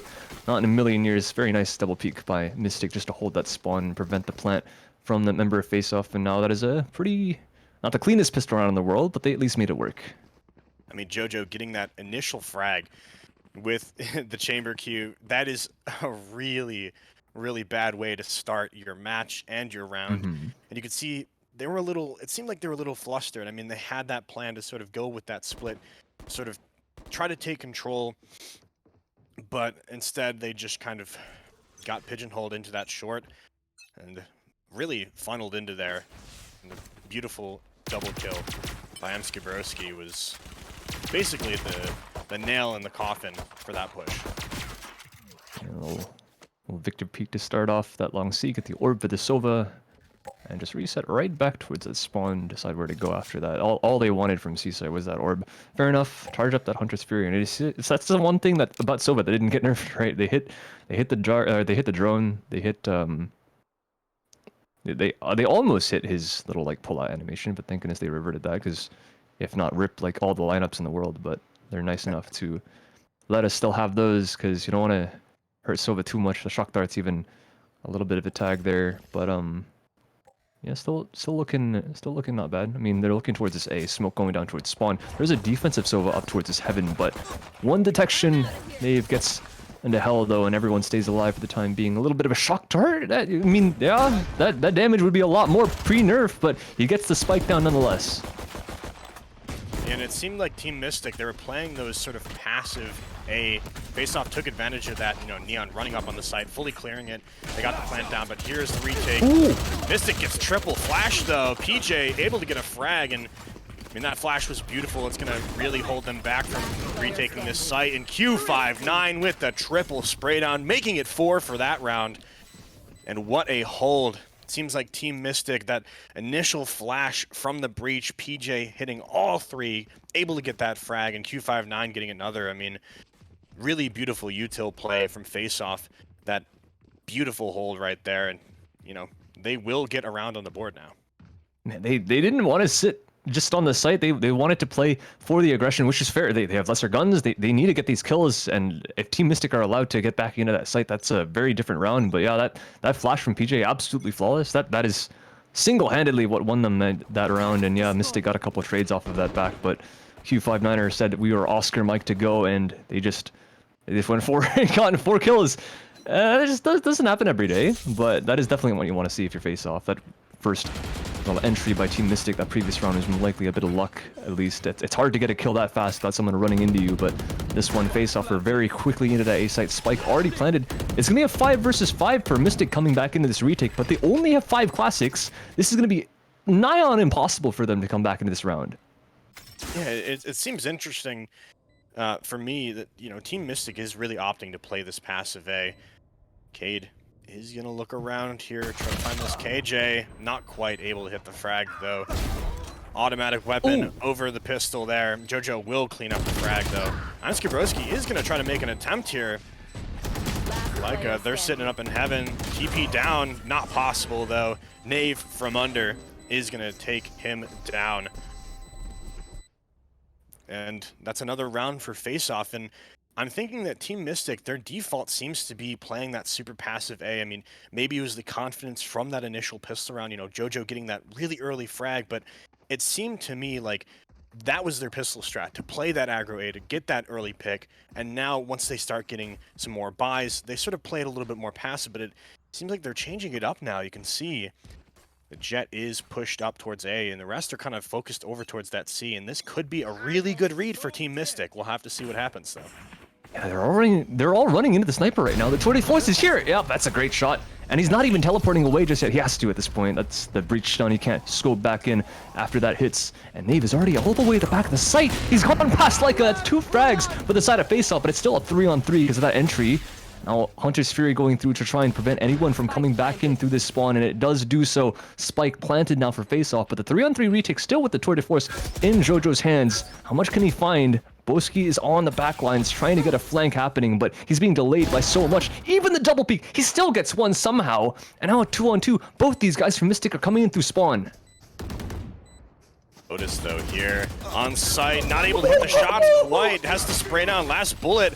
Has to switch to the classic and manages to make it work somehow. PJ did end up using the ulti, but I mean, they just did not know where Lotus was on that retake. They had the info on PJ, but they really just couldn't do anything about Lotus. They don't know where he is, and you know, the ability to sort of play anywhere, you have to check everything, and he managed to hit the frags. That's, you know, that's a double kill, even if it is sloppy. It took a while, but yeah, I mean, a kill is a kill, like Tarek says. A kill is a kill. Like, right, chat? A kill is a kill. Like, and it happened. He's at 4-2 right now. And their team is doing just fine. Boski is going to go straight in. Oh, no. What a shot by Lotus. And yeah, he makes up for his sins in the previous round. No worries. He can still hit his shots. And that was just a bit of an unlucky situation in the last one, I guess.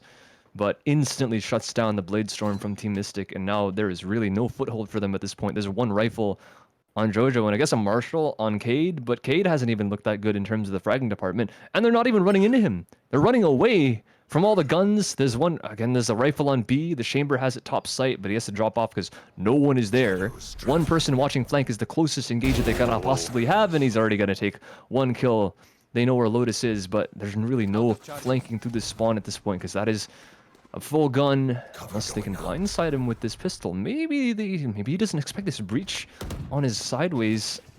they're getting this plant down, but that could be a chance down as soon as he gets this rifle, but maybe he gets checked. Flash going through. He might have another chance here, and he does. This could be winnable now for Face-Off. You see, I find it really interesting how Face-Off played that hold, though. They will try to make it. PJ, nice headshot, lasers Jojo. Last one standing is Cade with the Marshall. We're going to have to save this gun, or maybe just go for it. Try to get that cleanup frag. Will not hit the shot onto Neon. Looks for the next onto PJ, but you know, in these kind of situations, it's so hard to hit your shots, and Nave will finally clean it up. But the way that Face-Off was playing that hold, you know, having Lotus back in the spawn, and then, you know, not even just leaving that lurker alone, but also having that follow-up in the form of Swami and Q59. I mean, they were both basically in a line. Lotus went down, and sure, the rifle drops from Lotus, but Blueberry can't even pick it up because Swami's already there to try to get that return frag. I think that's really beautiful from Face-Off, and they sort of have that one person on site to secure that spawn rotation, to secure that garage rotation, and I like how they held that site. This could be a very fast play towards his long C now, and it is! Yeah, he's got it already won. That's the stuff that you want to see from this Breach Jet combo, and has 2 instant kills from the side of Mystic, 1 traded back in return from the Breach to his counterpart, but very nice start from Mystic compared to the previous rounds. Even hearing some more jump spots, Boski's going to stick around, and we want some more engages, but he's going to hear them jumping away as well, and this little awkward molly isn't going to really find anything. And now Boski's got timing. Catch is so unlucky. Jojo is still able to hold down, so it's still a man advantage for Mystic until that kill. No, he's still got it. Boski's still good on this one. 6 bullets might be all he needs. I think even that is some beautiful stuff from the defense of Mystic. Yeah, PJ, very little HP, and Boski is going to finish him off with the classic headshot. And Team Mystic, you know, changing up their pace of the game, and now they said, we're going to define the pace of the game. A really nice push from the Jet, you know, some quick kills, and really just able to abuse the Face-Off, having that overconfidence, pushing up a little bit too far, and maybe Face-Off has to slow it down, maybe reel themselves in a bit and say, hey, we don't know how these guys are going to play. We thought they were going to play passive. You know, they played passive for 4 rounds in a row, and we abused them, but now they're changing it up. Let's take a bit. Let's maybe get those early picks. We still have enough money for guns, and you know, this is that gun versus gun round that will define the pace of really the rest of this half. Once again, though, they are going for this really passive C setup. The Flash isn't going to hit anything. They actually get 1 kill, but notice 2 in return from Face-Off until Jojo finally trades it out again. But it's another 3-on-3 with the plant going down. I think the drone spotted out Swami here, but he's able to get out even after that. And now, what do Team Mystic even do to try and get back into this? There's a lockdown in place. There's another kill from Swami. Beautiful shot on Jojo as well. Lockdown does get counter-ulted by the Sova, but I mean, he's invested this at this point. They have to try and at least win this round. They can't have a save. Backside, they do get the kill. And now it's a 2-on-2. Both players from this attack on this long C. Smoke going down. He can stick at least half. And this is going to be at least halfway. Maybe going all the way. Oh, it's a bit awkward. Kill traded. Now they need to get this kill. A lot of pressure on this attacker to try and go for this at this point. And yeah, he's got it. He's going to peek as soon as he hears that first tap. Not even waiting for anything to happen. Nice stuff from Face-Off. And that one got close. Yeah, Cade, I think, tried to do a little too much in that last clutch, you know, switching the weapon and trying to tap that defuse, and really just able to peek on him, get the frag for that round secure. But, I mean, it was a good attempt. They were looking like they might do it. I mean, it was just that, you know, hopping off of that, resetting it back down to half, and not able to finish that on Cade's side. Early orb play by this Jet. No. Oh! All right, Nave. Yeah. Denied. He gets an orb, but not the way he wanted. And Blade's not going to be available for this round, maybe the next, but that is a very quick deletion of the defensive Jet by Face-Off. And now they're already looking to face off on this A site. Neon's probably just going to run right in after these flashes. First one goes through, and they actually go back. I don't know if they sense the presence right now from Team Mystic. Right at the top of short, gets tagged by it a little bit, but he can get on right out. It's all good.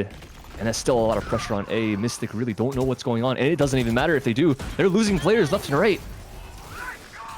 Nave will run to the back of sight, get the next frag onto Cade. Knows there's one up in heaven in the form of like a sitting up there right now. Nice frag onto Swami. Trying to get the second, but Q59 finishing them off with the Hunter's Fury. Blue Bear, last man standing. Tries to go around. Not able to get the wrap, the 180. They didn't have the bomb down though, and I mean, maybe in my mind, Blue Bear could have maybe played that a little slower. I mean, probably wanted to get up onto that side before the plant goes out, before they can really get dug into those positions. But that was a good flash, good frag, but just couldn't hit the 180 onto the next. Yeah, That I mean, going if to this be guy, 2-5. that is like the difference in milliseconds, right? If he hits a headshot, then it's a 1v1. Bomb's not planted, like you mentioned. And there is an opportunity, but this game is a game of inches, and when you find that inch, you're gonna take a mile if you're face off. 6-2 now. And Boski's gonna walk down this mid, but the turret's actually gonna stop spawning him. I'm not sure if they're gonna know about his presence right now for face off, but he's got the Blade Storm. He can make a lot of stuff happening. Swarming is the only one that's even available for this challenge at this point, so he's just gonna be lurking here, watching the flank, waiting for anyone to come out of garage or maybe B. Spots the garage player, and he just takes his head off. Yeah, that is unfortunate for Bear. Boski is just trying to get a little bait, but the fact that Bear dies really makes this bit of a compromised position, especially as A site's already been taken. Yeah, he's got the kill on the single lurk, but what else can they find? Rifle picked up, and that's pretty much all they have going for them in this round. Yeah, that definitely did not work out how Mystic was planning. Trying to get that bait, trying to get that jet forward, and they ended up losing a member because of it. Jojo is going to be storming back onto this site. Will get the Q up. Not finding anything off this right now. They'll get one. Ooh. We'll trade out, though. Leica, they're still in this. Lotus is going to try to get that wrap. Trying to peek that short. Knows exactly where they are. And that is going to be a team ace on the side of face-off now with the huge advantage. 5 rounds ahead of Team Mystic and really looking dominant in this half. No wonder they picked the attack side because they are delivering on it. Yeah, for sure. Like the one round, I guess they've lost 2. That was a really good set piece by Mystic to run down that long C and be able to take that just by force. But I honestly want to see more of that because with their setup right now, with the Breach, with the Omen, with the Paranoia, they have a Sova for info, and they have a Jet that's able to work off of that. You can leave Jojo on the site and just go for some set pieces, and honestly, I think that's really what they need. The fact that they've been playing so passively across pretty much 90% of this game, it really doesn't prove too well for them. Like that, he's sitting on the site, but Knave just doesn't care. He runs right in, gets the frag instantly, and he's already back C. He's got teammates to help him out, and finally is there frag across the entire map, but that's the lurk.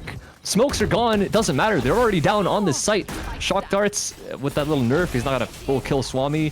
And he lives, I think even pre-nerf, yeah, this guy actually dies there, but no, that lockdown's going to be in place. It's going to be a lot of time delay for the side of face-off against Mystic, and even the drone coming back in. They can't actually execute on the drone. They've completely wasted it. No information gained. Swami is still on the site, dodges a flash, and this is so much time being bought right now for the attack. Yeah, and they're going to be focusing on getting that frag onto Swami. Swami might even get one. He's going to hop over the box. Hasn't spotted out Blueberry yet. They haven't spotted him out either. They're going to not even see him yet, and Swami taking advantage of it with a double kill, and that secures the round for face-off. There is no way that they win this, and Swami just able to play that little corner. They don't check it. I mean, just doing whatever he wants on that side, I suppose, and secures the round for face-off because of it. And Mystic, I mean, this is still so many rounds in a row for face-off. They're going to have to take this pause. They're going to have to try to get as much value as they can out of the rest of this half, because they are looking really, really, their defensive side is not looking too good right now. No, they've got to sit in timeout for a second and have some communications on what the heck needs to happen. This is going to be rough. Like they don't even have money right now. There's an op for Boski, and Jojo has actually bought up a Phantom. I'd be surprised if he didn't give that over to a teammate, because no one else really has money to buy. 3,700 on Leica, 3,400 on Blue Bear, and Jojo has a Tour de Force ready, which is why I'm saying that he's probably going to throw it over. Cade already has bought up a Bulldog, so they're probably going to force. It's round 10. It's round 10. There's only 2 more rounds of the half, so you lose this one, you save one, at least you have a chance for the final round. But I don't even I don't know. No, no, I think I've done the math wrong. I don't even think they have another chance. I think they just have to win it, or else it's going to be a big problem. But yeah, he's tossed the Phantom over to Blueberry, and now he's probably going to pull the Toy de Force out. Leica is one off a TP. That's not even a very impactful ultimate. This is not looked very optimistic.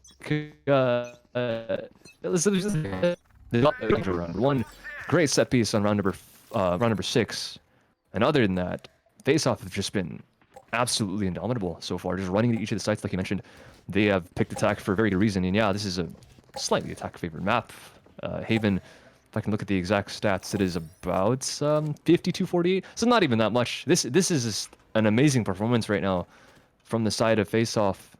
And they don't look to be slowing down. I say that, and they slow down this round. They're looking at this B, which hasn't really been hit at all this half of the map. But there goes the Neon. He's already inside. Tour de Force misses. Oh, that's an opportunity that you really have to capitalize on. That's a freebie right there if I've ever seen one. Plant going down. No kills happening on either side. It's going to be a 5 versus 5 retake for Mystic. If there's any round to do it in, it is definitely this one. They have all the util to work with. Yeah, and B is one of those sites that can be sort of easy to hit all at once, especially in these 5v5 scenarios.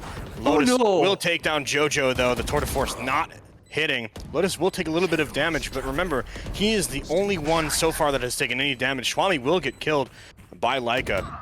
And Leica and Bluebear going to be trying to retake this from the mid. Nice way to hold them off. Time is ticking down. Just going to try to tap this. The smoke comes out, though.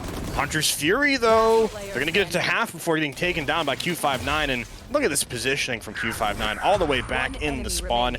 Knows that he has the Hunter's Fury ready. And face-off, I mean, you can see their holds are kind of unconventional. They're not really holding those angles. You know, they're not really playing that typical way where, you know, when Team Mystic tries to make that retake, they can sort of procedurally check the corners, take out, you know, take trades.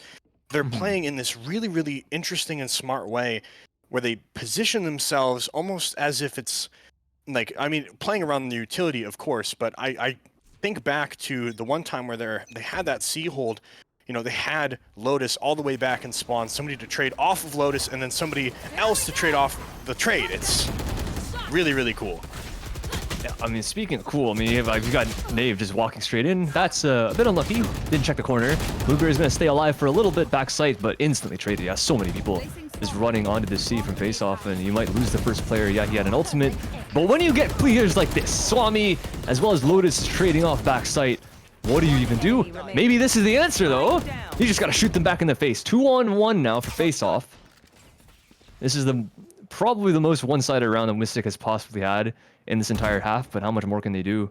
Q59, I mean, we know how capable this guy is. 9 seconds for a recon. Don't think he's going to end up waiting for it, though. He's just walking straight in.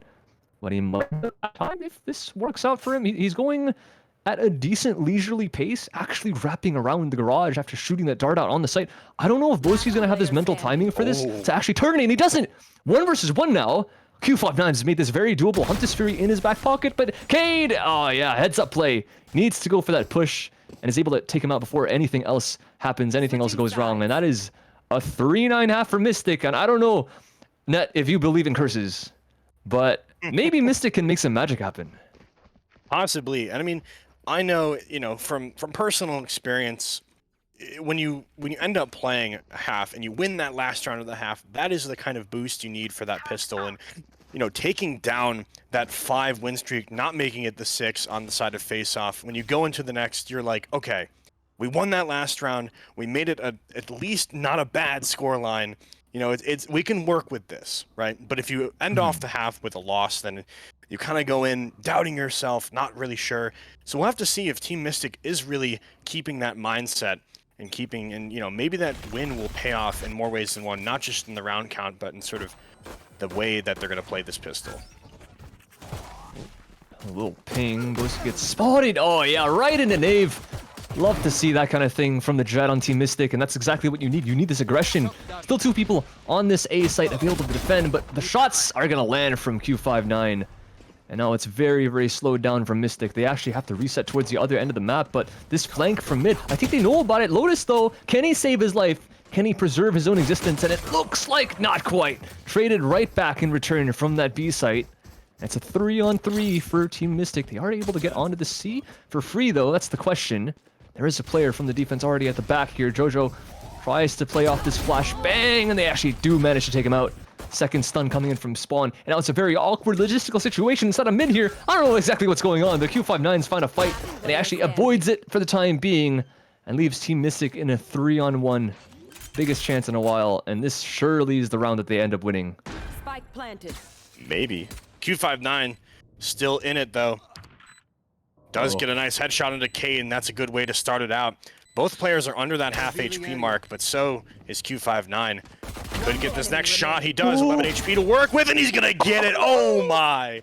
Q59 with the 4K, the second 4K of this match, and he's going to clutch it up 1v3.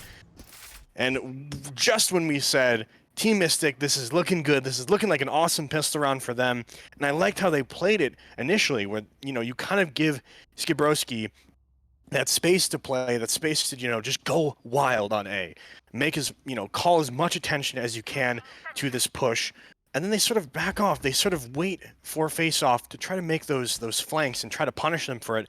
Maybe they weren't super ready for it. Obviously, it was a bit sloppy on the side of Team Mystic, but, you know, once they were able to kind of get a couple trades off in the mid, just taking that C, but what a beautiful, beautiful round right there for the Sova of face-off.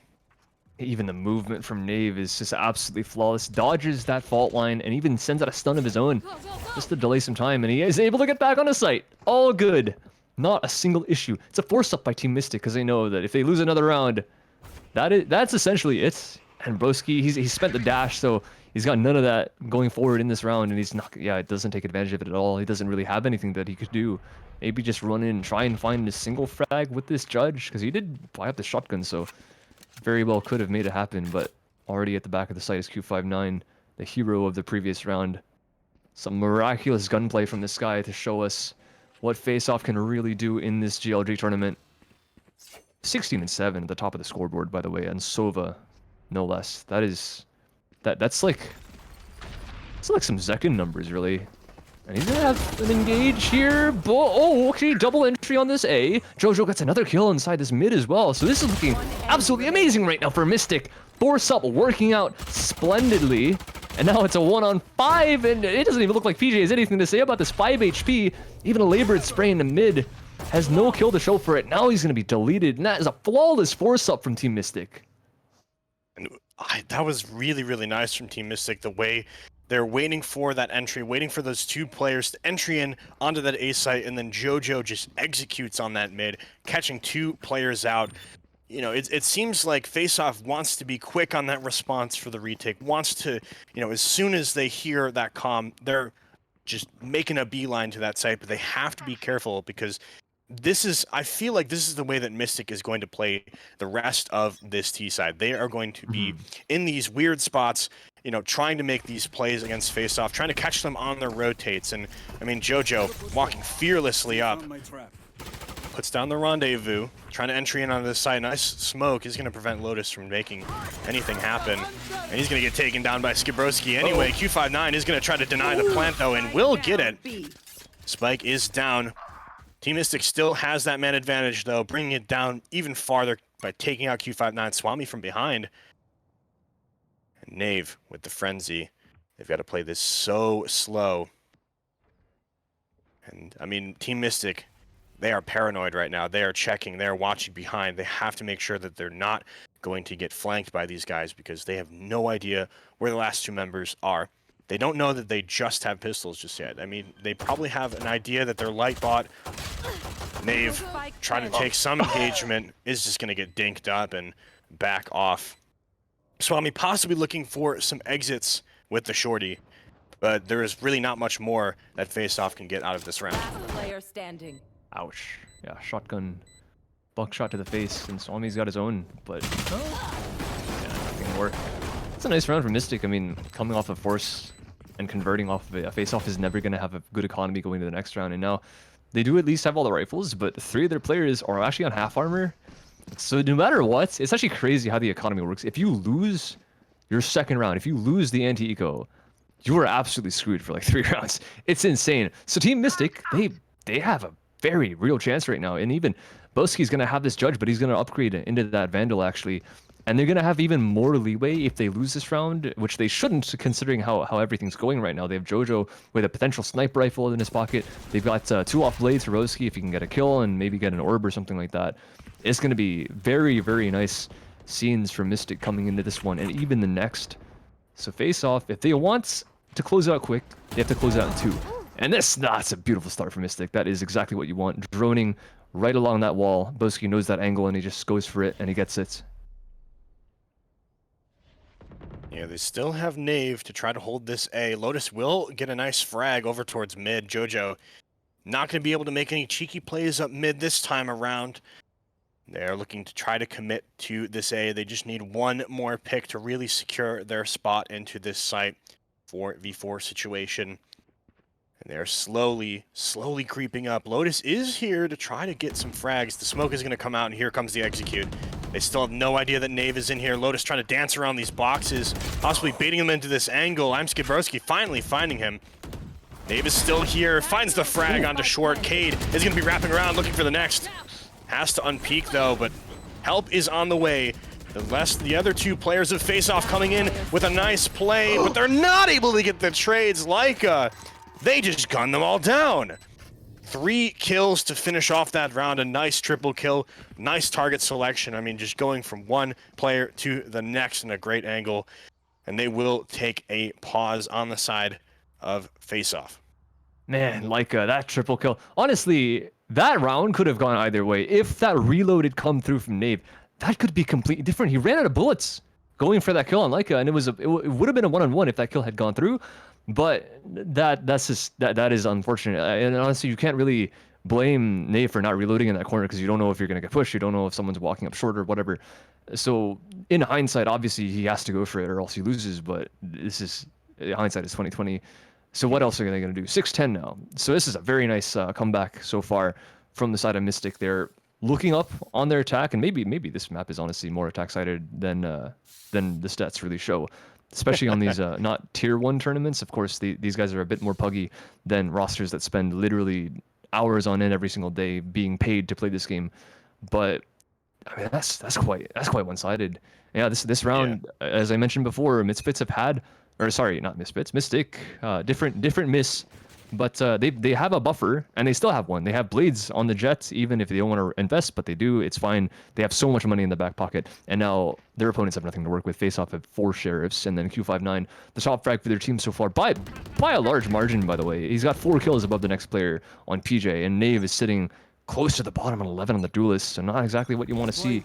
But so far the best player on the team with this mini sniper rifle makes it work though. Okay, that's another one on PJ's hands that I didn't notice he bought up, but that is an instant pick from the defensive side onto one of the better players on Team Mystic, and that's another kill as well. This could be a problem. PJ gets another. What is happening in this round? This is a Marshall round. Marshall round is coming in.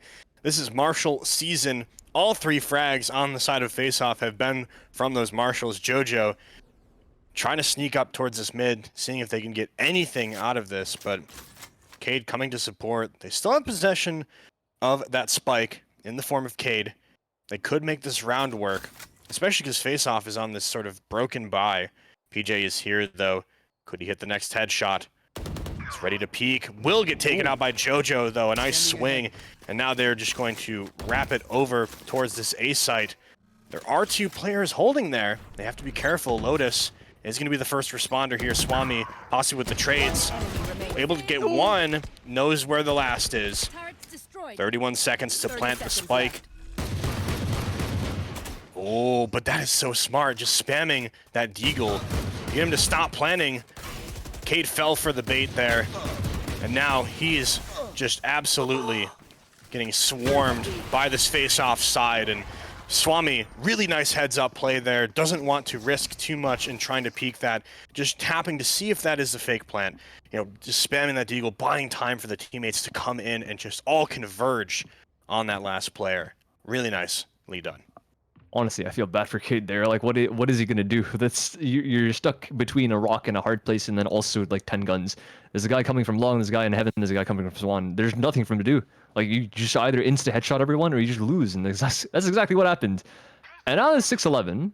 That round in no way should have gone face-off's fashion. That's some ridiculous gunplay from both the top players on this team. And now another aggression. Nave goes 1 for 1. A bit of a questionable play there, but I mean, I can see what they're going for, and I like it. It's unfortunate that he gets traded off, but still good enough to get a single kill. Mystic should have enough to work off of, since it is a 4v4 on the attack side of Haven. But they're going fairly fast into the C, leaving nothing to question, and that double shock is not going to land any damage on Jojo. Nice plant spot there, going for that long C plant, and he's actually sticking around on this side as well. Face off, don't know if they're going to read this. I mean, they did make the mistake of, Mystic did make the mistake of not checking this quarter before, but we'll see what happens this time as they end up playing it. Tour de force out, snipe, and he gets all the way out of that site. Really cleanly played there, and possibly, I mean, it looks like they were really ready for this defender killjoy, because they have positioned the bomb for that long play, and they are completely ready for this. I don't think they can even defuse this. I mean, there's too much fire. There's too much util still left on the side of Team Mystic, and that is going to be the round for them. Q59 says, I'm not going out with at least 1 frag, and he will get Blue Bear. But, you know, it's really interesting to see the Neon, because, you know, it's not technically inting if you actually get a kill. I mean, just running straight down long, getting that frag early on, but, you know, getting traded out instantly. I mean, I think if that was a double kill to start it off, then I think that round goes very differently. Yeah, for sure. But, and now they're on quite the broken buy here. Q59 does have a little bit more to work with, but wants to stay about the same pace with the teammates. And Team Mystic, this could be that free round. Try to get some more momentum. I mean, they've had this, you know, breakneck pace for the entire half. Faceoff kind of wants to put a stop to that, but are they going to be able to do it with this really cheap buy? And there's a very strong look towards this C site where Swami is cheating towards, away from the garage. And there's a gap in the smoke. This could be a free kill. Right there. Baron knows there's a gun around the corner. I think he spotted the barrel of the Judge. I don't know if he's aware of what gun he spotted, but I mean, his face-off is sending another player to the back of the site, and that's an unfortunate whiff. He's hit that shot before, so don't blame him for going for it again, but yeah, trying for some heroics. Not going to work out for the time being. A lot of damage onto the Omen. So he did actually hit a shot, but not quite high enough to get the instant kill. So now Mystic is going to rotate right back towards that A, sending a lot of attention towards C, even getting a kill there, so putting pressure on Faceoff to maybe send a player, but somehow Faceoff have the sixth sense and are reading this A play, and now these footsteps are heard. The Omen is calling everyone over, and this could again be a bit scary for Mystic if something magical can be done by Lotus here. Not quite though, because I mean, Lotus, the position was revealed by that sort of late player. I mean, it was really, really smart of Team Mystic to, you know, have everybody rush onto this site, but still leave that straggler back and able to spot out Lotus, and whatever cheeky play that Faceoff wanted to do with Lotus, you know, possibly opening up that site for the rest of the teammates is not able to be done. Nave will get the frag though. PJ with another. Now it is a 1v3, but there's not enough time to try to make this happen. And we'll get taken down by Cade. And that is another round on the board for Team Mystic, slowly approaching the scoreline of Faceoff. And they are crawling back. It's pretty steady too. It's they lost the pistol and then they won the anti-eco. And then 2 rounds, they lost 1. They've so far won 2. If the trend continues, they're going to win this one as well. 3 half armors on the side of Faceoff.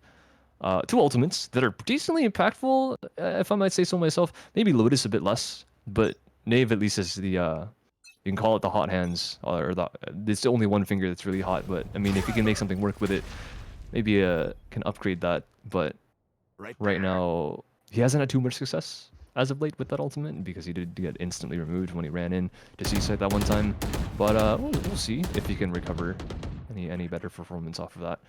But right now, it's going to be a very strong C look again. Spike in spawn still, so Nice default from Mystic.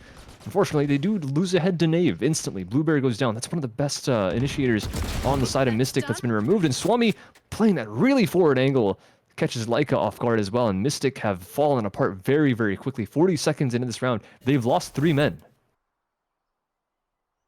They have, and just not checking that corner, not being prepared for that forward angle. And Swami's, backing up again. One enemy They will get a push though. Skabrowski, nothing out of that. Cade will get spotted out by Knave. Will need to just run away. They're gonna try to sniff him out here. Possibly just looking to maintain those guns. Not really enough time to run over that site, especially in a 1v5 scenario. There's too much to deal with in this case, and they kind of figured not enough time to go to A at this point. We have C on lockdown and spotted out on B. By process of elimination, Cade is now getting hunted down by this entire face-off team. 10 seconds left. He's just going to try and run for a kill, probably. Nice shot on the PJ, but 1-on-4, it is impossible for an round win at this point, mathematically and literally. And it goes down through the wall. What a shot from Swami. That round isn't even like amazing. It's not even like, it's impressive, but it's not like flashy or anything. Everyone just dies one at a time from Mystic as his face off, holding really good fundamental angles, and Mystic just not being ready for them. That is a very simplistic round. And this is now map point. 12-8, and remember, this is GLG, it's best of ones, so no chance for a comeback if Mystic lose this.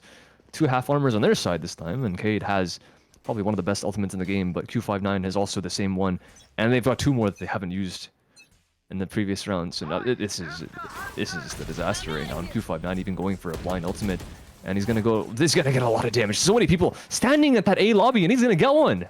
That is a very good start, and surely this is looking great for Face Off to close this right now. Absolutely. I mean, that initial pick, they are trying to clear off this site here. They have the bomb down now. It is 4v5.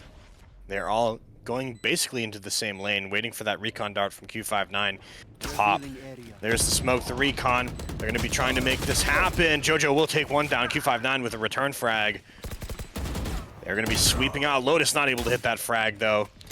And it is looking really hard, but they will make that happen.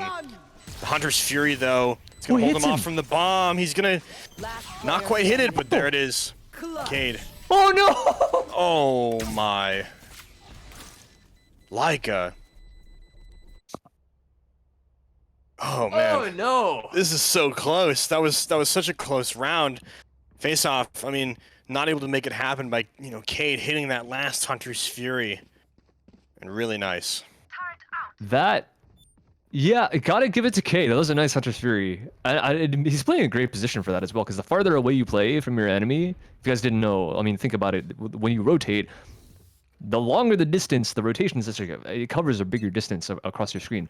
So, great. I don't know if he was conscious of that, but whatever the case was great.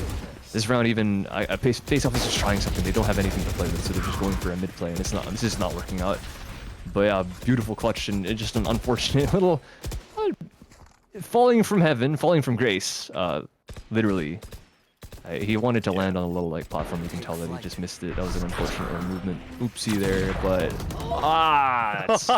another chance missed. Tries to make it happen, Swami with the push, but there are 2 players there.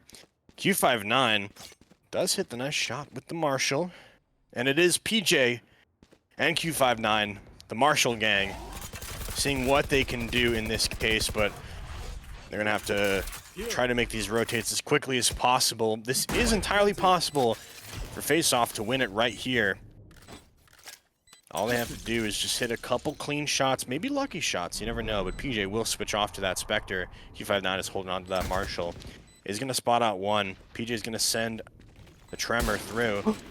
Does light up Leica just a little bit. The recon dart is there, and the shock dart as well.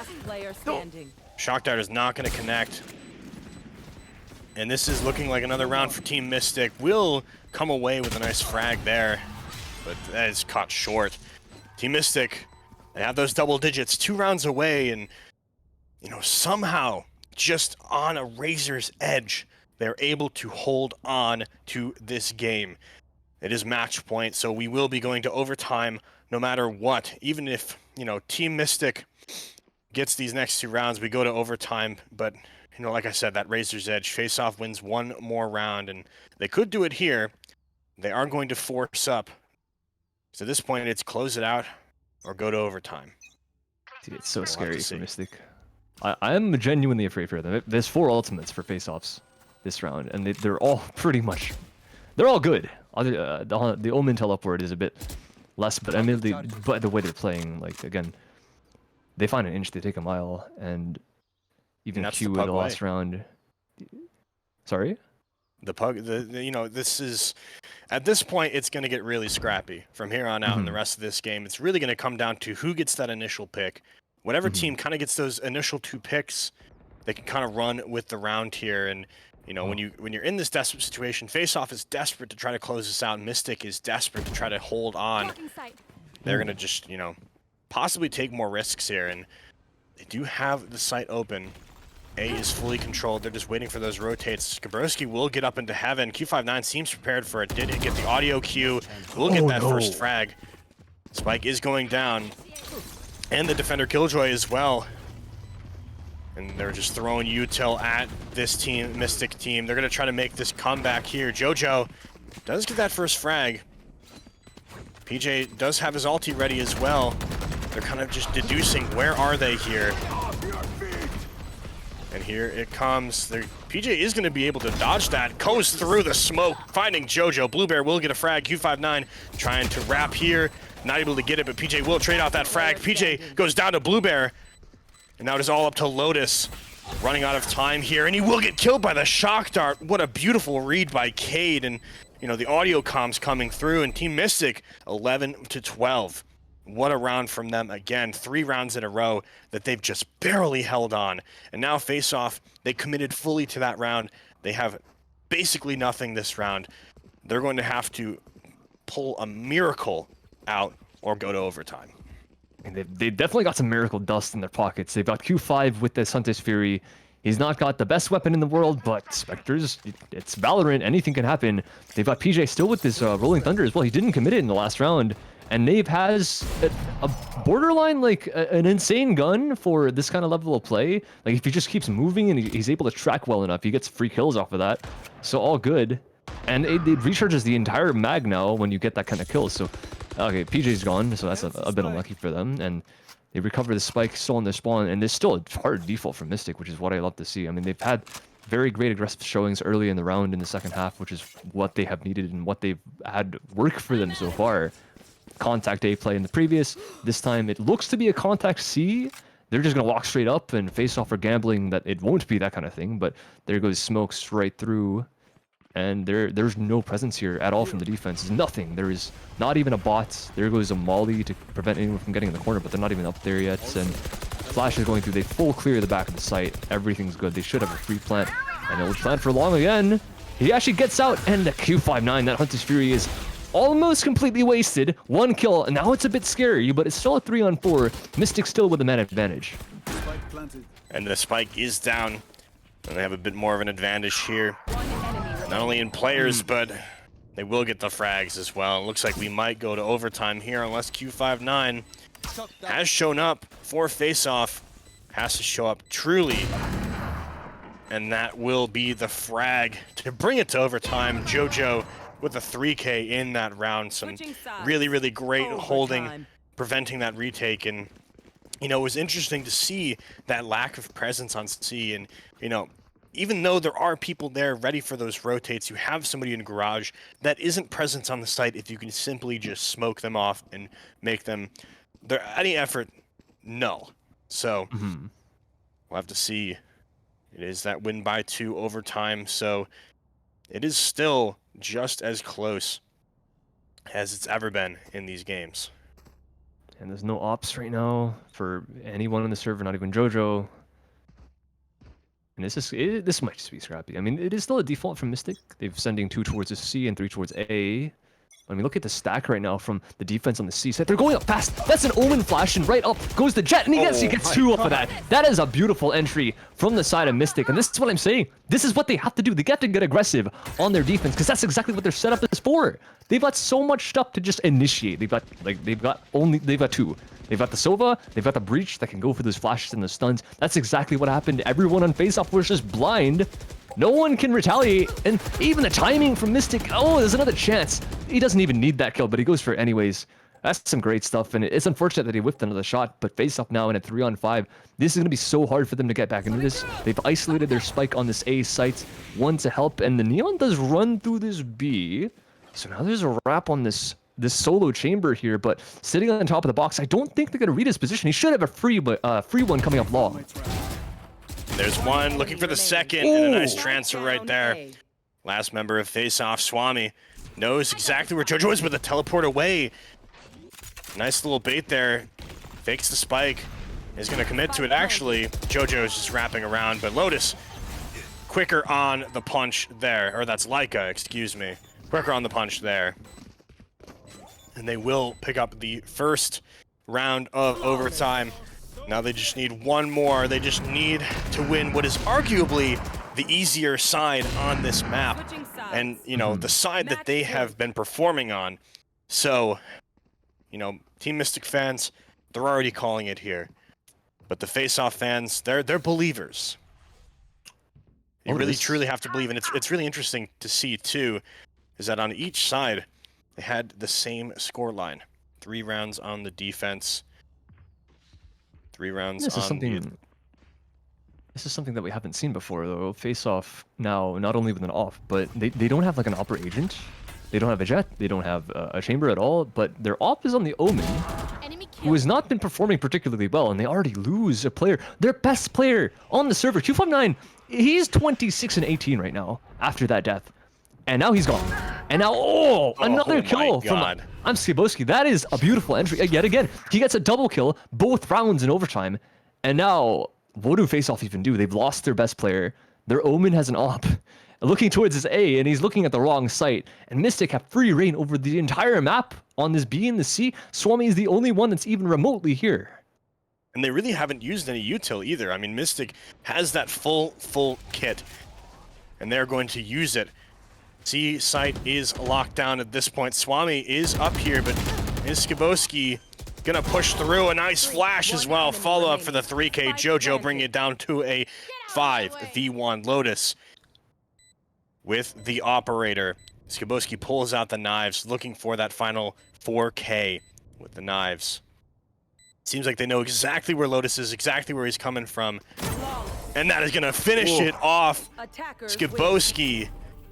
A flawless round from Team Mystic to finish it off, and you know, it was just sort of that stroke of luck there to have Team Mystic, you know, get that final winning round on the side that they were just a lot stronger on, and it's really beautiful to see that comeback, you know, starting off so rough on their defense and then just bringing it all the way back.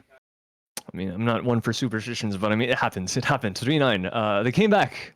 And honestly, all it really took was them figuring some stuff out on their defense, because that's the linchpin, right? Both teams won, like you mentioned, net 3 rounds on their defense. That is a very, very weak defense. Yeah, it might be Haven, but even still, 3 out of 12 is kind of a rough half.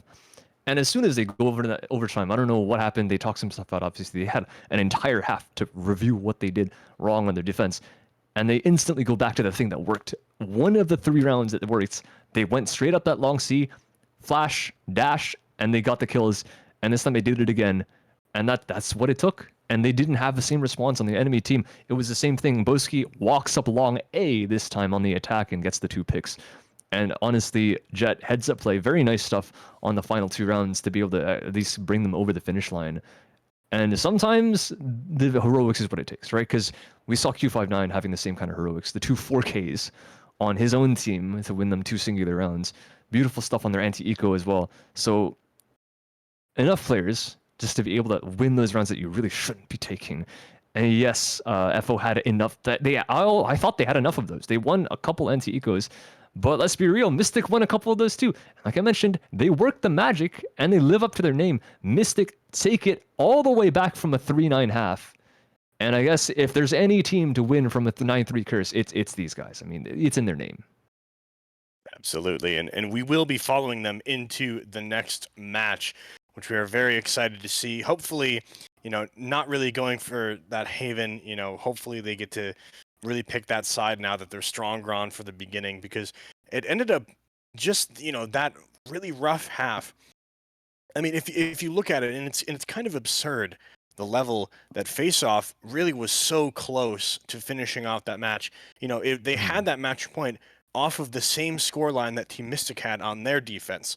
So, it was just that in a best of one, especially, and, on a map like that, and, in a tournament like this, when you win that first half by a landslide, it can just become so close. But at the same time, Team Mystic held on.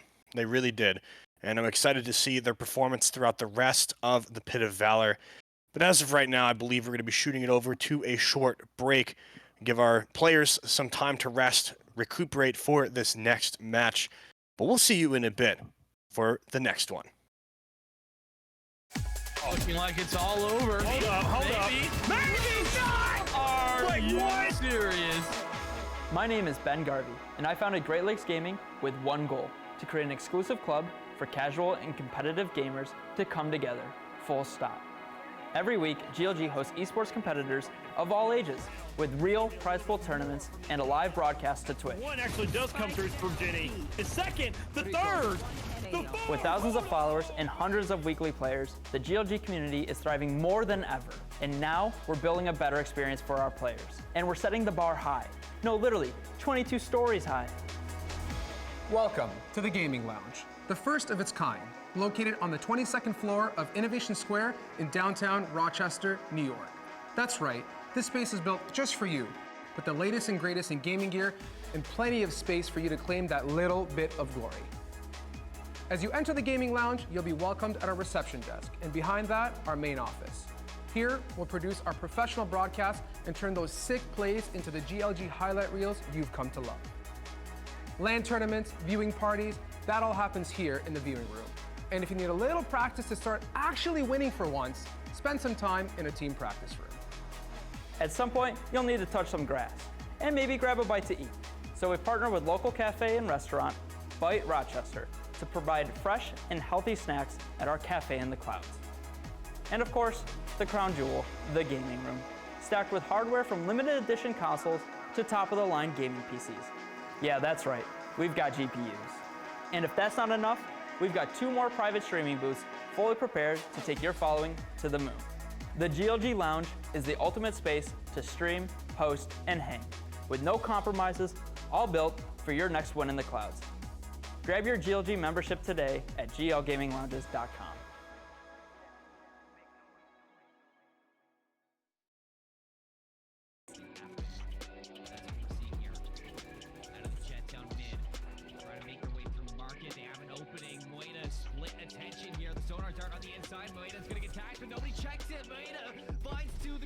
Hold him still. The third one.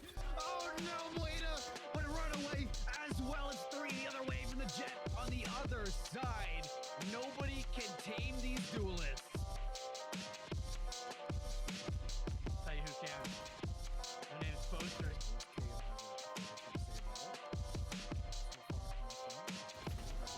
Crosshair and aim practice at this point. Second, no. Pigeon through market. Curry is in trouble. Pandez realizing they both fall to sight. CJB for the 1. Blade Storm. Juicy. Pandez for the 1. Dismiss. Oh! Oh! Beautiful. Look at the repeat. The greedy repeat, Garrett. Oh. It's not, but honestly, I don't think it matters. No way. Aurora makes it happen. There was so little time left. I don't know if we have a replay of that, but I mean, there might have been just a few seconds on the clock when the final frag came through, but man, this shot from Habib, I'm surprised that we didn't see anything. Let's see, what is it? Yeah, literally 2.5 seconds left, and Aura gets those frags. It was kill or nothing. Kill or lose the... Throwing that down before before the tick came through for the spike. It was weird timing at that, but I mean, Aru was able to get some damage through. But right now, it's Aru against the world, able to get one here. If they are able to clutch this out, this is going to be huge. We just have to wait and see ZK waiting around the corner on the shore. Trying! Oh, and that was looking really close for Aru. Aru might have just been able, but now we're going to be 12 to 7 here. Matchup. Spotted. Things to be here. Holding these shoulders, we can play hand in hand. Frosty just rotating with Saker right now. It's a dance. It's right around the Rosie, and ZK's been leading the whole time. They were doing a bit of a tango there. Oh my goodness. It was ultimately a dance of death, though, at least for side of MMG. Has betrayed take the victory. And victory lap. As they would probably like, but God, never mind as a double Galat comes out from one op shot. Beautifully played, as it is already a 4 versus 1 on the side of MMG. Mike Planet. That's what we're seeing here. Out of the jet down mid. Trying to make their way through market. They have an opening. Moeda split attention here. The sonar dart on the inside. Moeda's gonna get tagged, but nobody checks it. Moeda finds 2. The gravity well folds him still. A third one. Oh no, Moeda. But a runaway as well. It's 3 the other way from the jet on the other side. Nobody can tame these duelists. Tell you who can. Their name's posters.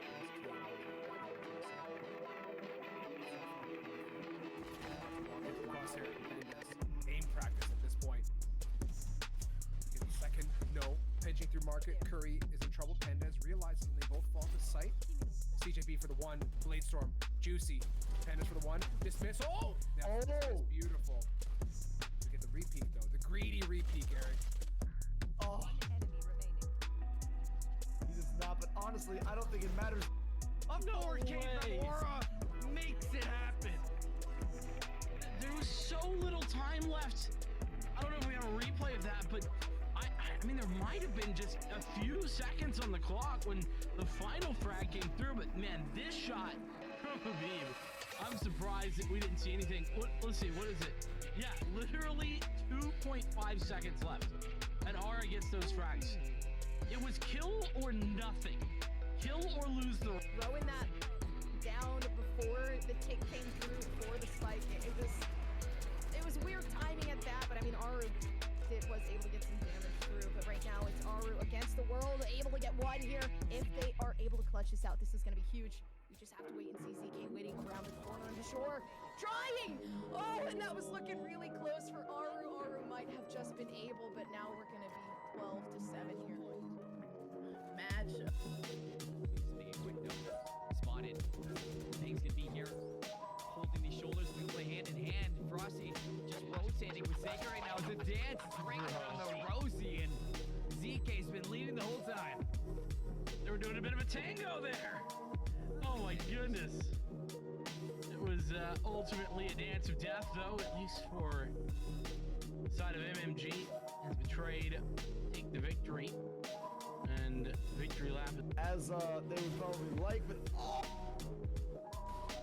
God, never mind as a double Galat comes out from one op shot. Beautifully played, as it is already a 4 versus 1 on the side of MMG. Mike Planet. That's what we're seeing here. Out of the jet down mid. Trying to make their way through market. They have an opening. Moeda split attention here. The sonar dart on the inside. Moeda's gonna get tagged, but nobody checks it. Moeda finds 2. The gravity well folds him still. A third one. Oh no, Moeda. But a runaway as well. It's 3 the other way from the jet on the other side. Nobody can tame these duelists. Tell you who can. Their name's posters. This KO has anything or 2 to say about it. So far, nothing. Let's walk into the crosshair. Pandas, aim practice at this point. Get the second, no. Pinching through market, Curry is in trouble. Pandas realizing they both fall to sight. CJB for the 1, Bladestorm, Juicy. Pandas for the 1, dismiss. Oh! That's beautiful. We get the repeat, though. The greedy repeat, Eric. honestly, I don't think it matters. Up nowhere came from Aura. Makes it happen. There was so little time left. I don't know if we have a replay of that, but I mean, there might have been just a few seconds on the clock when the final frag came through, but man, this shot from Habib, I'm surprised that we didn't see anything. Let's see, what is it? Yeah, literally 2.5 seconds left, and Aura gets those frags. It was kill or nothing. Kill or lose the... Throwing that down before the tick came through for the spike. It was weird timing at that, but I mean, Aru was able to get some damage through, but right now it's Aru against the world, able to get one here if they are able to... Team Mystic able to cast a spell on their opponents as they come back from a 3-9 deficit to take it all the way to a 14-12, winning in single overtime. What a great showing from them against their opponents at face-off. But this time, I've got Net here right beside me, and we're going to follow these guys as they go up against their next opponents. And they're getting close to the grand finals, Net. These guys are one game away. They need to win this one, and they have a chance at the grand prize. But for the time being, it will be them against their opponents of, if I'm correct, it's going to be Black Lotus. Black Lotus. Let's see if they can bring it against Team Mystic. They had a chance to see how Team Mystic played in the previous match on stream. We will be going to a different map. This time around, we will be going to Breeze. So, Black Lotus, I haven't actually seen them play just yet, but based on that Team Mystic performance, they are really gassed up from that previous match. That comeback, you know, just going all the way with it. All the way to overtime and winning 2 in a row, especially, you know, no double overtimes for Team Mystic. It is just one needed to bring it to that W. But yeah, so Breeze, the map that everybody loves because it's almost summertime. You know, it's nice and springy out. I mean, it was snowing here in Rochester earlier today. Yes, it is really just that upstate New York weather that hits so good that we love it. You know, it's 80 one day and then it snows the next. But with Breeze, we can keep it really nice and summery. So going into this next map, Black Lotus, have you seen them play before, Anton? Because personally, I have not. No, but I will say, I mean, they're probably able to work some magic too. I mean, it is the most expensive card in the entire game, and they're able to probably, they can tap it and they gives 3 free magic to anyone. And these guys, they're going to need it if they want to take down Mystic, because we saw what they did in the previous one. That's, like, they lost 3 rounds in the second half. They come back and they instantly solve all their problems. They had a considerable amount of problems on their defense, Team Mystic. And then all of a sudden, they're like, never mind, we just know what to do all along. And for whatever reason, they come back and they win 2 in a row and they just take it very, very convincingly. And now on to Breeze. Yeah, different style of map, but their Asian pool, honestly, I'm not even close to worried about them. They had they had the Sova, they had the 2 duelists with the chamber in addition, so you could kind of count them as a duelist, but that's really all you need going into this map. And then you have your flex. You could have an Omen or like a Sky or something like that. Usually you see teams picking a Viper for your smoker. But we are going to get right into this game, and we're going to see exactly what we're going to get. And I'm looking really for Jojo. Cade, you're not quite allowed. He was hovering that little the new agent fade, but not quite. Maybe next week or something like that. But yeah, I'm looking for Jojo on the chamber. I'm looking for Boski on the jet. If these two can pop off like they did in the previous map, almost dropping 30 apiece, by the way. I'm not even close to worried about them. These guys have got it on lock, but we see Endline as well as Lee on the opposing team with those mirror agents. So, if I'm correct, it's actually going to be a mirror comp very quickly locked in by both these teams. This is going to be quite interesting because both these teams are in the semifinals. So once again, they're here for a reason. Like I said in the previous matchup, yeah, it might have been one-sided in the first half, but if it turns right back around in the second, definitely both these teams are proving what the heck they're here for. And they're not going to go down without a fight. It's going to be a mirror comp right now. Yeah, and hopefully, you know, Black Lotus can really just tap and give them those, you know, first 3 free rounds. You know, like the card equivalent. Hopefully they can win that pistol off. They are starting off on that attack. We'll have to see what their pacing is like. And I mean, Team Mystic on their defense, they like to go between that sort of super aggro style and sort more passive reserve style. But it seems like whenever they play that super hyper aggro defense where they have like Skiboski push up, you know, Jojo push up, try to get those early cheap frags, that's when they win their rounds really convincingly. That's when, it's barely even a fight in those pistols. And I mean, we'll have to see what their plan is going into here. Maybe they'll take some time to play passives, sort of feel out how Black Lotus likes to play on this attacking side, see what their habits are, etc. But, pistol ends up being so different from the rest of the rounds, so it is all up in the air as of right now. We're being taken already by Rift on Black Lotus' side, charging up that null command. Very comments on their team other than the Sova, but it's both the initiators that really are doing a lot of work to people on the side. So Black Lotus straight on the A site. They've actually managed to get on right behind the pyramids. Plant going down behind the first one. Taking some shots, looking for some damage, but no one's really going to take very much. Flank spotted now from the member on Black Lotus as well through the tube, but it's going to be a 5-on-5 retake. Leica on for the first engage, takes some damage, a lot of damage even. That's a body shot by that Sheriff, and all of the flank being shut down as well. That is some great stuff. Gunplay all over from Black Lotus, leaving only 2 alive from Mystic at this point. Jojo is one of them, following up on a kill. Second headshot, all right. Hold on a second, but no, he gets shut down. A 1-on-1 left in the hands of Cade, but all the way at the back of this A cave is Lee with this scoped weapon. He has a lot of chance to win this round, and now, oh my god, wait, he goes for the TP. I can't believe he went another, and that gives Cade the win. Cade was just sticking it there, couldn't get an angle, so the only way to really kind of get off that that defuse, I suppose, force Cade off that defuse was to TP right in front of him, possibly jump scare him, maybe make him jump out of his chair, release the E key or whatever, but... or the... Oh my gosh. Lee, I want to say that that's a misplay, but I don't think it was really a mechanical misplay. Maybe he just tried to predict that Cade was, backing off, maybe trying to get a different angle, and... Who knows? But Team Mystic will take the first round, the pistol, with much of it. It was quite a fight in the beginning there. Trades going back and forth, but we'll have to see how this round goes. Careful there, Jojo. Tag, very nice damage onto Natesy there.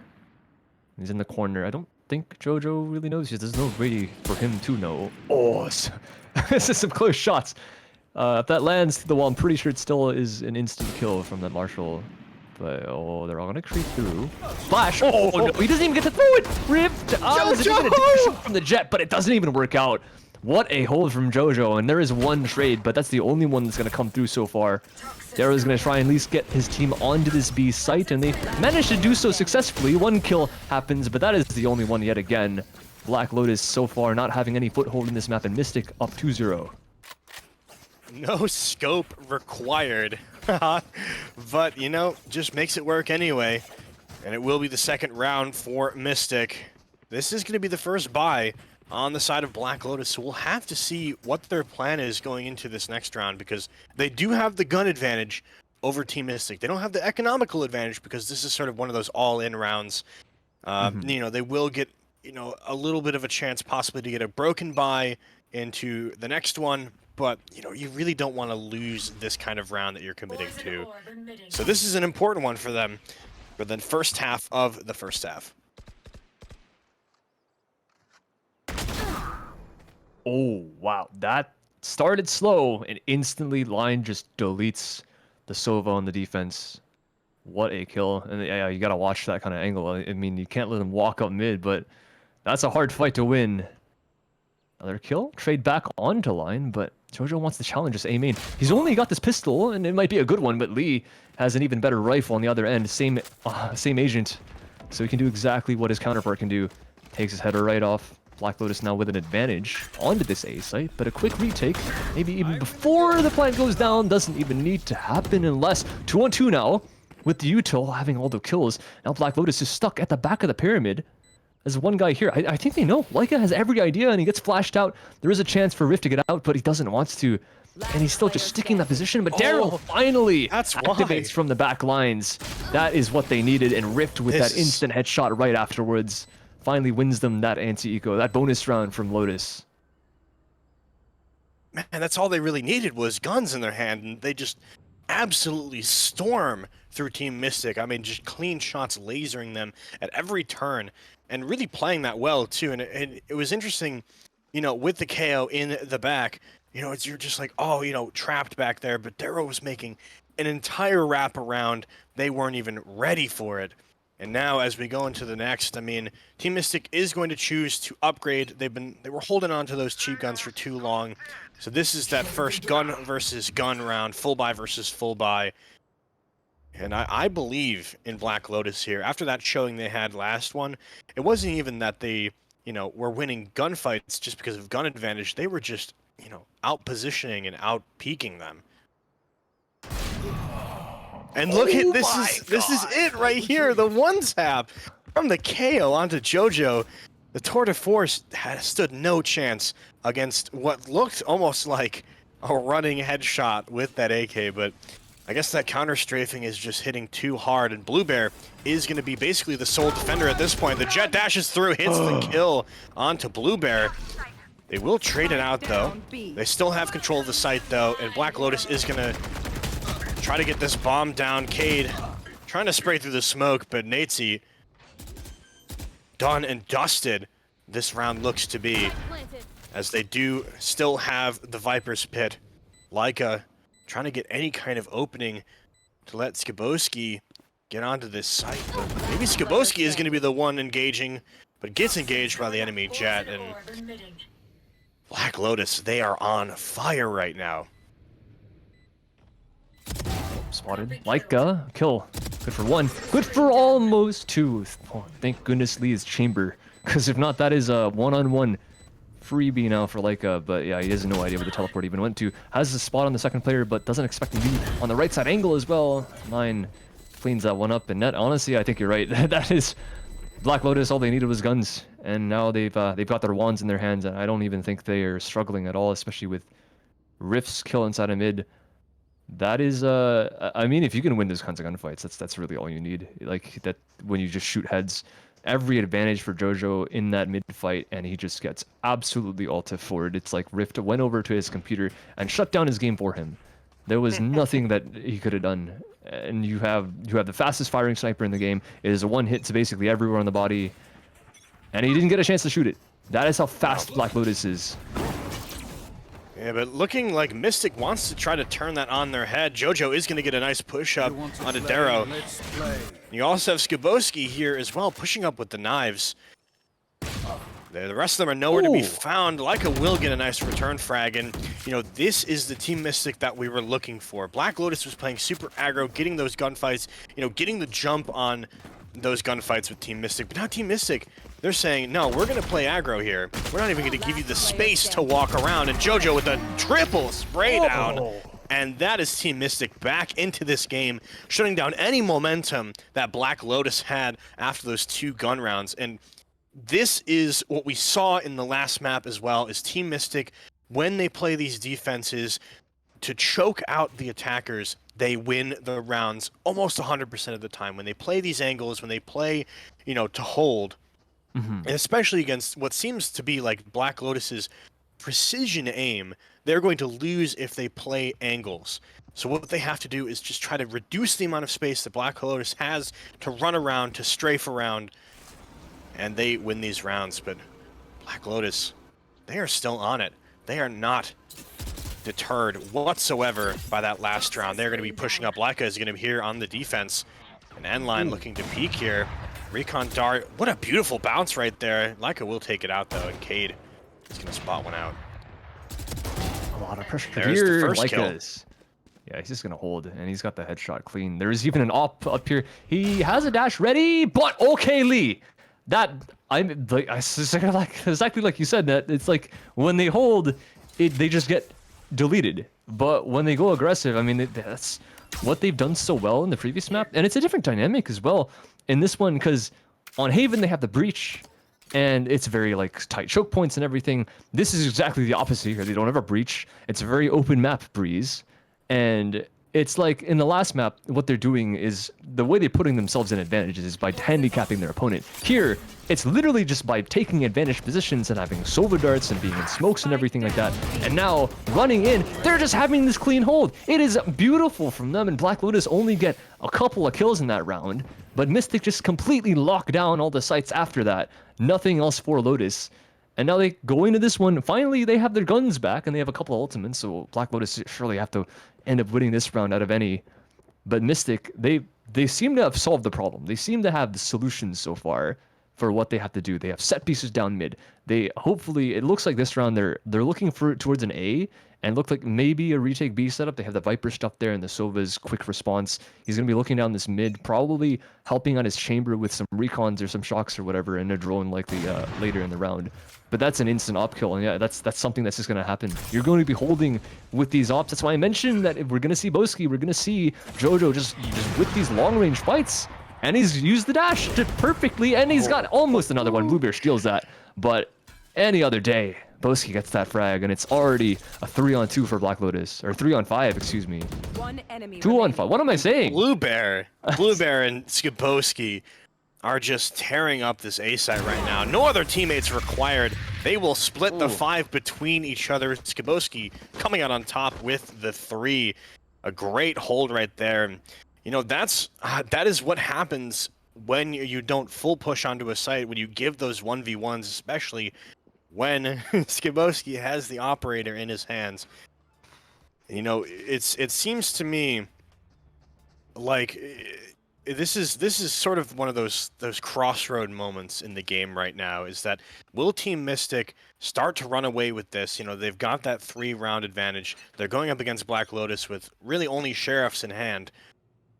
Is Black Lotus, is this going to be the rest of the half? Are they going to keep those 2 rounds? Are they going to collect some more, maybe with some, you know, after this eco, they get to buy up again? This is an interesting position right now that both these teams are in. Oh, wow. I thought that might have been a chance for the Breach there to get a kill, but in fact, Lee behind him actually ties to the off. So that's a bit unlucky. Dash ready. Darrow. He's going to take that. Yeah, of course.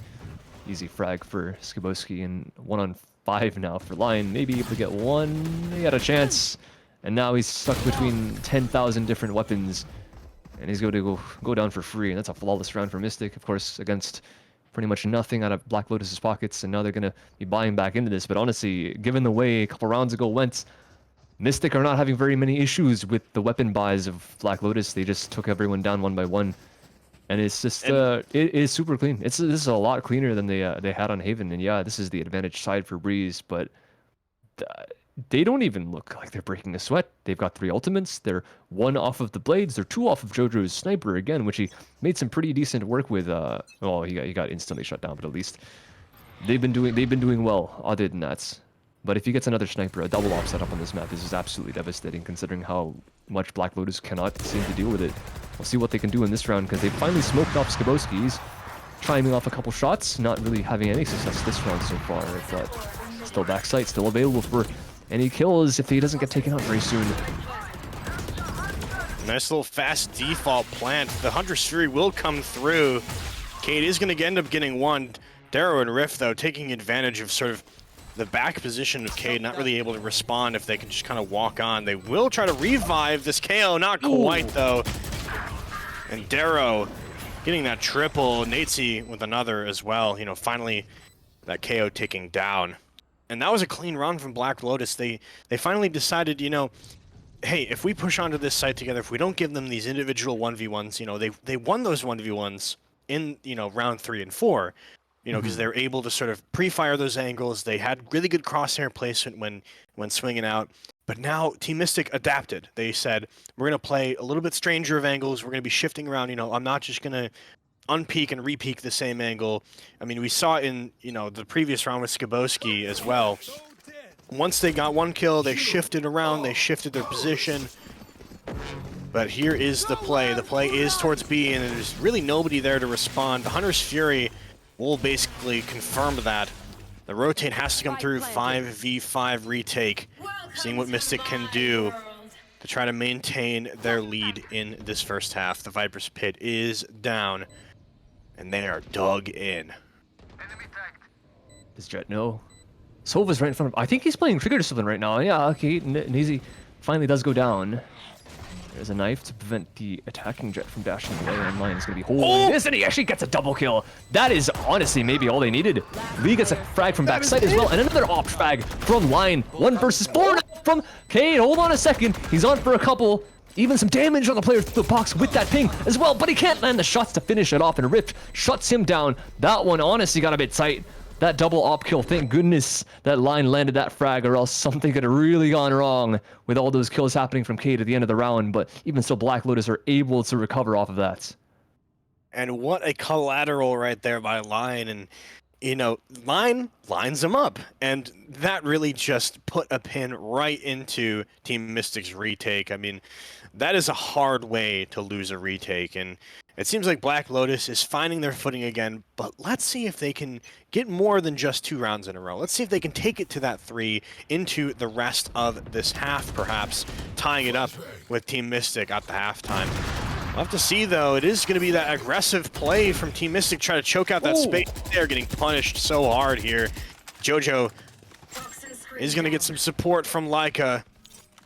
They're holding off, though. This is so smart from Black Lotus because they're expending a ton of resources here, Team Mystic, to try to prevent any further pushing. And Darrow is going to find a completely open B. Yeah, they know the Viper's here now.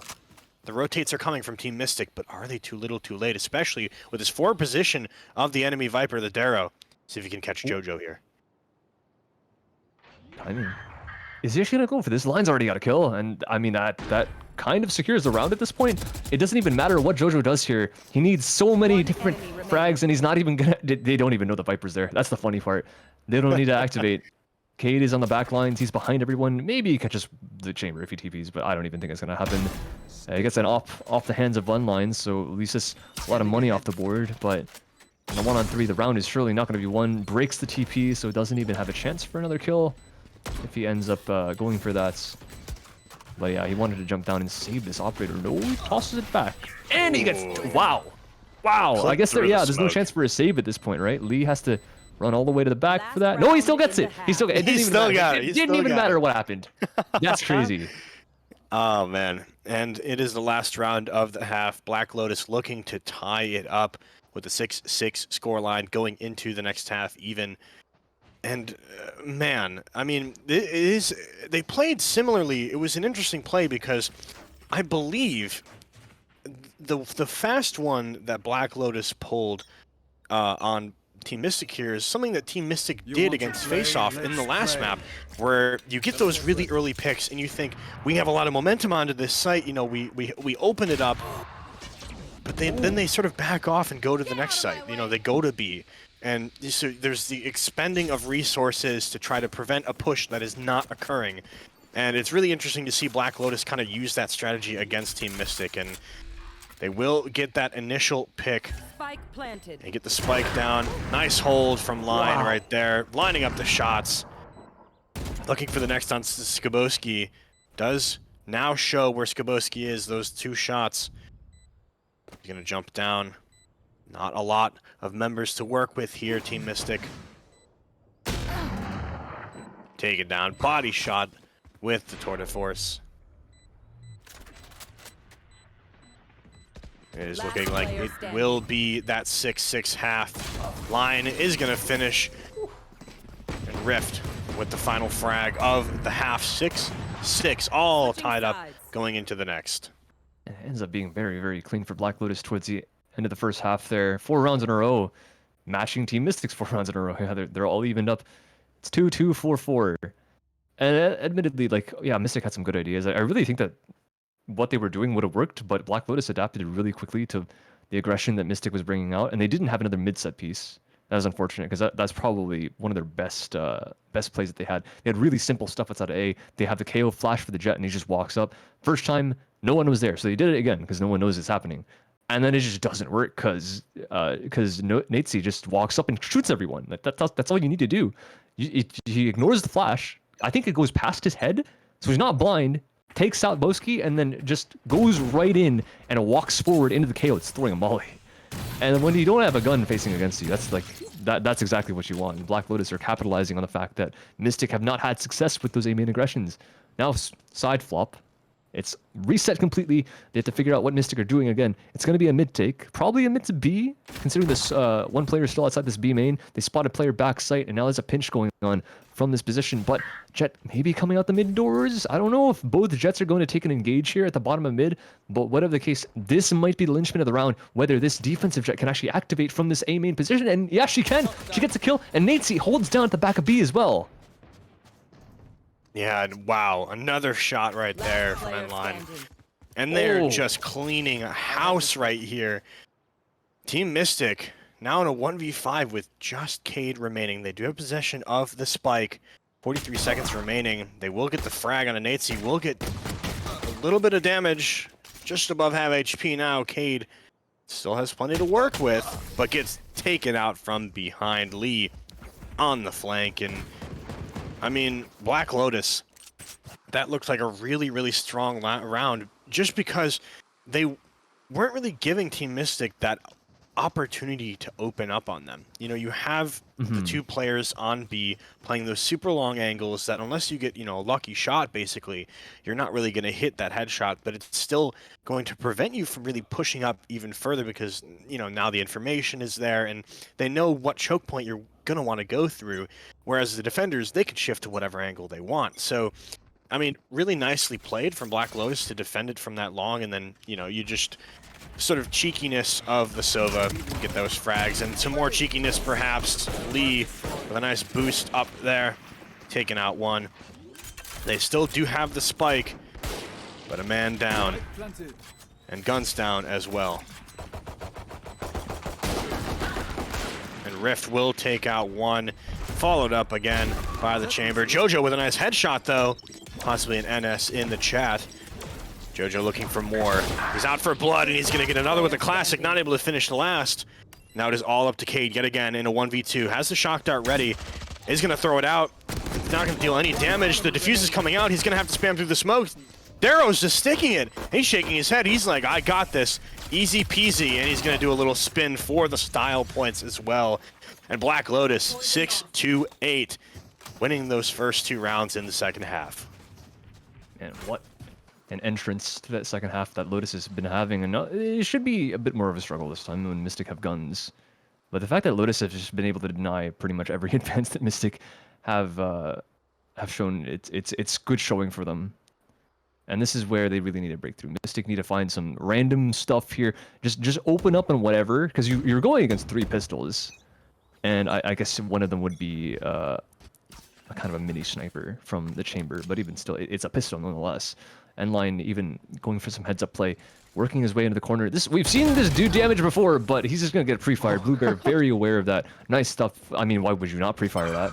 So that is a free kill. Second kill on the Natesy, and now this should be a very, very clean round from them. Lee on the back lines already being detected by that trip. He's not going to have too much opportunity if they're looking at him, and there's a guy in A main looking all the way back. This could be a bit scary because Jojo, yeah, he escapes from the site and he gets instantly deleted by Lee. Still inside the same main. No, this is gun recovered. 2-on-3. Could be a bit scary for him. But how many angles is he going to be able to isolate? Takes that smoke to the face, and now it should be so difficult for him at this point. It's traded out. 30 HP left on Darrow in a 1 versus 2. Absolutely no chance. Beautiful shot by Blue Bear to open as well as close that round out, and they end up winning that bonus.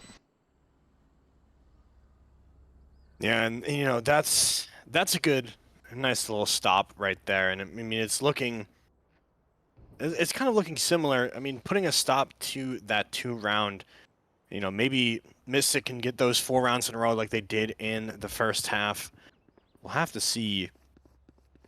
Obviously, you know, full buy versus full buy. Lee is actually going to go for the tour de force, not going to be forcing up at all, possibly looking to support his team if they do end up losing this round. They want to make this play towards B, but I mean, they're playing pretty aggressively with that Viper's Pit, cutting off that entrance, and you can see the chamber as well. Might take out, and there it is, Lee pulling the trigger on Leica.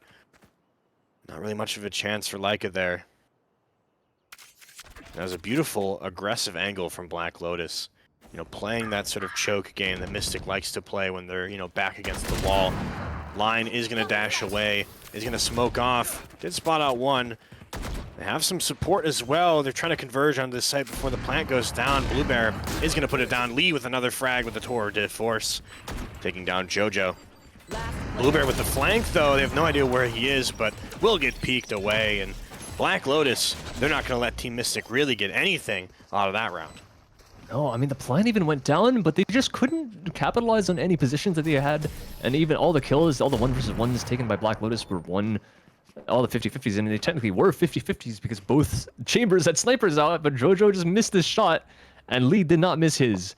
That round is kind of just that simple. It's one of those, like we saw that in the previous game that Mystic played as well. You have those simple rounds where you just end up dying one by one, and that's exactly what happened after they got the plant down. Black Lotus came in, 50-50, they won one. They won a second one, they won a third one, and they only lost one single kill. But it's just so clean from them. I don't even know what Mystic can do at this point. They just have to find some kind of opportunity, some hole that Black Lotus is leaving, and not even just find the hole. They have to capitalize on the hole because they find the hole, they get onto A and they plant, and they just die. And sometimes you just gotta win the fights. It seems like they're gonna have to sort of outplay them strategically because obviously, from our experience, what we've seen is, you know, Black Lotus wins these one-on-ones. Oh. They win these holds. You know, they win these retakes. So, I mean, Mystics has just got to pull out something unconventional, perhaps, against this Black Lotus team to really get the upper hand. And Leica, they're the last one remaining. Well, on this A site. Yeah, it doesn't even... Leica's ace isolated with the spike. I don't know if Team Black Lotus knows that this guy has the spike, but whatever the case, he's going to be here, and he's going to be forced out. And now they know 1 versus 4, practically, for the Jet on the attack. Has the Bladestorm active, has full HP actually, so I mean, anything could happen, but he's got 3 people practically looking at his position right now. Whether he can catch someone off guard, he's going to get timing maybe by one of these guys, but maybe spotted by the Sova, not entirely sure. But whatever the case, that's a double peek on the pyramid position, and one close to him as well. Don't think he's going to read this. He's being wrapped, and it doesn't even need to happen. Knows he gets that shot. Beautiful gunplay by the entirety of Black Lotus once again, and they just win every single fight. They take every single kill cleanly, and now Mystic, they need to talk something out because they have no money in this round to be able to go for another buy. They've got 2 ultimates. That's pretty much all they have to work with because the Bladestorm was expended. I mean, I don't know if I have answers at this point. It's hard because, like I said, you know, my answer is not something specific. Like, I'm no Valorant coach. I'm no Valorant. You know, I'm not Immortal or Radiant. For me, like I said, I will reiterate this point, is that Mystic needs to do something unconventional. Do something that, you know, Black Lotus can't predict, you know, and it seems like Mystic does do a good job of adapting to, you know, the current situation. What do they need out of this round? You know, what do they need to do to beat these teams? But it just seems like standard Valorant is really not working against this Black Lotus team. And whether the unconventional thing has to be, you know, them cheesing, whether it has to be them, you know, running an interesting strat, you know, perhaps faking a site somehow and, you know, trying to get Lotus to overcommit. I do not know, but I'm excited to see what, you know, this is a problem. This is almost like a math problem here.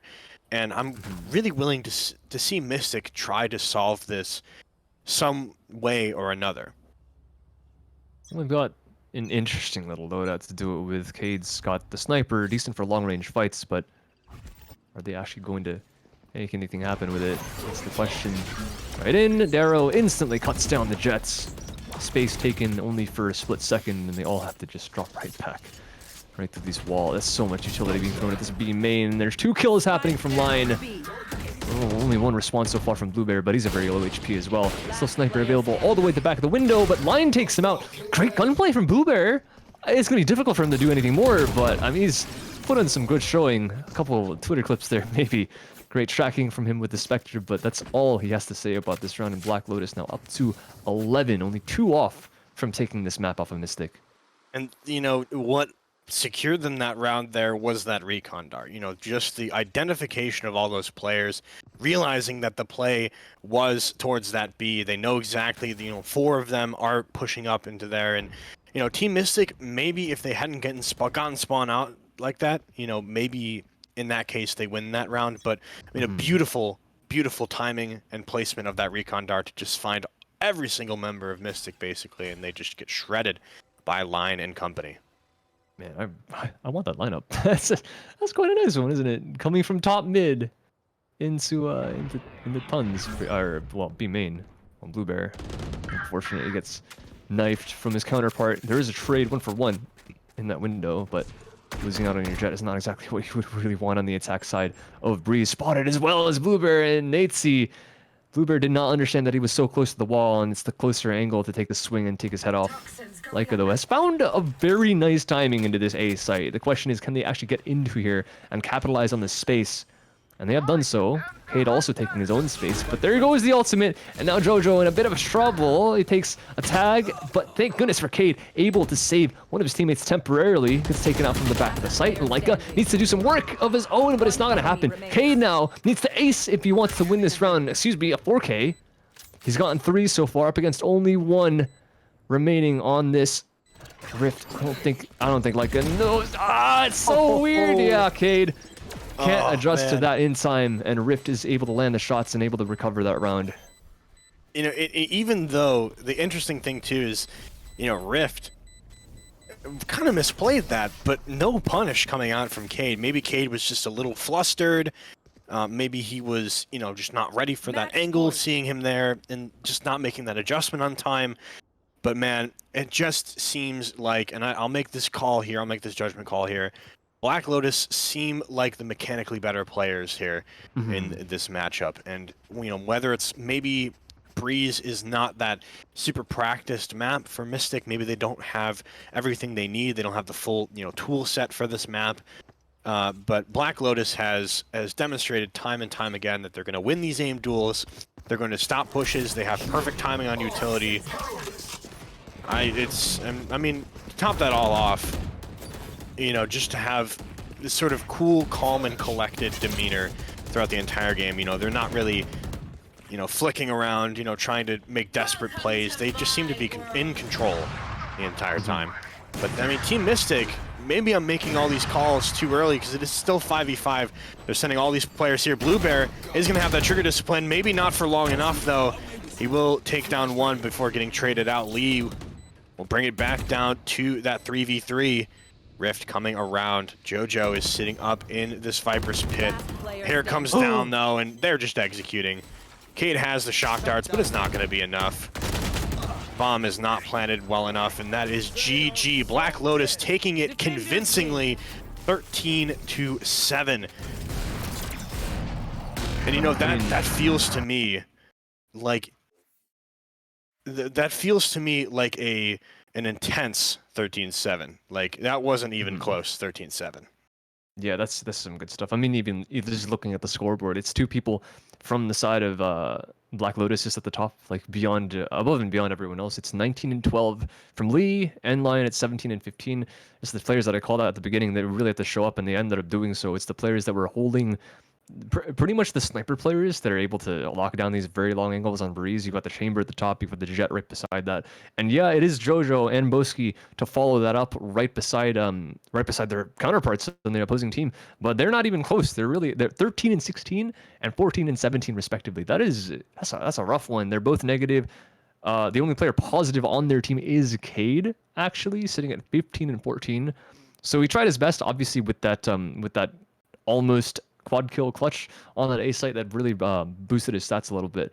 But so far, it is definitely unfortunate for them. And like you mentioned, I do think, I agree with you wholeheartedly. I think Black Lotus are just mechanically just superior.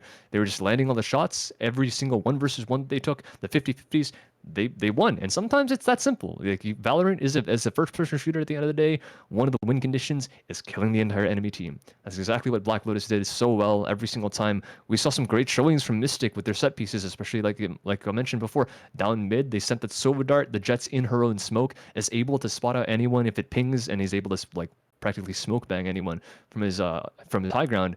But that only happened once, and Black Lotus never fell for that kind of thing again. Yeah, and you see the adaptation on those micro levels just seemed really, really strong on their side. And, you know, in a way, mentally, it's kind of difficult to have, you know, strats torn out of your own book and use, you know, Black Lotus doing that really interesting thing that Team Mystic did against Face Off, where you have that one crazy person going in and getting 2 entries and thinking the entire push is going to be there, and then end up wasting 2,000 credits worth of utility just in 30 seconds to try to prevent a push that's not coming. Black Lotus seemed to have the upper hand, and in those cases, when they lost the upper hand, they were still able to get something out of it. But just playing on top, and Team Mystic was playing more so to try to match that pace rather than to set it.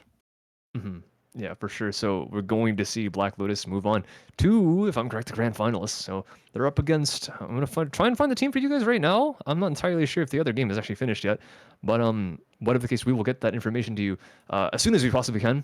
But we will be seeing Black Lotus there against the winner of the other series that is going on right now. But for the time being, we will be giving these guys a little break. Hopefully, their other team ends up getting the same kind of treatment. For the time being, that is a very convincing win once again by Black Lotus over Team Mystic on Breeze. But that is it for us for now, so don't go anywhere. We will be back after, hopefully, this short little break for the grand finals of this GLG event. Looking like it's all over. Hold up. Maybe not! Are you serious?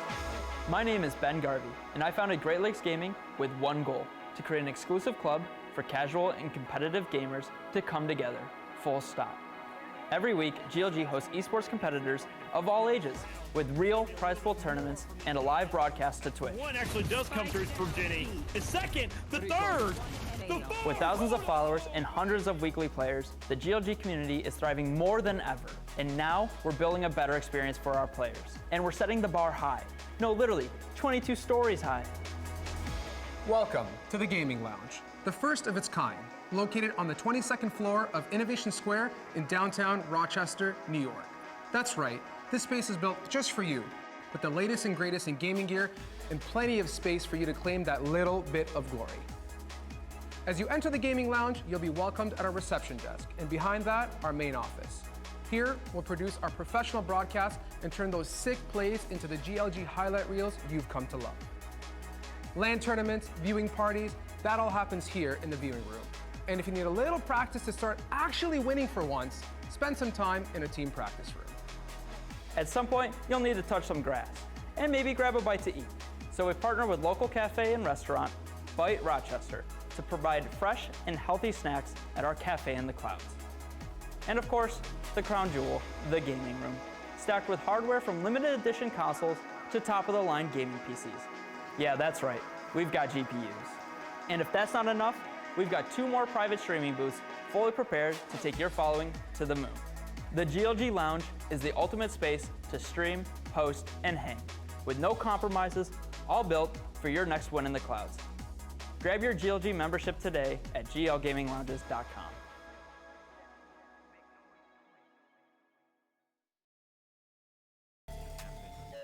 That's what we're seeing here. Out of the jet down mid, trying to make their way through market. They have an opening. Moeda split attention here. The sonar dart on the inside. Moeda's gonna get tagged, but nobody checks it. Moeda flies to the gravity well, hold him still. A third one.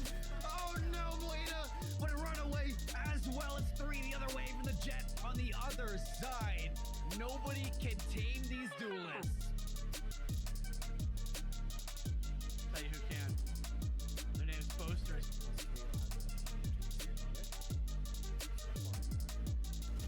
Walk into the crosshair, and aim practice at this point. Second, no. Edging through market, Curry is in trouble. Pendez realizes they both fall to sight. CJB for the 1, Bladestorm, Juicy. Pendez for the 1, dismiss. Oh! Oh, beautiful. Repeat. Greedy repeat, Eric. Oh. It is not, but honestly, I don't think it matters. A no arcade Aura makes it happen. There was so little time left. I don't know if we have a replay of that, but I mean, there might have been just a few seconds on the clock when the final frag came through, but man, this shot from Habib, I'm surprised that we didn't see anything. Let's see, what is it? Yeah, literally 2.5 seconds left, and Aura gets those frags. It was kill or nothing. Kill or lose the... Throwing that down before the tick came through, before the spike, it was weird timing at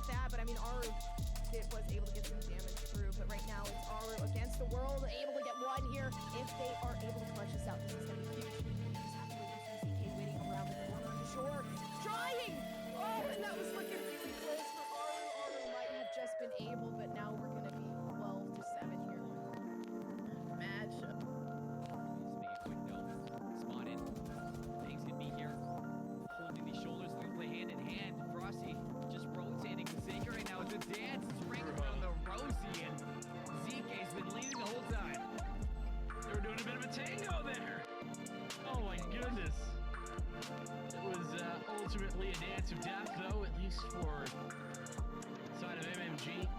Betrayed, take the victory, and victory lap. As they would probably like. But God, never mind as a double Galat comes out from one up shot. Beautifully played, as it is already a 4 versus 1 on the side of MMG. Fight Planet. Nothing happened. That's what we're seeing here. Out of the jet down mid. Trying to make their way through market. They have an opening. Moeda split attention here. The sonar dart on the inside. Moeda's gonna get tagged, but nobody checks it. Moeda finds two. The gravity will hold him still. The third one. Oh no, Moeda would run away as well as 3 the other way from the jet on the other side. Nobody can tame these duelists. Tell you who can. Their name is Posters.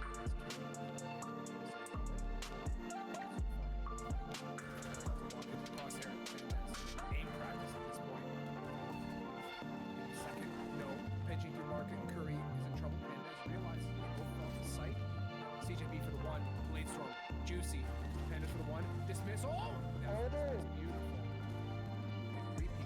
Greedy repeat, Eric. Stop it. Honestly, I don't think it matters. Aurora makes it happen. There was so little time left. I don't know if we have a replay of that, but I mean, there might have been just a few seconds on the clock when the final frag came through, but man, this shot from Habib, I'm surprised that we didn't see anything. Let's see, what is it? Yeah, literally 2.5 seconds left, and Aura gets those frags. It was kill or nothing. Kill or lose the... Throwing that down before the tick came through for the spike.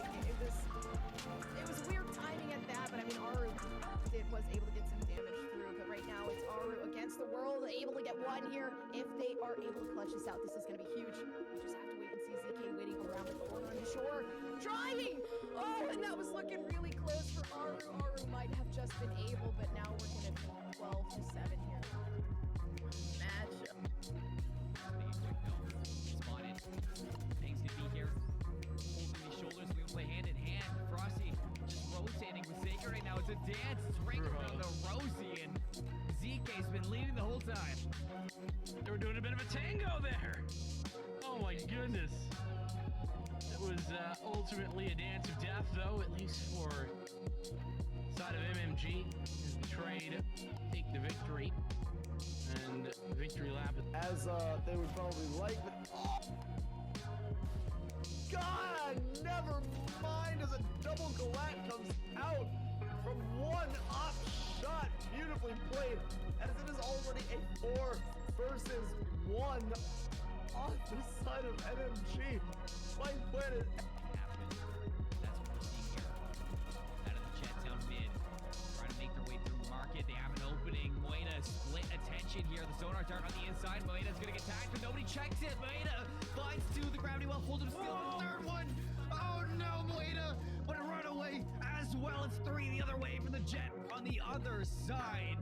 Nobody can tame these duelists. I'll tell you who can.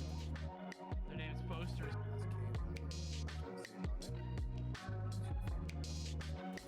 Walking the crosshair. Pandas.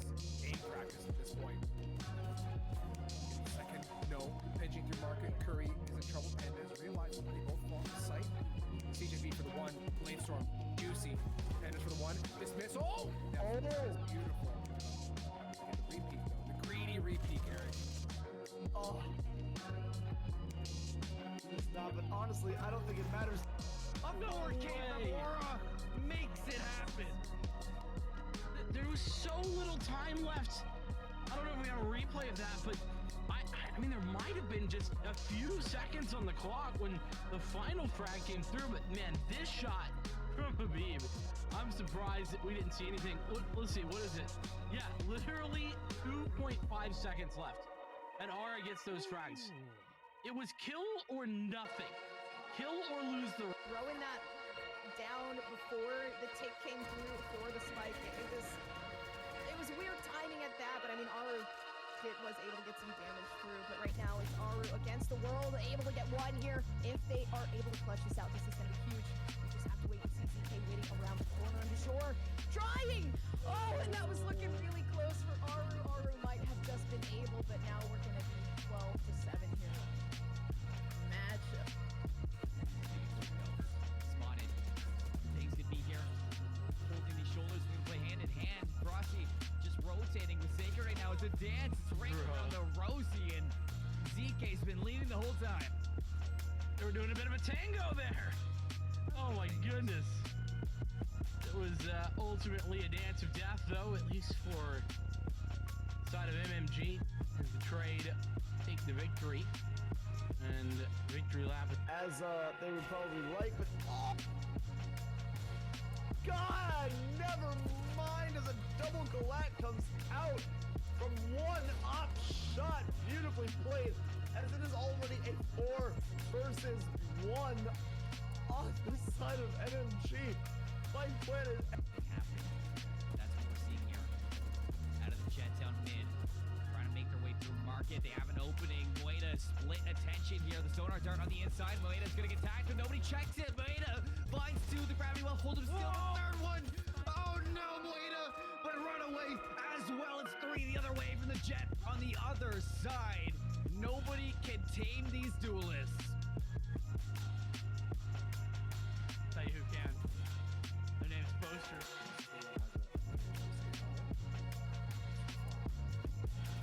Walk into the crosshair. Pendes. Aim practice at this point. Second, no.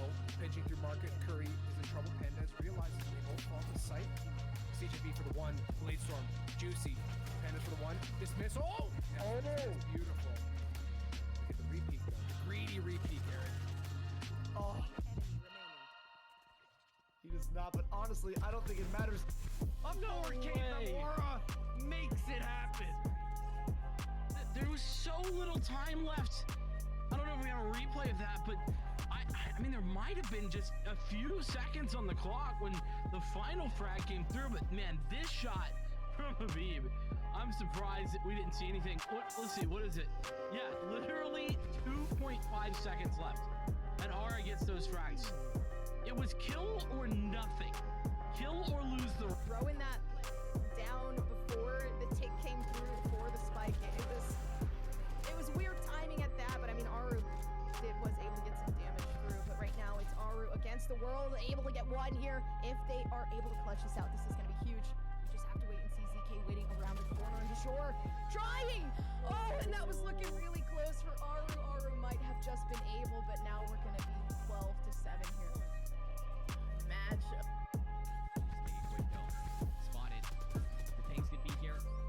Holding these shoulders, we can play hand in hand. Frosty just rotating with Saker right now. It's a dance. It's ring around the Rosie, and ZK's been leading the whole time.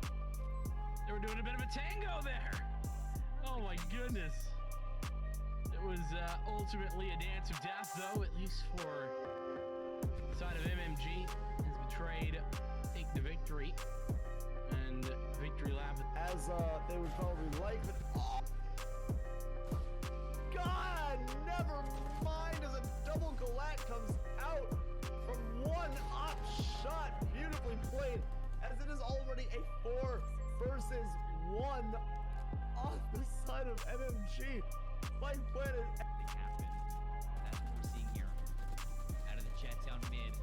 Trying to make their way through market. They have an opening. Moeda split attention here. The sonar dart on the inside. Moeda's going to get tagged, but nobody checks it. Moeda finds 2. The gravity well holds him still. The third one. Oh no, Moeda. But it run away as well. It's 3 the other way from the jet on the other side.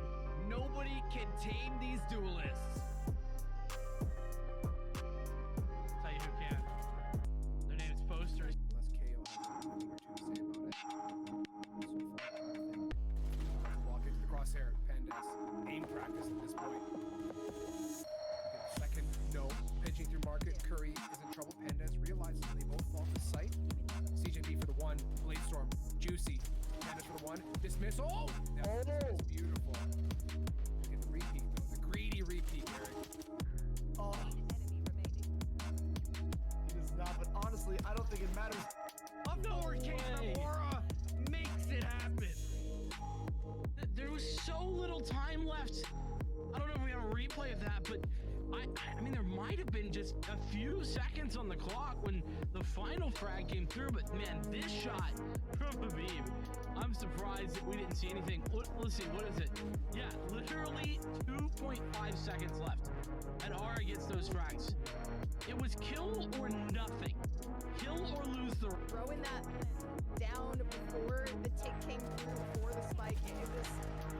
It was weird timing at that, but I mean, Aru was able to get some damage through, but right now it's Aru against the world, able to get one here. If they are able to clutch this out, this is going to be huge. We just have to wait and see. Waiting around the corner on the shore. Trying! Oh, and that was looking really close for Aru. Aru might have just been able, but now we're going to be, well... Hello and welcome back, everybody, to the Pit of Valor. We are finally arriving at the grand finals between Black Lotus, who outskilled their opponents in the last map, if you were aware, and we are going up against an unknown team, BB.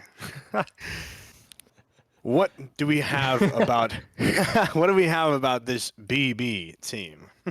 I mean, Bash Bros. considering they're in grand finals and their name is literally Bash Bros. I mean, they've got some stuff to show for them.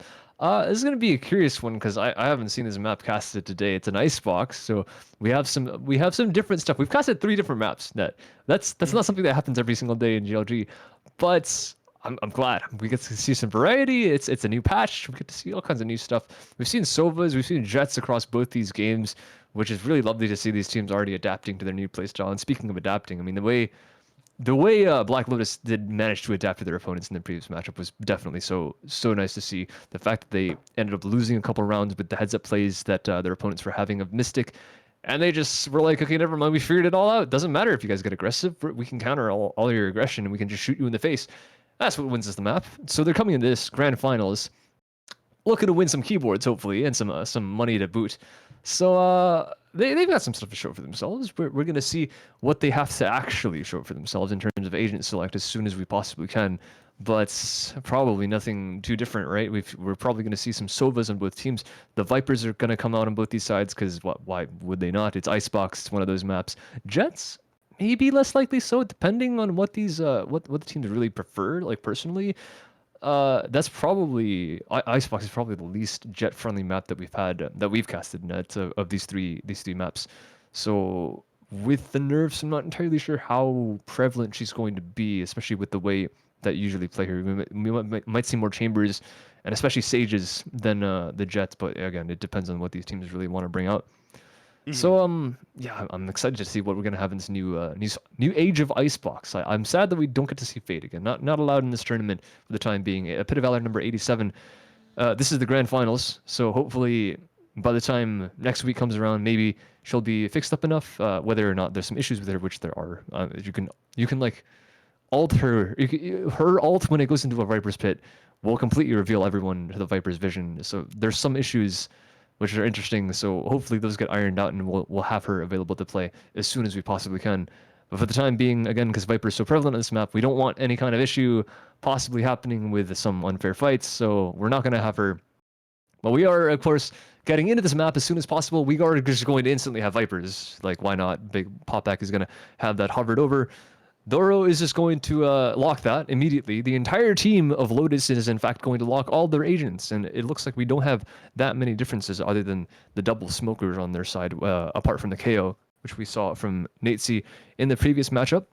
And we see almost the same stuff, just no Omen on the attack side of VB. We see SwagCon on the Sage, which the defense don't have on Lotus. So that is the biggest difference so far, that we see the double sentinel setup coming out from Coco and SwagCon. Interesting to see. Don't really blame them. That's kind of, there's no really surprises on either end of this. So no mirror comp, but definitely going to be a battle of skill as well as their strategies, because they do have really interesting stuff going on the defense, because no Sage is a big deal on this map. Sage with a 96% pick rate over the course of the entire Masters for the map of Icebox. The fact that they don't have her on Lotus's side really proves to their confidence on how well they can take both their A site on the right side, as well as the fact that it's so hard to plant on B without a Sage wall. I'm curious to see how they're going to go around it. Maybe they're going to go for a lot of mid takes. Maybe they're going to go for a lot of just A pushes. Maybe they just don't care about the B side at all. Whatever the case, we will be getting right into this. And it's going to be our grand finals again. Pit of Valor number 87. This is what it all comes down to. Yes, Pit of Valor number 87. And like you said, you know, not having that Sage on the defense, Black Lotus, they are honestly, that is a confident move. That isn't even really oh, well, nobody plays Sage, or at this point, you know, most everybody plays or is able to play Sage. I mean, Sage has been in the game since the beta, yada yada. But just like, we don't need the walls on defense. We don't need that. You know, maybe it's good. It's also good for attacking, you know, the ability to put down the wall when you're planting, especially over on that A site. You know, Bash Bros do have that bit of an advantage, but I mean, Black Lotus, they came off of a pretty convincing win. And, you know, the scoreline might not show you that exactly, but really, truly a convincing win in the last map. So they're ready to keep gunning. They're ready to keep lasering and hopefully take down Bash Bros so they can win that grand prize. We're starting off really aggressive so far.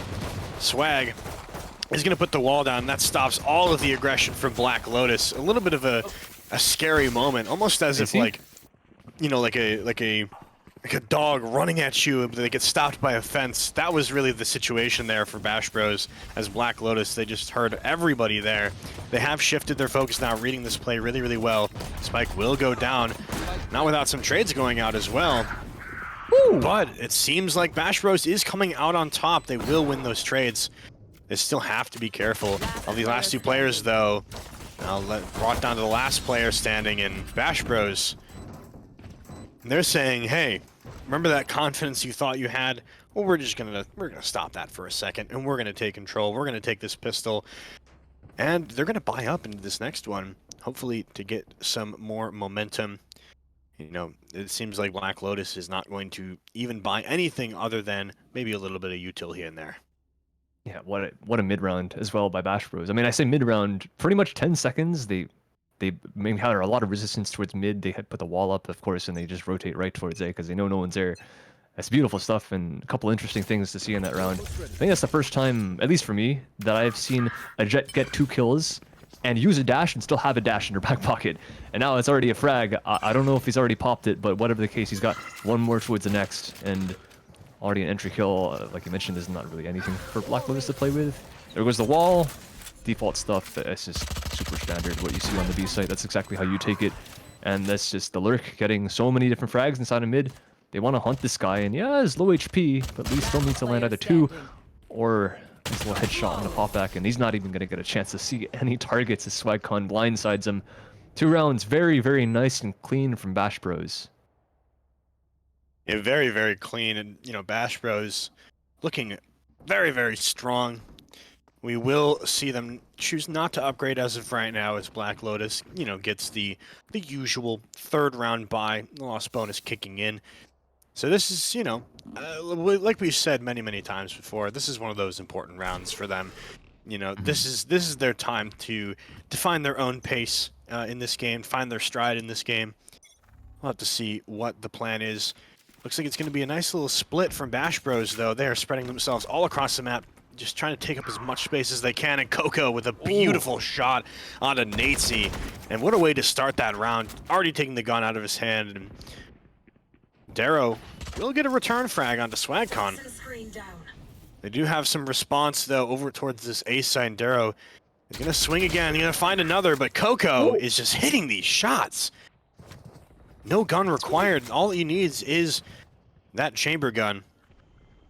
And now they're just giving them 1v1s as of right now. I mean, Rift is alone on this side. Rotates haven't come through yet. That's why he's not really peeking just yet. He's going to wait for that plant to come down, or some other sound cue, some other push. And here's the footsteps. He could get a double here. Swings around. There's 1. There's 2. And a Rift. Changing the pace of the round with a single peek. Uh-oh, mid flank. 1 kill to be had. They know Coco's in this corner, by Yellow. They can't really dislodge him just yet unless they actually go for some aggression. They have to actually end up pushing this guy. Coco! He runs out of bullets. That's the most unfortunate thing. But wait a minute, Yuki, those double peeks, that is insane. Those quick little headshots in Rift. Now! Oh no, what movement by Yuki. He's got even a dash to play with as well. He's activated. He's got so much movement to play with. It's insane how much leeway he's given right now, and he needs to actually go for this peak. He's finally going to go down, and Rift makes it real close, but he's at least got it in the nick of time. Man, you know, that was really, really well played by Zoyuki. I mean, overall, that was just like the movement there, keeping the diffuser off. I mean, it's still, even as got halfway, Rift still seemed a little shaky with it. He was like, do I stay on this? Do I? And I mean, Zoyuki, maybe if the weaponry was there, maybe if it wasn't, you know, just an SMG, that would have been a Bash Bros round. But I mean, it's kind of playing with your food, and it shows a lot of that confidence from Bash Bros, even though Black Lotus did end up picking up that round. Ooh, early dart as well. I think this guy tried to get the orb. Very brave by Lion to just go for that right off the bat, but driven off by the early aggressive force of Bash Bros outside this A site, and he's playing the headshot angle even still. No one's going to be top belt challenging for the time being, but Popback might show himself. No, they're just going to reset right back towards the beginning of A main and leave this guy here for a solo lurk as everyone else tries to work up through this mid. There is a lurk smoke underneath the tube, but there is an Omen also watching it, so I don't think they're going to be able to make that rotation happen for free, as they do end up taking the engage. They take some damage, but that's a gunfight won by Grandson, and now big problems on this B site. Only one player left here to defend. Darrow is solo here with just a pistol as well. He needs to at least win one fight. That is an insane shot, but he gets shut down right afterwards. 2 versus 4 now for Black Lotus. Thank goodness Swakon was able to hit that shot, because that is some ridiculous gunplay by that Viper. That is the only run in the round that they're able to get, though. Oh man, Bash Bros continuing on their lead, getting at that 3-1, hopefully establishing themselves further in this half. Though not if Black Lotus has something to say. This is going to be their last bye for at least a couple rounds, maybe 2 rounds. So they're going to have to make this count. I do believe, I am a Black Lotus believer, so we'll have to see what the play is here as they go into this round, because you have to remember, Zoyuki with a nice little spot right there, not able to find really anything off that. And Darrow has been finding these shots as well. Here comes the peak. There's too many there, though. Zoyuki, nice little laser knife right into the eyes. Rift has been in this position before, isn't going to decide to play it super passive this time around, is instead just going to spam, going to break part of that wall, but it seems like Bash Bros, they have a chokehold on this match as of right now. Good spray down right there from Rift. That's really just going to be the exit that they're looking for. Rift maybe find another, but is going to get taken down, and Lee looking to save it.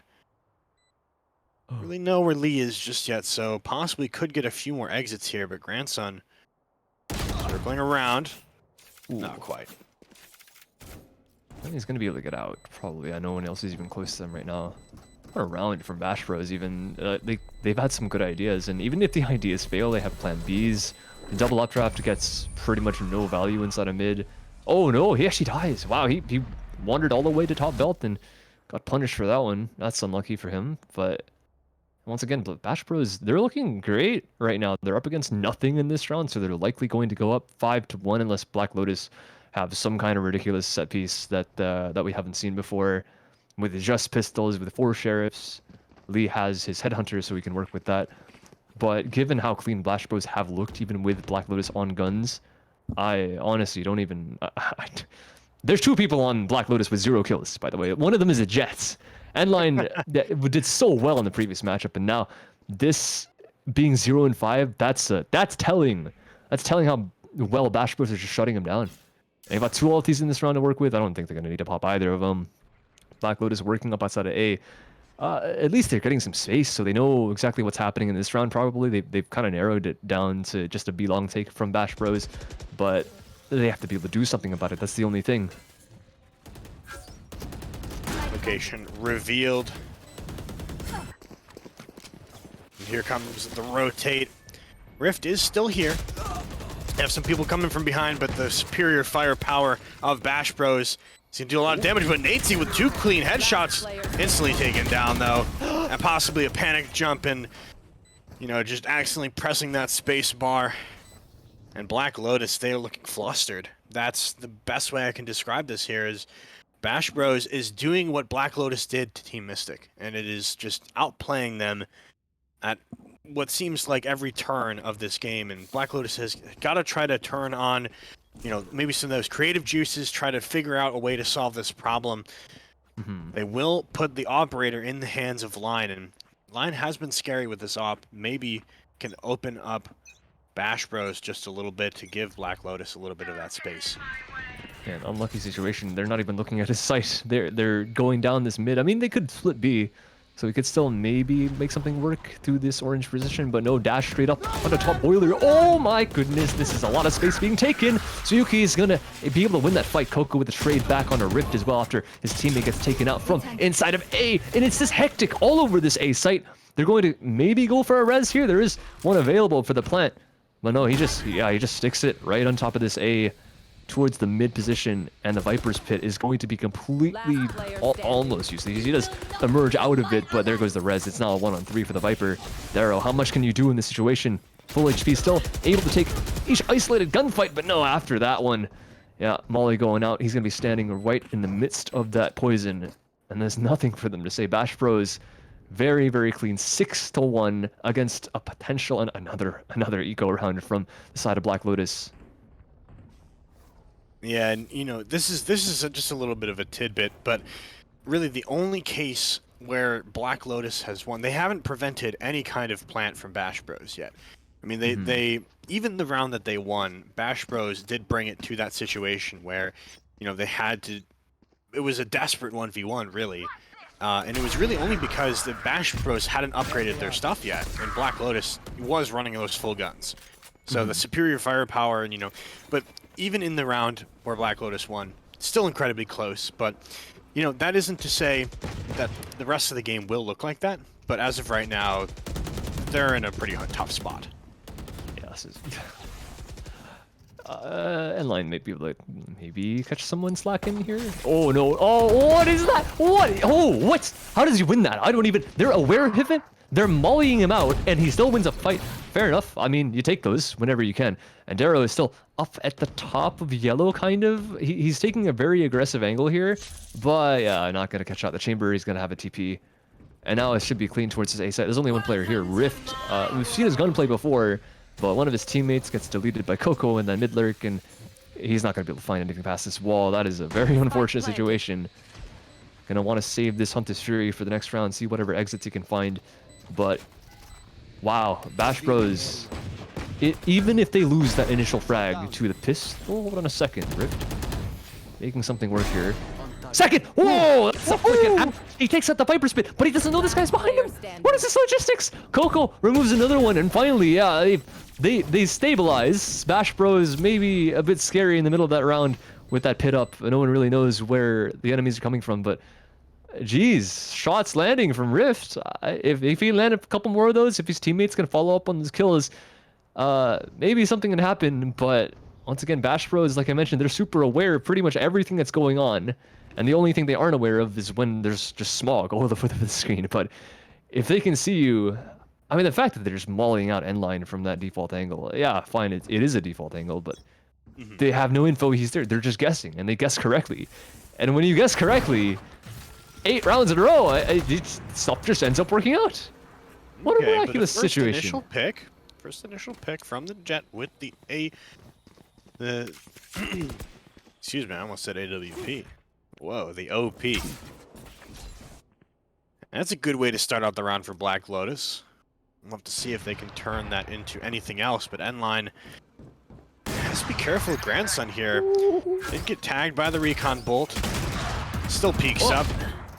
And they are looking really strong in this round. Maybe Bash Bros, you know, getting a little sloppy here, perhaps.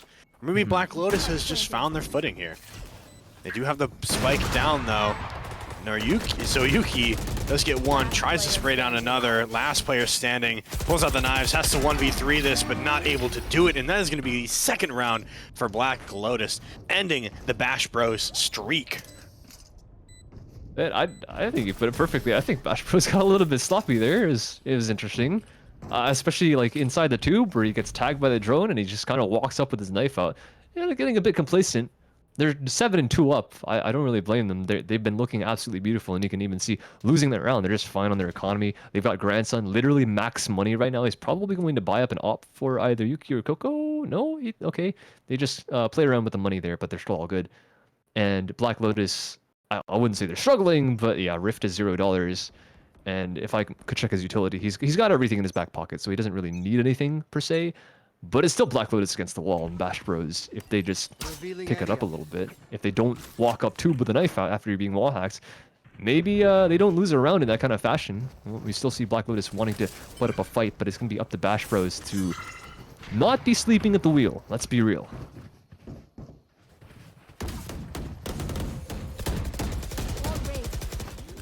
Hopefully the sloppiness will discontinue for Bash Bros. Hunter's Fury will come through, not able to get the frag on the bomb planter, but will get finished off by the chamber. And another op, the double op setup from Black Lotus putting in work here. Here comes Rift for some support as well. And look at this, Lee with another frag. 3 so far with ops, and there's a third for Lee. And I guess the double op setup is what Black Lotus needed. They just needed the funds. So as soon as they get that first victory, they instantly go for that double op setup and take down Bash Bros with what looks like ease. I mean, I don't think a single member of Black Lotus was even damaged a little bit that entire round. That is a purely flawless round. That is a new definition, like, of prime flawless. I'm kidding. Perfect entirely flawless, I suppose. Perfect You know, this flawless. is this is the FPS equivalent of getting a double perfect in a fighting game. I mean, Black Lotus really did a good job with that round, but you have to still be careful because, you know, they are accruing a lot of credits. Let's play. But now Bash Bros knows what their plan is. Their plan is to run these double ops. So he says, you know, if you want to play, let's play. Coco ends up whiffing the shot though, with the Torch of Force. Looking for the next. I mean, you know, if they're opping, you pull out your own op. That is, you know, possibly better. Endline not able to hit that frag onto Coco as well. Not able to get the flick either. There is a trade there. But Endline is still alive. Op in hands. They're just going to back off, though. They've taken one more loss than they maybe wanted to take in that scenario. You know, lost a trade. But they do have the revive. And Coco is up. And they do get the Turret of Force. Turret of Force still available as well. I'm surprised they're not recommitting towards this B, but no, they are. They go. I don't know if they heard me or what, but stream delay means that these guys have come up with the idea on their own. Very nice stuff, and they're gonna, the Sage Wall so strong it just lets them walk through mid for free. And Darrow, he's at the top of this B site. Oh, that double spray down. That could be absolutely everything. 2 versus 3. And that hold on that B temporarily is maybe good enough. Yeah, that op through the underside of the Grates as well. Leaves Pop back in a 1-on-3. He gets the first, and he's able to spot out the gun of the second one. Oh, that's a bit awkward. But now he's stuck between a rock and a hard place once again. And this op looking down that very long angle. Not going to lose out that fight once more. And that double op setup, like you mentioned, that's exactly what these guys are using to win these rounds. And Lotus are looking to make a solid comeback in this first half to close it out at a 5-7. Man, I mean, you know, doing what they can in this really rough start of the half and, you know, able to make a comeback with those 3 rounds in a row, hopefully looking to secure a 4th to really go into that next half with a lot of momentum. But Black Lotus, they are absolutely online right now, and all it took was 2 ops. That's really what it seems like, and Lee is playing aggressive here as well, so technically I guess you could count that as 3 ops. So Icon will get an early pick onto Natesy, but Lee, this is a sneaky little play. Could get a nice little pick onto the Sage. Doesn't get the lineup. Looks for the next, though. Darrow will take down Coco, though. Pushing through with that Viper's Pit. 10 seconds. 10 seconds. 9, 8, 7, 6, 5, 4, 3, 2, 1. Pushing through with that Viper's Pit. 10 seconds. 9, 8, 7, 6, 5, 4, 3, 2, 1. 1. That is such an aggressive position. Popek is still in mid. He could be caught off by a couple different players here, but no, the teleport goes back. I don't know if he knows. I feel like that's a bit too far to hear. But he's going to try and walk up to this mid and try and go for this mid to B split. But he's going to meet the Viper here. Oh, gun! no. Oh, that's a big blunder.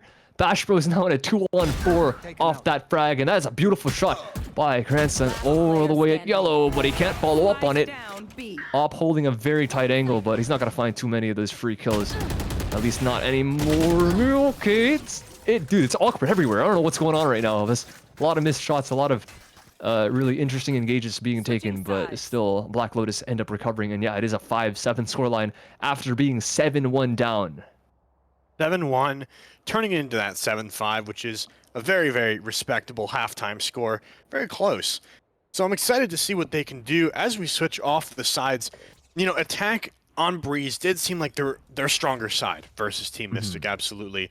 I mean, it seems like when they're on that aggressive, when they are the ones pushing, they're using, you know, even though it supposedly doesn't really exist in Valorant, they're using that Peeker's advantage to their advantage and really just trying to laser shots. And hopefully they can continue that against, you know, the Bash Bros. We'll have to see, though. I mean, pistol round is always sort of a toss-up. We'll have to see, you know, who gets this initial pick. Bash Bros was playing that sort of aggressive Sage up there. Daryl will get a quick 2, though. And now I don't think they know where to look. I mean, you have the bomb pushing onto A, but they still don't know that yet. It still could be the bomb towards the B, but the bomb will be shifting. SwagCon does get a kill, but I mean, that is the distraction. Endline does not care about dying there because that is a free B site, and Grandson's going to be on a long rotate. Nadesy here to catch him off guard. It's a good start for Black Lotus on the second half. Maybe a bit of a blunder by Bash Bros. You can't really call it that. I mean, they go for a set piece down mid. Or, no, not really a set piece. It's a contact play. They walk down through the smokes and everything, and they just lose their lives. So Black Lotus still showing us that they can win their gunfights, especially after that kill by Lee. Does get traded on by SwagCon, but we know how good his aim is as well with that double dink on the jet outside of A. And now he's got another double headshot on AZ, and now this wall. This is why Sage is so darn powerful on this map. He's at 19 HP. He's just gonna stick this. They have to peek him, and thank goodness. Oh my god, that got so close. But so wow, close there. That one got scary for even after that double entry. That is the Sage difference right there, and you know it was basically down to the wire there. You know, Sage had maybe a half second left on that defuse, and I mean, if Bash Bros had any thought in their mind, any inkling that, you know, it could have been a fake, that would have been a round, or I mean, excuse me, if Black Lotus had thought that was a fake whatsoever, Bash Bros could have taken that round, but you know, they read the play, they made a good effort to, you know, just kind of hustle over there and take out the Sage. They knew the Sage was going to be so low HP from that snake bite. He's bought up a Marshall. SwagCon, he's so confident.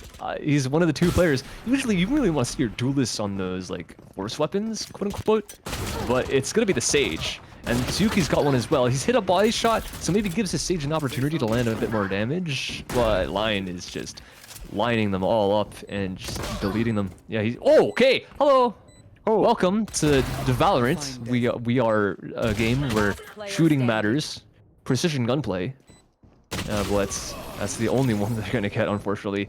Got the decent guns on everyone else, but it's the right-click classic that ends up getting a frag. But now it's 7-7. Now 7-7 after a 7-1 deficit. 7-7 and Black Lotus is in heaven. They're taking control of their attacking side, and they're feeling very, very confident. I mean, you know, we saw them on Breeze. We saw how confident they were on that attacking side, and it really took quite a lot of effort from Team Mystic to even sort of rein them in and try to get them to go where they want, to play the map how they want, and, you know, try to get frags onto them. So I'm excited to see what Bash Bros can do for the rest of this match, though. But again, you know, this really, really fast play from Nadesy. They're breaking down the wall now. They know that everybody's here. It's a scary moment here. Only able to get one frag. Spike carrier goes down. They will recover the spike, though, and maybe try to get a wrap here, maybe try to cut them off, but what can SwagCon do here? Does have some support from Yuki. Prepares the dash, drops down, though. Possibly not what Yuki was looking for. Nice little flank there. And we'll try to get the return flag onto Big, though. Papa K gets triple peeked, but here's Yuki with a nice little frag. Unpeaked very, very fast. Very heads up. Recon Dart comes through. One enemy remaining. Does hit the double spray. And, I mean, Bash Bros, you know, that initial push, just the simple act of fragging one of those Black Lotus players does stop a lot of that momentum, but then being able to sort of create a perimeter around that area, around, you know, that crate area, that tunnel area, really, really well played from Bash Bros, and they kept it in control that entire round. So big props to them for shutting down Black Lotus and, you know, stealing away from some of that confidence they had. Yeah, it is an interesting economic situation, though, for these two teams, because even after Bash Bros wins that, the fact that they lost a couple players means that they are on half armor for two of them. About SwagCon and Grandson at lower HP than the rest of the players. So they're going to have to make something work. But the flank, okay, Darrow tried to go for a mid lurk there, tried to watch for any early aggression from SwagCon, but instead he goes down, and Papa even has another kill inside of A main.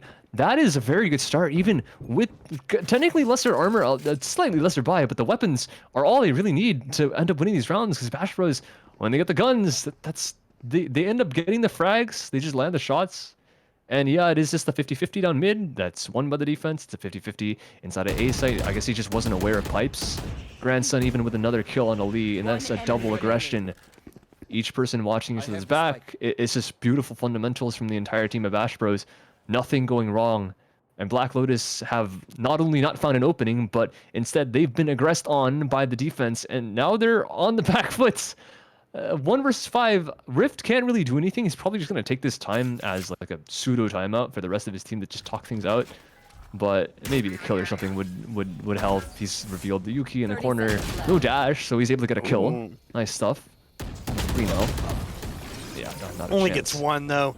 Big Papa K taking him down with a nice little spray down. Bash Bros will get another round. And Black Lotus, like you said, that little pseudo timeout, they will start to, you know, they will have a little bit of an interesting buy here. Darrow will pick up a rifle. The rest, just sort of saving their money, getting some armor. Darrow is going to go with that glass cannon, and so is Natesy. Oh, maybe not. They're switching around quite a bit, so they're communicating. Maybe a timeout would have been, you know, advantageous for them here. I think they do have the capacity to take one, and, you know, just because they're really shifting around their buys here, I think trying to figure out what they want. They know that Yuki is watching that angle with an op now. They have to be careful about these peaks. Lee with a beautiful opener onto Coco. Let's play. And there it is. Lee will pull out the tour de force. But Yuki still waiting. Not able to hit the flick. Trying to possibly get another return frag, but they have full control of this A site as of right now. And really, even though Spike isn't down just yet, Bash Bros still have to try to retake the control of this. Line will get taken down, and that's a double spray down by Big Papa K. Grandson gets another as well. Natesy does get the return, but he's the last one standing. Cannot hit the rest, and Bash Bros will go up to the double digits. Wow, that is such a hard hold for Black Lotus. Yeah, they got on site, they got the plant down, but then they just end up dropping one by one. I say one by one. I mean, the peak from around yellow technically took out 2 players, but I mean, they died one at a time, so fair enough. You just win the fights. Doesn't matter if you have blades out. I shoot you in the face. Bash Bros. That is, again. It looks like I think you mentioned earlier. It looks like they're doing what Black Lotus was doing to Mystic in the previous matchup. I would argue that they're doing one better. Because look at they're not struggling like at all. And yeah, I definitely agree with you. And it's like it's very reminiscent of that Breeze game, but in this case, like it seems a bit more. I don't know. In the first half, it definitely seemed a bit more one-sided. I guess now it's a bit closer. But now they've swapped sides, and this is no contest. Running right in. Black Lotus want to find something. At least some shots are being missed by the knives. And these guys have managed to get onto the site, and the plant is likely going to go down unless the Hunter's Fury has something to say about it. Yuki getting a bit too overconfident, getting a bit early into the site before the plant even goes down. But at least there's a Hunter's Fury kill to Boots alongside 3 versus 3 now. At least there's still a chance for Black Lotus to take this, but Bash Bros are not going to go out without a fight. I think SwagCon is going to be the opener here. The Sage does an ulti, but goes down. Grandson along with Coco. Coco does whiff the shot, but does have a little bit of a bodyguard here, but Grandson not really doing much to help out the lone opper. He truly is lone, and I mean they're sticking on their angles. They're sticking to their guns, and you know those are two really hard angles to deal with. You know, playing up on that box, and you know playing in that box as well. You know, being able to peek from either side, being able to duck behind it. I mean, some really good positioning from Black Lotus to eke out that round. Not quite eke. I mean they won it pretty convincingly, and Bash Bros will go down. They committed to that double op setup in the last round, so they're kind of down bad for some money right now. Yeah, this is rough. Grandson and Coco, they don't have the tour de force. They just have no money. Yuki's gonna buy out the judge and maybe just go for something. Long B, fair enough. They're just gonna bait for him. Oh no, he's gonna walk up. He's just gonna walk up. He's gonna walk into them and take a kill. Because why not? You're Yuki. What else did you do? Off frag in return. Popak's got massive control towards A main, so most of the defense is actually over towards this B. They've read this completely correctly, and they're gonna even maybe get a res off if Swagcon can get some space. He's got a kill, gonna heal himself back up, but I don't think he's gonna get out of this situation anytime soon. And they do delete him from that long position, and they can decide to go wherever they want. Black Lotus, they don't have to commit towards this B, but it does look like they really want to. There's 3 players still here, but there's 3 players on Bash Bros still available for the defense as well.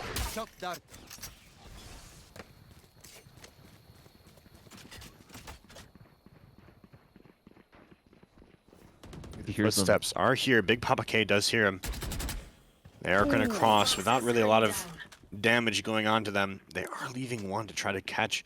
Big Papa K wants to make a little bit of a cheeky rotate, but Yuki posted up here with the judge. Big Papa K will end up getting one. Look at this. This is so cheesy. Knows exactly where they both are. 30 seconds left. The trigger discipline clears it the dash, but Grandson steals the kill right there. And that is going to bring it to 11 for Bash Bros, and that was quite the round for them. I do not even know what to say. It was a bit of a mess on both sides, but Bash ended up getting it done. It must feel so annoying to play against that kind of thing at the end as well. Yeah, maybe Black Lotus took a second on the rotate, but even after they committed to it, they're like, okay, let's just walk past this mid. They die. One guy dies, and then they manage to get on the site, but there's a judge here for some reason. Like, why is this guy here?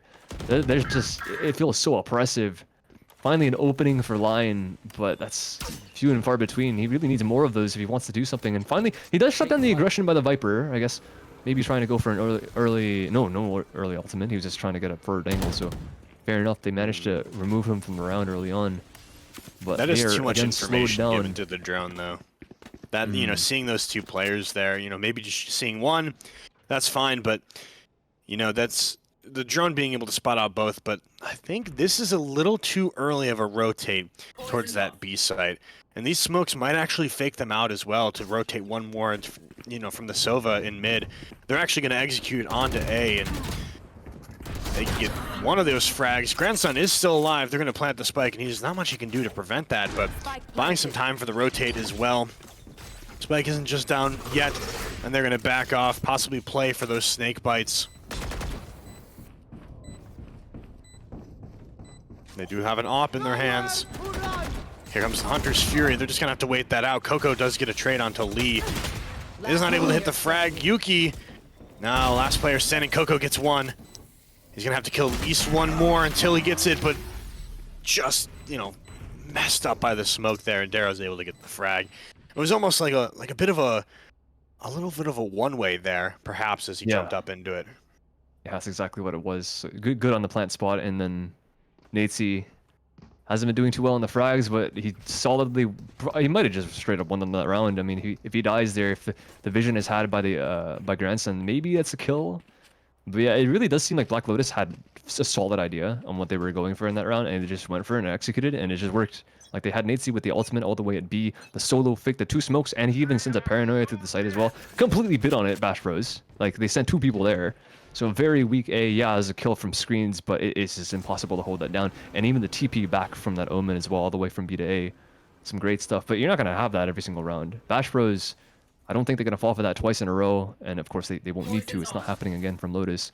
But Papa, he's all the way at the high ground now, and he sees a head. Can he get the kill? They've shut him down here before, but oh, he gets one. And even the teammate following up behind him as well. Great stuff. And now a double entry onto this A site, and Lotus questioning where the heck do they go at this point. They are hungry for that match point, and you can tell by the way they play. Lee, the spike carrier, is going to be pushing up. Could catch out Big Papa K, but a little bit of a peek. And there it is. There's the kill that he was looking for. They're going to back off, though. They've got what they wanted out of this site. And they've got plenty of time to work with. They've got plenty of time to rotate, but they still have to be careful of Coco with this tour de force. They're just playing it so slow. They're actually going to end up dodging Coco by going through tunnel. I don't think any of these defenders are really expecting this. It doesn't seem like they're ready. The smoke is going to come out. That's going to reveal Natesy. And they're just trying to get this set up, trying to get these rotates. Swag is going to not able to get one, but Big Papa K is there for the trade, so Yuki is there. And that is a defender win. That is going to be match point for the Bash Bros. And Black Lotus just waited a little bit too long. They wanted to kind of get those perfect conditions, you know, perfect setup, setting up all their pieces, but they just didn't have enough time for it. And Bash Bros, they were rotating way too quickly. Yeah, wow. That is a very interesting plant spot as well. I mean, planning in view of the undershot, like through the grates. I'm interested in to see what their thought process was. Because, yeah, like you mentioned, Bash Pro is quick enough on the rotate. They're just already back there. And Rift runs past his teammate planting and then doesn't cover. I don't know exactly what happened. But whatever the case, up battle towards this long B. And it's Coco to win that out immediately. Very quick on the shot. Very quick on the entry frag for this round as well. And Black Lotus already back foot. They don't have a Sage. That's one of the weaknesses of this lineup. If you make a mistake, there's nothing really you can do to recover other than perhaps try and get a kill on the other side. If they do, and they try and at least pull some rotates away from this A site, which does work, but there is a Viper's Pit here, which is strong enough to solo hold, if I must say so myself. Papa has had a lot of success on this A site, and he's going to push up pretty deep as well behind this A site nest. This is a very strong spot for him. He has a lot of control, and he doesn't need to play all that far up, which I respect him going back. They could technically zip right over his face, but, I mean, he's going to have some really early info, probably some easy kills as well if they manage to do so. They're all going in a line, only able to get one, though. They were silently going on the ropes, but, I mean, had a good idea of what they were doing there. Endline with a beautiful frag there, though. They have enough time to plant. They have enough time to set up. Shock Dart goes through, not able to find anything from Grandson, and there goes the Viper's Pit. A nice kill through the smoke from Endline. Coco, last man standing, they have no idea where he is. They don't know that he's rotated through. They could have a good idea now. There's the jet down, maybe not enough trigger discipline, and he's gonna go through and get killed instantly by a Rift. And that is, you know, that is one of those little panic moments where, you know, if the jet was not facing, possibly could have passed by, but when you're the adrenaline's pumping, you don't really think about that kind of stuff. You just want to get it done. But playing into the Viper's Pit was a little bit too difficult there, and Rift takes him down. 10-12. They win this round. They go to 11. Thing is that then it's the real story, because Bash Bros they're deciding to light buy this one. I like that. Zayuki has a hero rifle, but he's got more than enough for next round, and they actually stack A. Oh, this could be quite dangerous. They've got so many people here on the defense, including the rifle. They take out one of the other players. Viper's got no mollies or anything, but double kill from the defense of Bash Bros. Perfect crossfire, and now they're still staying alive. They get outs. That is absolutely mad. They've even got a drone coming back in as well. They're maybe able to tag someone. Yeah, they tag him through the smoke. This is an absolute disaster right now. Rift is going to get tagged by the Hunter's Fury as well. And now it's a 2-on-4. They need to win all the gunfights, and they're only going to be able to get one. Up the end of that, Rift is up to do everything. 1-on-3. The Rift duck hunt here does have 2 more players to contend with, but 2 is better than 5. Swagcon is going to tap the defuse, looking for that first kill. Not able to shift up to Grandson, though. And that will be the defuse. GG is called, and Bash Bros are your Pit of Valor winners. They'll be walking away with some new keyboards and $50 in their pocket. Defenders win. Wow. Wow. What a way to end it. And, you know, Black Lotus, they really held on until the very, very last stand. I mean, it just ended up being that the utility usage of Bash Bros at the end was just so strong and just really choked them out into that A site. Yeah, it really kind of is deja vu as well from one of our earlier games. Like seeing Misfits win on their Haven pick, and then now this is a couple of different situations where teams just win maps during rounds that they really have no right to win. Like one gun, one rifle, and yeah, it gets a kill, but the other kill is had by the sheriff. And then Misfits just like full sticking a spike. I guess it's a kind of a different story. But again, both rounds just being absolutely as is highway robbery. Like what are the odds that they just end up stacking the correct site, having two perfect crossfired angles, and they lose the first pick as well? I thought, yeah, okay, they're just gonna snowball the site, trade everything out, but no, they just keep dropping one by one, and even after they lose a couple lives, they don't get traded. Yuki's able to get all the way out through the heaven position and get out the door. This is absolutely crazy. So very well done by Bash Bros. Well deserved to win. Like you can't even emphasize that anymore. And looking at the scoreboard as well, raw numbers 24 and 15 from Yuki. That is some crazy stuff. Grandson right underneath him at 18, and then everyone's kind of even on the scoreboard underneath. But that really goes to show that the entire team is playing well, and including Black Lotus as well. And like no one was playing bad. It's just that they were being read and they were being hard countered in the rounds where they weren't. A couple different misplays, and really, again, this game is a game of inches. You give up a little bit, and Bash Bros are gonna take a mile. Like that little tiny blunder to plant in line of sight of the one guy and then run past them, like underneath the underneath kitchen.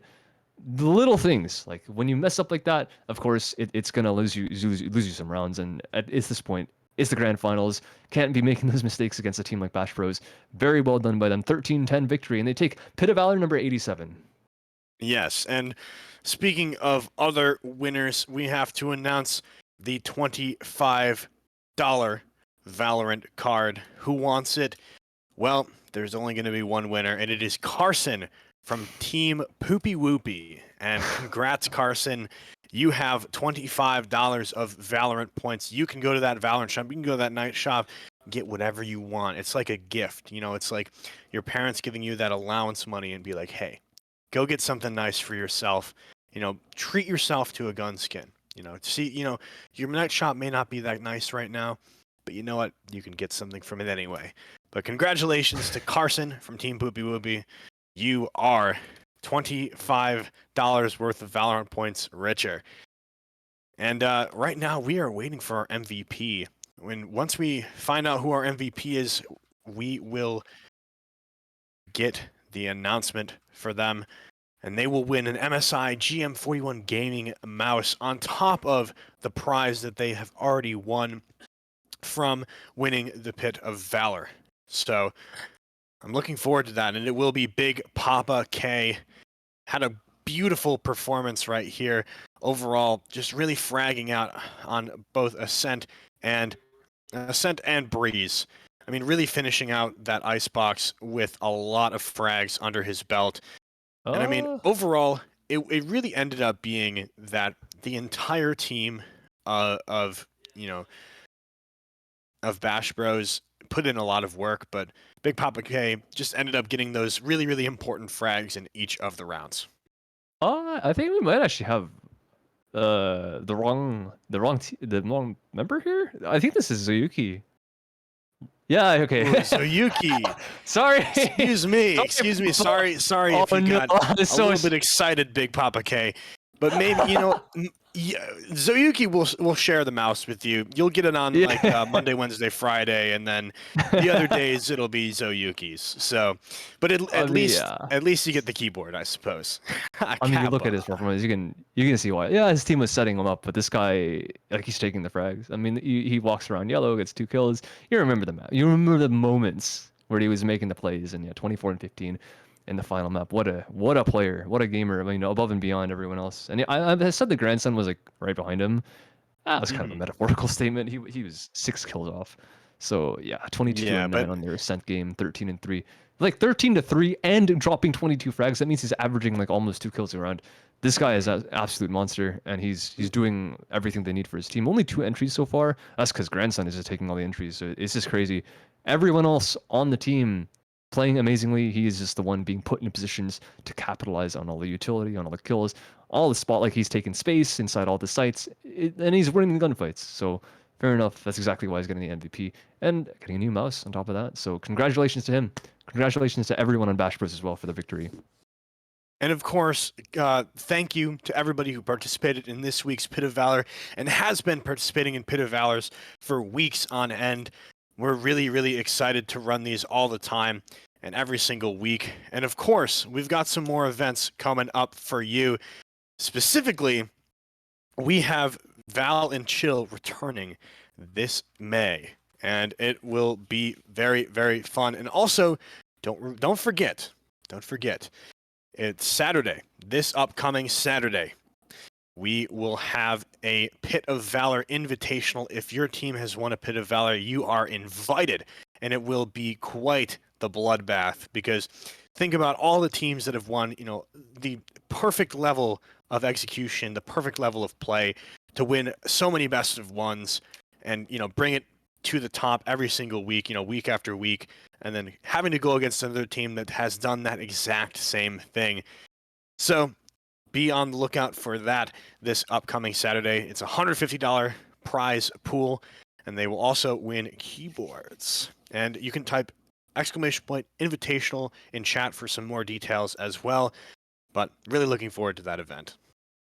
Yeah, once again, it is kind of unfortunate to say, but thank you again to MSI for sponsoring 5 Pit of Valors in a row. But yes, this is the last one. This is the last Pit of Valor that we have sponsored by them. But what isn't the last is the last GLG event sponsored by them, because once again, this weekend, they're winning keyboards, right? They're all MSI keyboards. So five, excuse me, if I can read out the name, I actually don't know.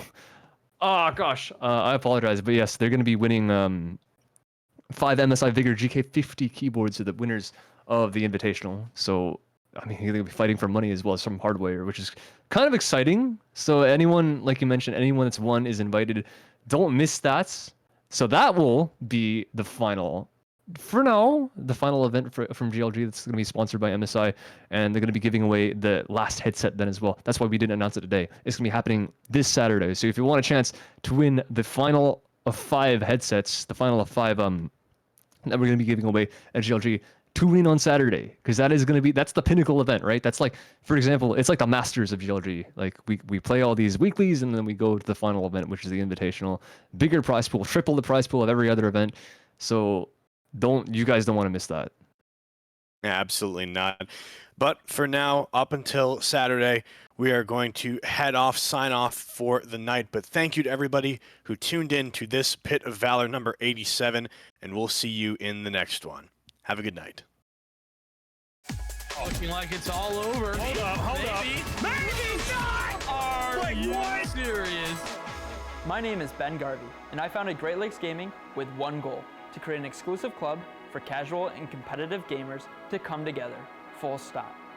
Every week, GLG hosts esports competitors of all ages with real prize pool tournaments and a live broadcast to Twitch. One actually does come through for Jenny. The second, the third, the fourth. With thousands of followers and hundreds of weekly players, the GLG community is thriving more than ever. And now we're building a better experience for our players. And we're setting the bar high. No, literally, 22 stories high. Welcome to the Gaming Lounge, the first of its kind, located on the 22nd floor of Innovation Square in downtown Rochester, New York. That's right, this space is built just for you, with the latest and greatest in gaming gear and plenty of space for you to claim that little bit of glory. As you enter the Gaming Lounge, you'll be welcomed at our reception desk, and behind that, our main office. Here, we'll produce our professional broadcasts and turn those sick plays into the GLG highlight reels you've come to love. LAN tournaments, viewing parties, that all happens here in the viewing room. And if you need a little practice to start actually winning for once, spend some time in a team practice room. At some point, you'll need to touch some grass and maybe grab a bite to eat. So we partner with local cafe and restaurant, By Rochester, to provide fresh and healthy snacks at our cafe in the clouds. And of course, the crown jewel, the gaming room. stacked with hardware from limited edition consoles to top-of-the-line gaming PCs. Yeah, that's right, we've got GPUs. And if that's not enough, we've got 2 more private streaming booths fully prepared to take your following to the moon. The GLG Lounge is the ultimate space to stream, host, and hang, with no compromises, all built for your next win in the clouds. Grab your GLG membership today at glgaminglounges.com.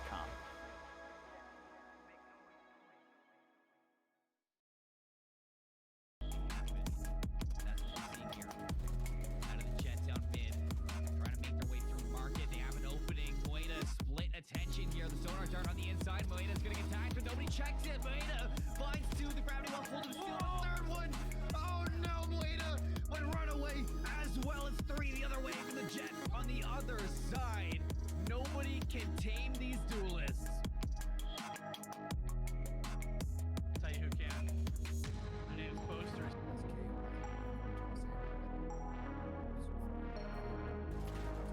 Crosshair, Pandas, aim practice at this point. Second, no. Pitching through market, Curry is in trouble. Pandas realizes that they both fall to sight. CJB for the 1, Blade Storm, Juicy.